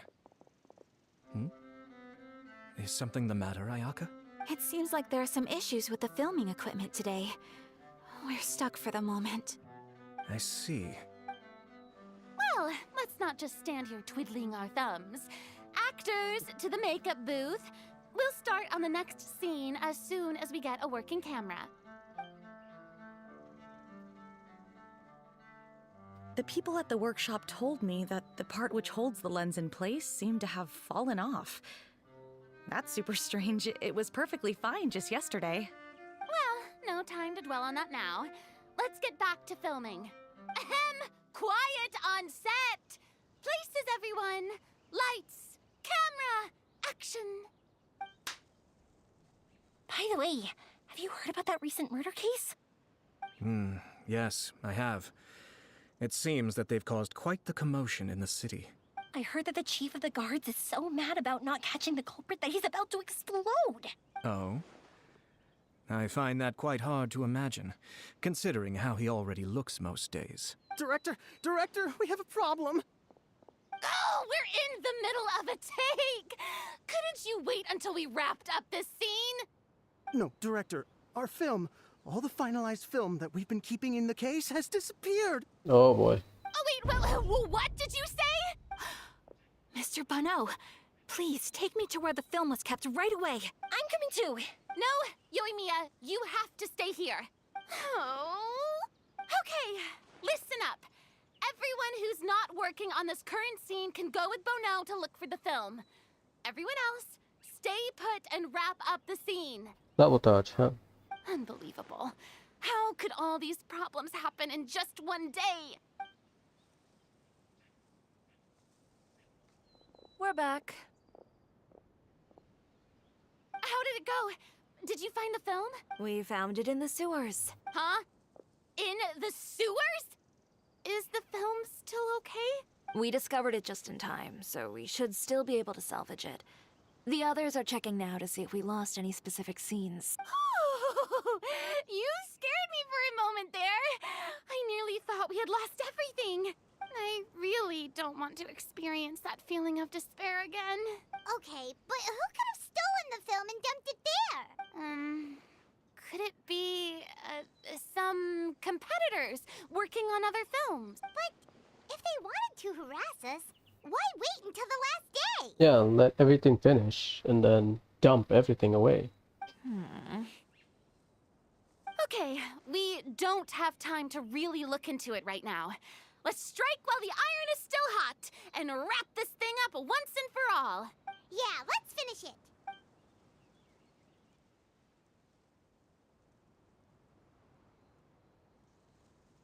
I would like to officially announce that our entry to the festival, The Two Musketeers, has now concluded filming! Paimon is spent. It's so late already. Even though the filming process proved to be extremely challenging, everyone provided valuable and unique contributions to the final product. Thank you all for your dedication and support. And just like Director Farina, I would also like to extend my most heartfelt thanks to all of you. Really, you've all helped me so much. I just... All right, let's save the awards speech for later and hopefully also get some rehearsals in before the real thing. Anyway, now it's time to party! Let's all make our way to the beach and have a celebration feast so loud and fun that even the blubber beast will want in. Party, party! Paimon wants to party!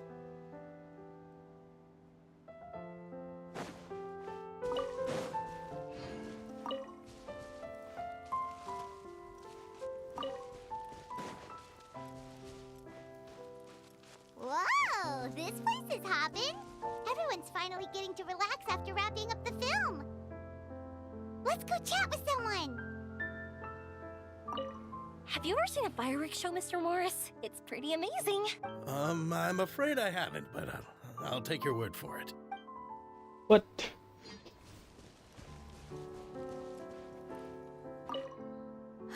This is turning out to be quite the party.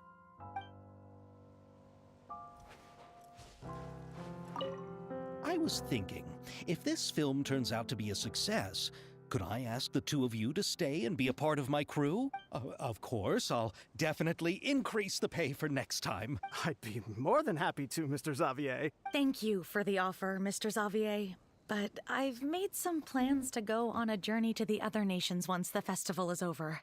Is that so? Well, then in that case, bon voyage, Miss Veronique. Please feel free to get in touch once you've returned to Fontaine.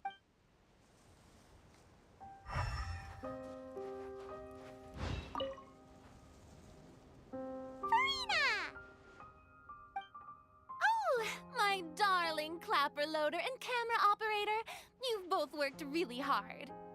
Paimon thinks you worked even harder than us. Honestly, Paimon was getting a little tired of playing with the clapperboard by the end of it. Worst of all, Paimon started having dreams of you shouting, "Lights, camera, action!" into Paimon's ears. The actual dream can't even start until you've yelled that. Hey, if anything, shouldn't I be more grand and delightful in your dreams? We've been through so much together, and that's how your brain remembers me? That's not Paimon's fault. We've just used the clapperboard too much lately. Anyway, what's most important is that we've wrapped the film. I'm pretty confident that we'll take first prize. Hey, no need to mention the official name. Wait, now that you mention it, if we did win the prize, would Farina just get a statue of herself? Come on, I don't need that kind of attention. Xavier can accept the reward on our behalf. But just imagine! Farina accepting the Farina Award and holding a Farina statue. I'm going back to my dessert now. You all can keep discussing that on your own.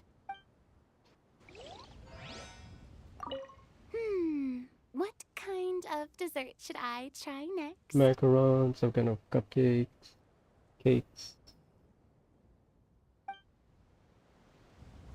Yeah.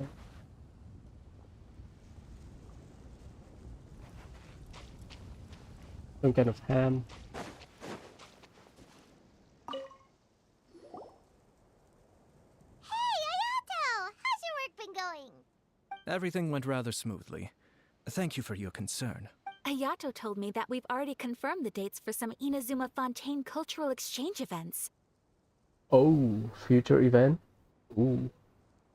So the next time we visit, we'll be doing so in our capacities as the representatives of the Yashiro Commission. Oh, that's great! Then maybe Paimon will be able to find Fontaine detective novels in Inazuma from now on! Oh, wait. Wouldn't Yaimiko get upset if that happens? That would be stealing some of her business. You've got a point. She's always complaining that light novels have become bland and too predictable after all. The cultural exchange won't only feature literatures of both nations, of course. We have also made plans for cross-cultural engagements in the fields of gourmet cuisine, toy making, and artisan craftsmanship. Whoa! Paimon's getting super excited now! When the time comes, be sure to visit and participate in all the events.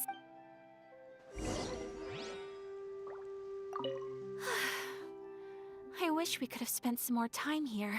Don't worry. It won't be long before we're back again.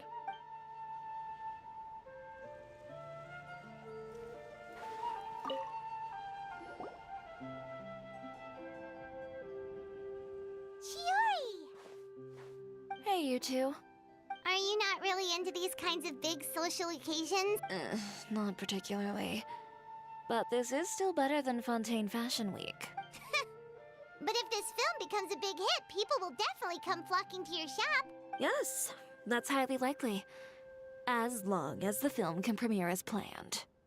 Are you still worried about the case? That and all the obstacles we had to face today. You're right. It's as if all our bad luck just manifested at once. But why today of all days? There you go. No, it's nothing.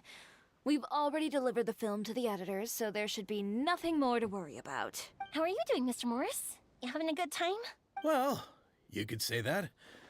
Do you happen to know when the party is scheduled to end? Judging by how much fun everyone's having, I'd say probably not until well after midnight. Is there something that you still have to take care of at home, Mr. Morris? Oh, well, I'm just not a late night person, so I might take off shortly. Oh no! Silly me. I almost forgot something super important. Oh, what is it? I prepared a whole batch of fireworks for the party, but I forgot to bring them over from the warehouse. Fireworks, you say? That's, truly a pity. Sorry things didn't go as planned. Could you help me carry them over, Mr. Morris? I won't be able to fetch all of them by myself. Me? Are you sure that you can't find anyone else? I just wanted to make this a surprise for everyone. The warehouse isn't far from here. We'll be there in no time. Pretty please, Mr. Morris. These are some of the best fireworks I've ever made. So I also want you to see them before you leave. They're stunning. I promise that they'll be a once-in-a-lifetime experience that you'll never forget.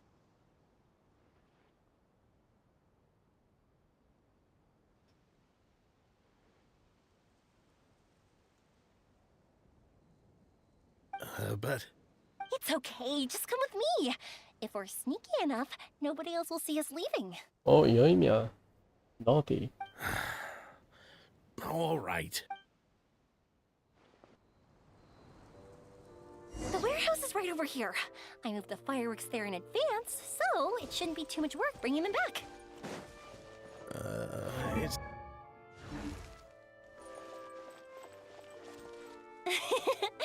Sorry about that, Mr. Morris. It's probably because I'm used to carrying fireworks all the time, so it doesn't feel like a lot of work to me. My bad.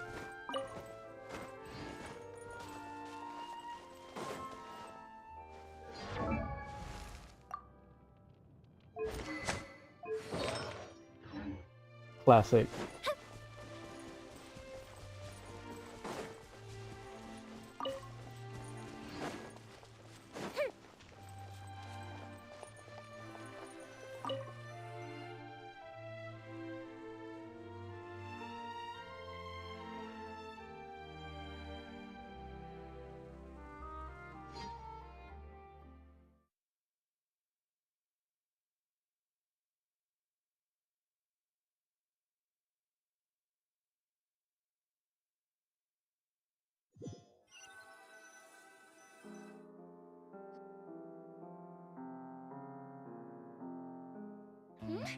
It's dark in here.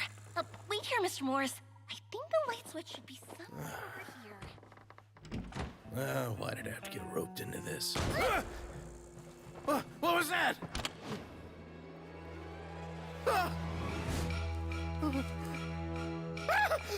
Who's there? Get me out! Get me out of here! Did you really think you'd get away, Morris?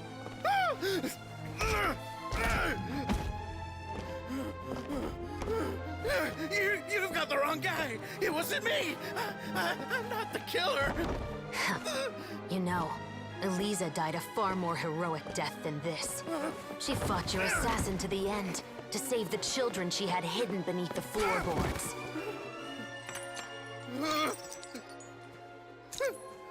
That is Eliza's pendant. The one with a photo of you two inside. The one you gave her. Ring any bells? It's a fake! It has to be! There's no way! No way your assassin didn't destroy it, you mean?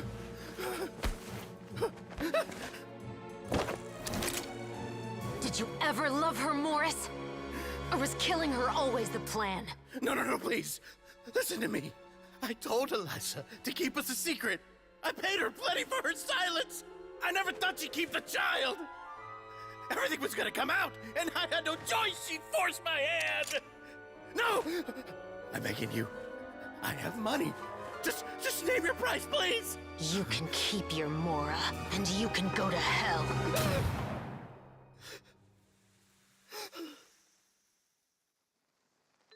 I'm Captain Shovraz of the Special Patrol.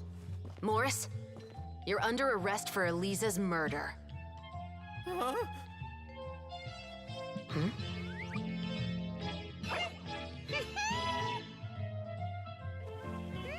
Let's go.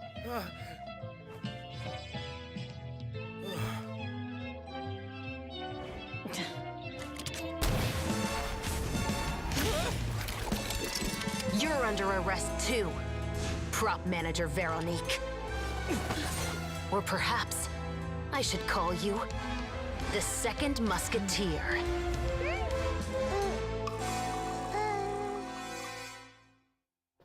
Wait, what's going on? This wasn't in the script. Drop the gun, Veronique. Why? Why would you keep me from exacting revenge on this heartless monster? Drop your weapon. This is my final warning. So that's the sibling.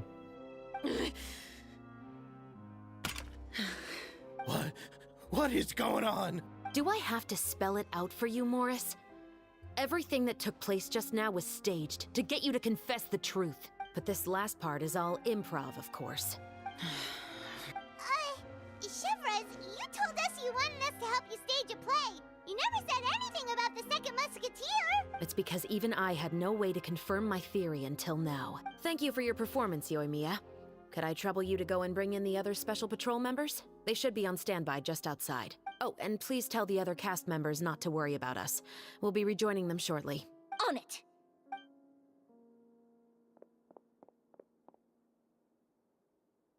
So what do you think, Morris?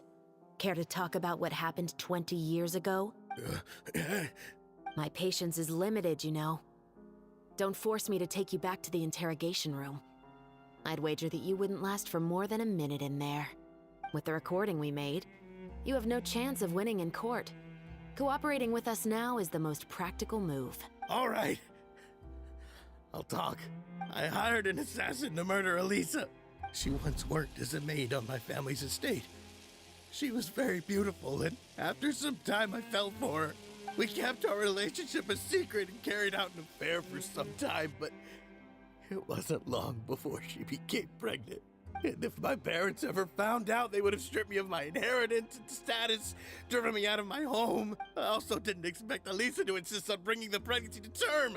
She even asked me to leave my family and travel far, far away with her. She believed that you were truly in love with her. I didn't have a choice. I gave her a large sum of Mora, told her to leave the family and to get rid of the baby. But then years later, she sent me a letter. There were photos of 2 children, and she even asked if I could find some time to visit them. Huh? 2 children? Paimon thought Baptiste was the only... You mean...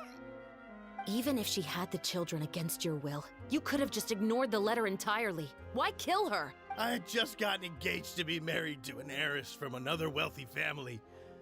So if anyone were to find out about Elisa, my life would be completely ruined. I didn't have a choice. No.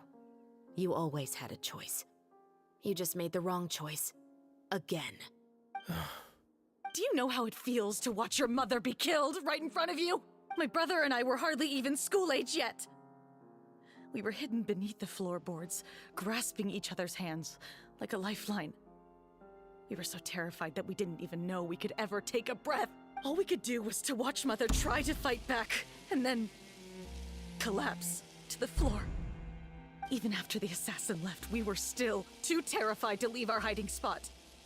We thought that he might come back. It was only until the next evening when we finally climbed out and gathered around our mother. But she had already become cold and stiff to the touch. You made up your mind right then and there to bring this case to light. Not only that, we resolved to get our revenge. And that's why you became the Musketeers. No, that's why I became a Musketeer. The man from before was also killed by me. My brother had nothing to do with it. I figured as much. You did? I once told these two that he didn't look like a killer to me. His confession from that night also rubbed me the wrong way. I think what really tipped me off was, how could I not feel a sense of regret in him? Huh? He confessed faster than any criminal I've ever met, but he didn't say a single word about you. He insisted that he was the sole perpetrator in the case. But after the questioning ended, I disassembled the musket we dug up from his backyard, put it in front of him, and told him to reassemble it. Wanna guess how far he got? He had no idea where to even start. He's never touched a gun in his life. Based on that, I determined that he was not acting alone. He only surrendered himself to draw our attention and create a moment of opportunity for his partner. So, I decided to play along. And as expected, the second musketeer followed us without hesitation once she saw Morris get separated from the rest of the cast. Besides, why else would he call the novel The Two Musketeers? But how did you know it was Veronique? I figured it out the moment Baptiste told me his father's name. That so-called financial crisis was all just a ruse. He just wanted to sign up as the investor and then leave the film without any source of funding. After all, he has a vested interest in minimizing the reach of this story. It's really just the same thing as what he did to Elisa all those years ago. Human scum. But then Xavier pulled out all the stops and got the film made against all odds. Morris couldn't have that. With the killer in custody, he figured it was safe to act.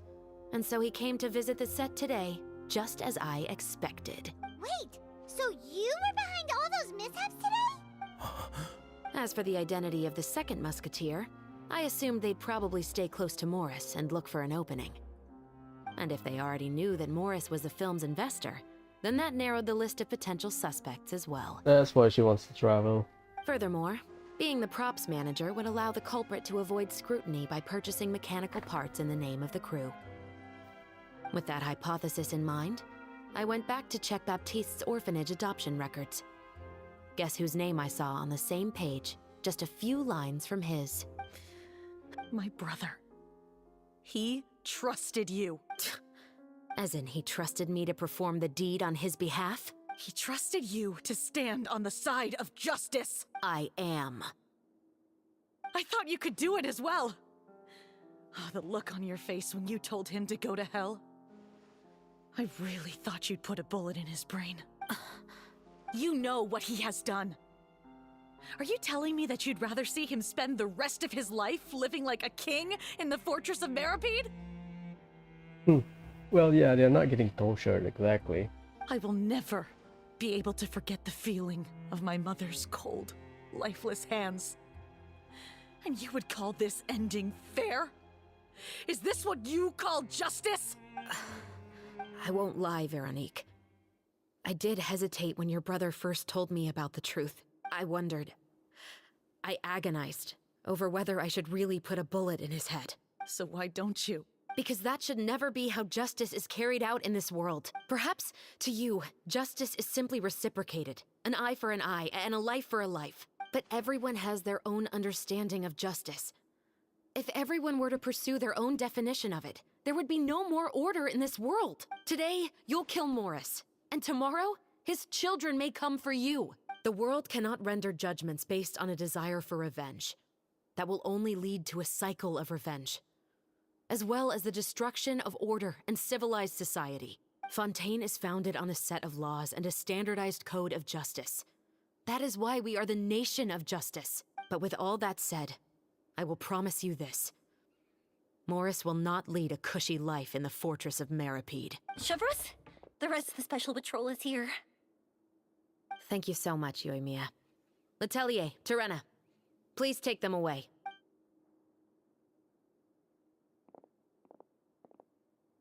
I still can't agree with your reasoning. I know. Justice has not been delivered. At least, not today. Chevros. Let's go. We should give an explanation to the crew. Thank you for your concern. I'm fine. I'm just thinking about the things in life that have driven people to take justice into their own hands. Suffering.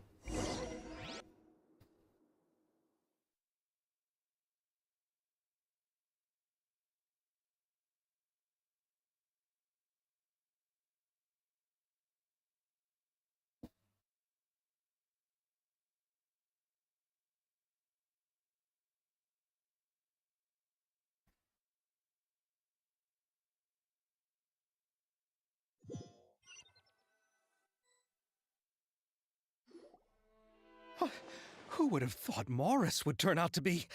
I'm at a loss of words. How could he have done something like this? I'm just glad that you're all safe and sound. Who knew that such a labyrinth of cases would be behind this story? Well, what should we do now? We have a finished film, of course, but should we still go ahead with the premiere? What do you mean? Shouldn't you be even more motivated to spread the word now that you've learned the truth? Chiori is right. I'd also like more people to see this story for themselves. But the real ending of the story seems to have deviated somewhat from the one in the script. Is that still acceptable to you, Miss Chevros? The call is yours. We still have time to reshoot an ending if that's what you'd like. No, it's fine as is. I like what we have for the catharsis. Romanticism is what gives works of art their appeal. Fiction is able to explore means of restitution that could never work in real life. Just like the real world, the world of stories also has its own set of rules and justice. These different possibilities are what initially drew me to reading in the first place. Sounds good to me. I support your decision. What about Veronique? Will she be okay? She will soon face her judgment alongside her brother and Morris. If I had to guess, they'll probably all be sent to the fortress of Maripede. I'll make sure to give Risley a heads up about it. Oh, you mean that kind of heads up? Exactly. Ahem.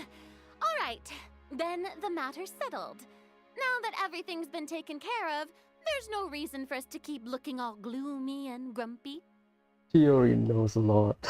Let's get back to the feast and enjoy each other's company. We'll be starting the post-production process tomorrow. You should join us, Chevros. You missed the first few hours of the party, didn't you? All right. Count me in. Then I'll wait for you over there. There's still some good news that I'd like to share with Chevros. Traveler, Paimon, could you wait for me by the sea after the party ends? I'd like to go on a brief walk with the two of you. Thank you very much.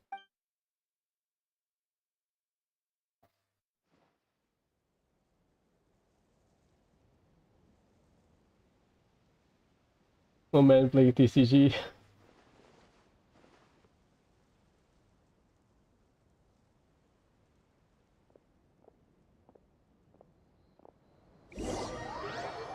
Day 4 is only Chiori, I believe.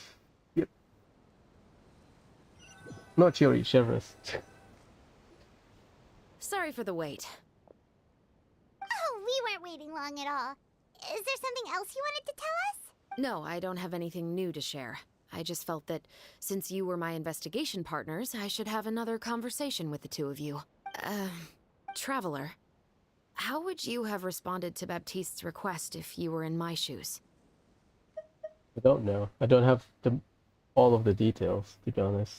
When I was young, my father often took me here to swim. We'd come rain or shine, even when it was freezing cold. He told me that swimming was the best activity to train one's strength of will. You could never give up before reaching the shore, especially when the water was cold. Oh? Why's that? Because the moment you give up would be the moment you die. At that point, I still hadn't received my vision. One winter, the chilly wind felt almost like knives on my skin, and the seawater was so frigid that it numbed my toes the moment I stepped in. I cried and begged my father to spare me from having to swim across, but he wouldn't listen. He used to be a member of the Special Patrol as well. You could say it was his way of educating his children. That sounds awful. When he saw that I wouldn't stop crying, he just picked me up and tossed me into the icy water. The bone-chilling cold took away my senses. I couldn't feel anything but fear and rage. I waited for my father to save me, but one look and I knew he'd already started swimming for the opposite shore. I realized that if I were to give up, I really would die right then and there. I used all of my strength to try and catch up to my father. Those few minutes felt longer than my whole life up until that point. I did, however, make it to the other side.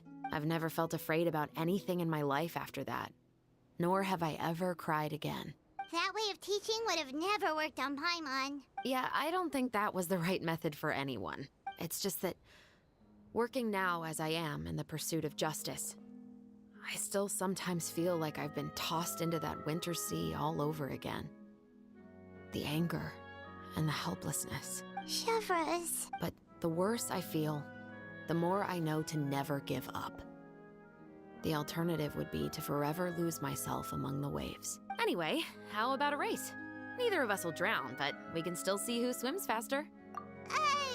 You guys go ahead! Paimon will grab the clapperboard to mark the start of the race.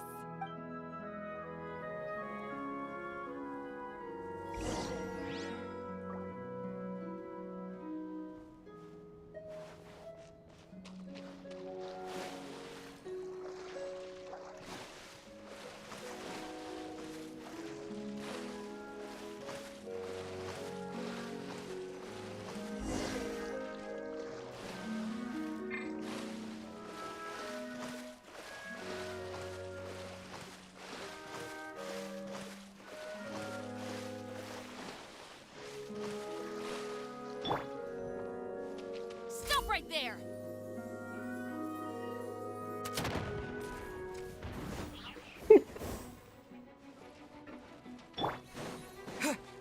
Up here.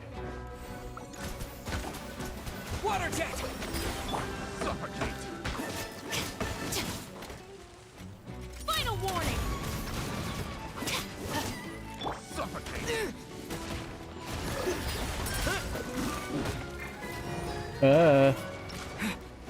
Suffocate! Justice will prevail! Drop your weapons! Such a Bombs away!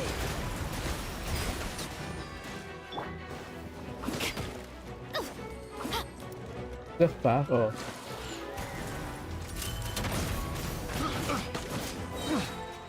Hands where I can see them! Go!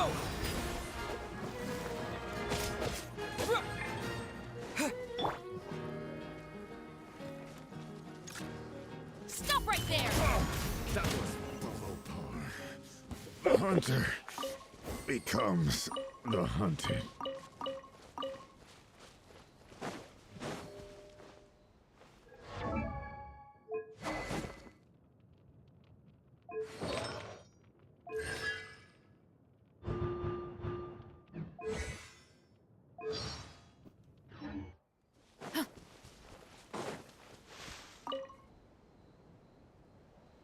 Oh, it's gonna reset, is it?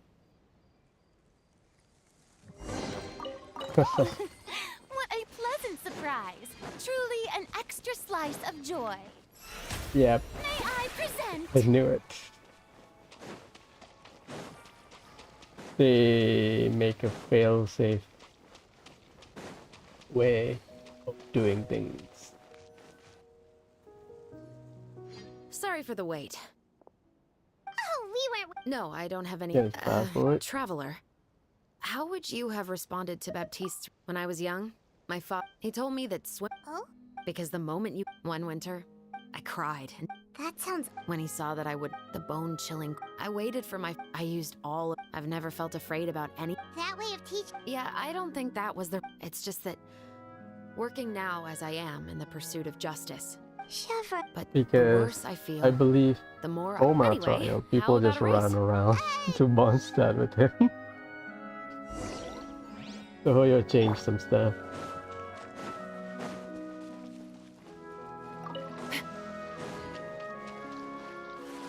Thomas hanging out, people just run around with Thomas.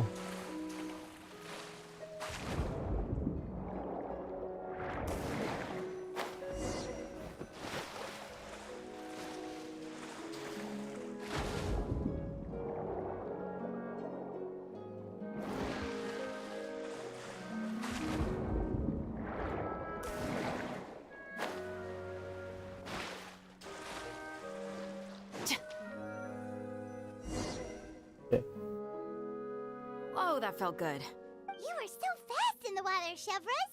You were swimming even faster than Paimon can fly.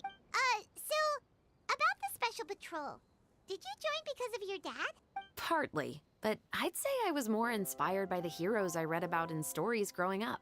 Oh, so it's due to your love of stories. Of course, it was only after I joined the Special Patrol that I learned that truth is often stranger than fiction. Come on, let's walk a bit more.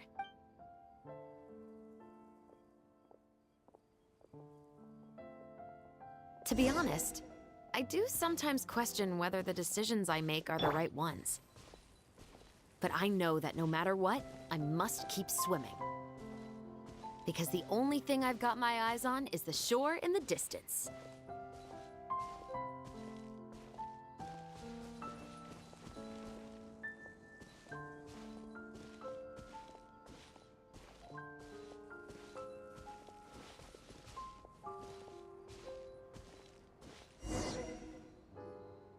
Thank you for coming on this walk with me. I feel a lot better after getting all that off my chest. Huh.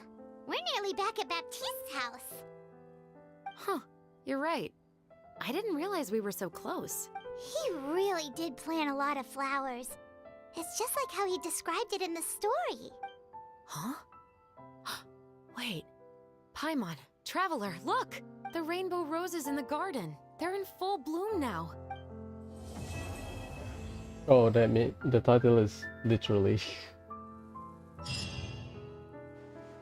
There is only Chevros. Even though it's a bit late, I must thank you for investigating this case with me. Not on behalf of the Special Patrol this time. It's a personal expression of gratitude from yours truly. Oh, you want to hear more about my father? To be honest, I didn't spend that much time with him.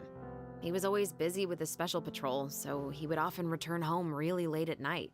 Some nights, he didn't come home at all.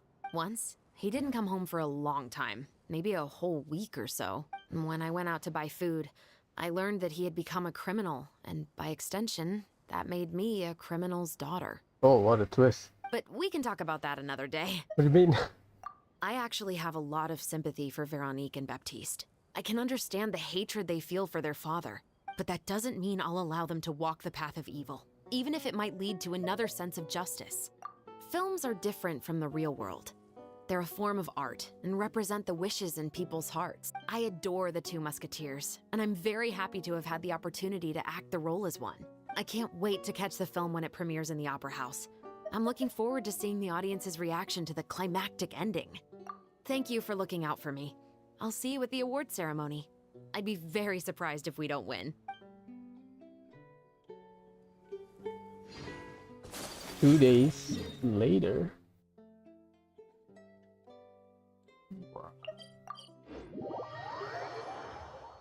Let's finish this.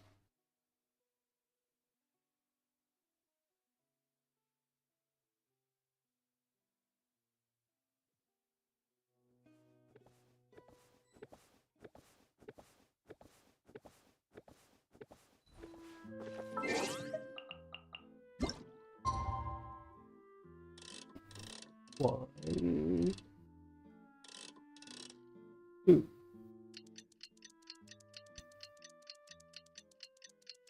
Just having fun into that. You can see the shadow. They have a full cycle.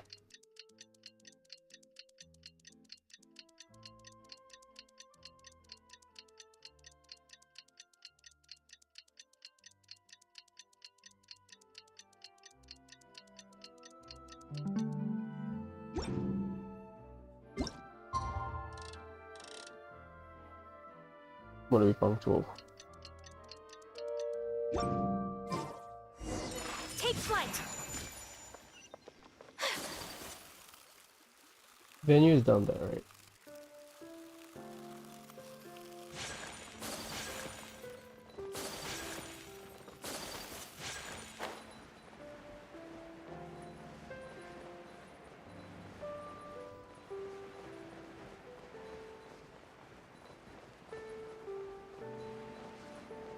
Um.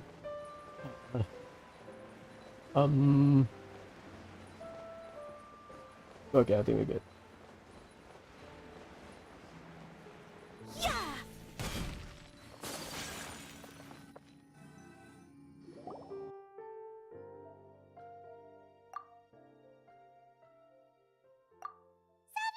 it's been a while. 2 days, Paimon.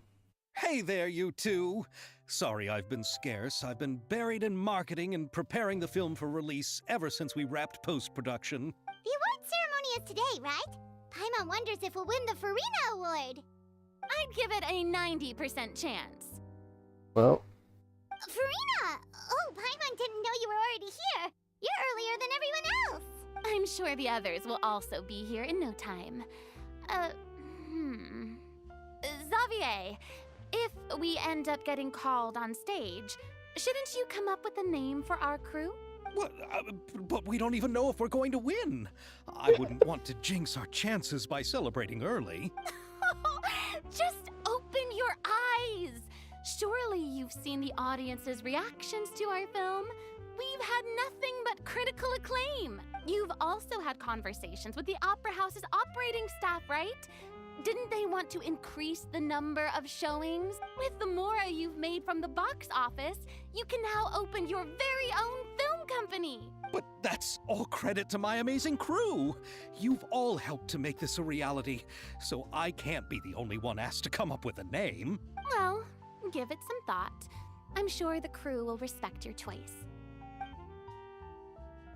All right, but before that, Traveler and Paimon, could I trouble you to quickly pay a visit to the Fortress of Meripede? Oh. Huh? But shouldn't we stay for the award ceremony? I wanted to ask you two to invite Shavraz to join us at the ceremony.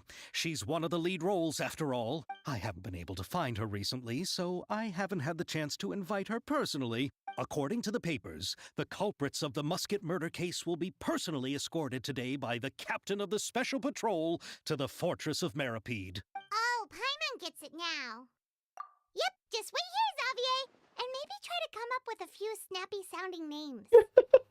All right, then I'll leave you to it. Going to the prison, Will huh? we really win an award? Trust me. When have I ever been wrong about something like this?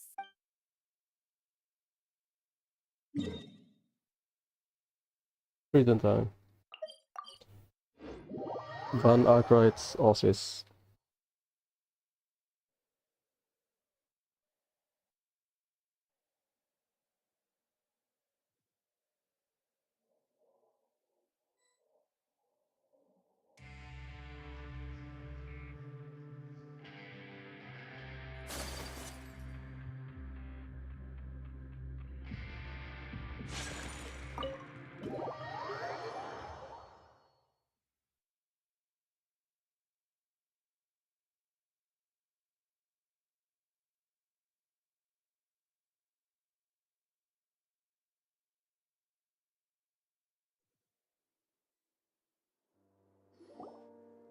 This is as far as I'll be taking them. I'll leave the three of them to you now. Got another errand to run? Something like that. I'm expected at a party. Now that's something you don't hear every day. Found a new pastime? No, it's just a special occasion. Shavraz, Risley! VIP in a prison. Festivals really do bring people together. been a while since I last had so many visitors at the Fortress of Meripede. Call it the festival spirit, I guess. Yeah, you could say that. Even our head nurse has gotten herself all worked up preparing super deluxe nutritious shakes. Just one gulp and you'll have met all your nutrition needs. Oh boy. Were you talking about work just now? We've already finished discussing everything. So, what do you think about my heads up, Mr. Risley? I believe I haven't yet made any promises or guarantees. But you also didn't shoot me down. Here, how about this? You could give everyone a copy of the newspaper. Perhaps on the day when the cover story happens to, oh, I don't know, expose a certain someone's misdeeds from 20 years ago? I suppose then a certain someone may soon find himself the most unlucky person in the Fortress of Meripede? While another 2 people will soon be hailed as heroes. Speaking of heroes, did you two need something from me? Actually, we're here for... You're here to invite me to the party, right? Don't worry, I didn't forget. Ooh, then let's head back right away! See you, Risley! Happy Fontanalia Festival! And the same to you.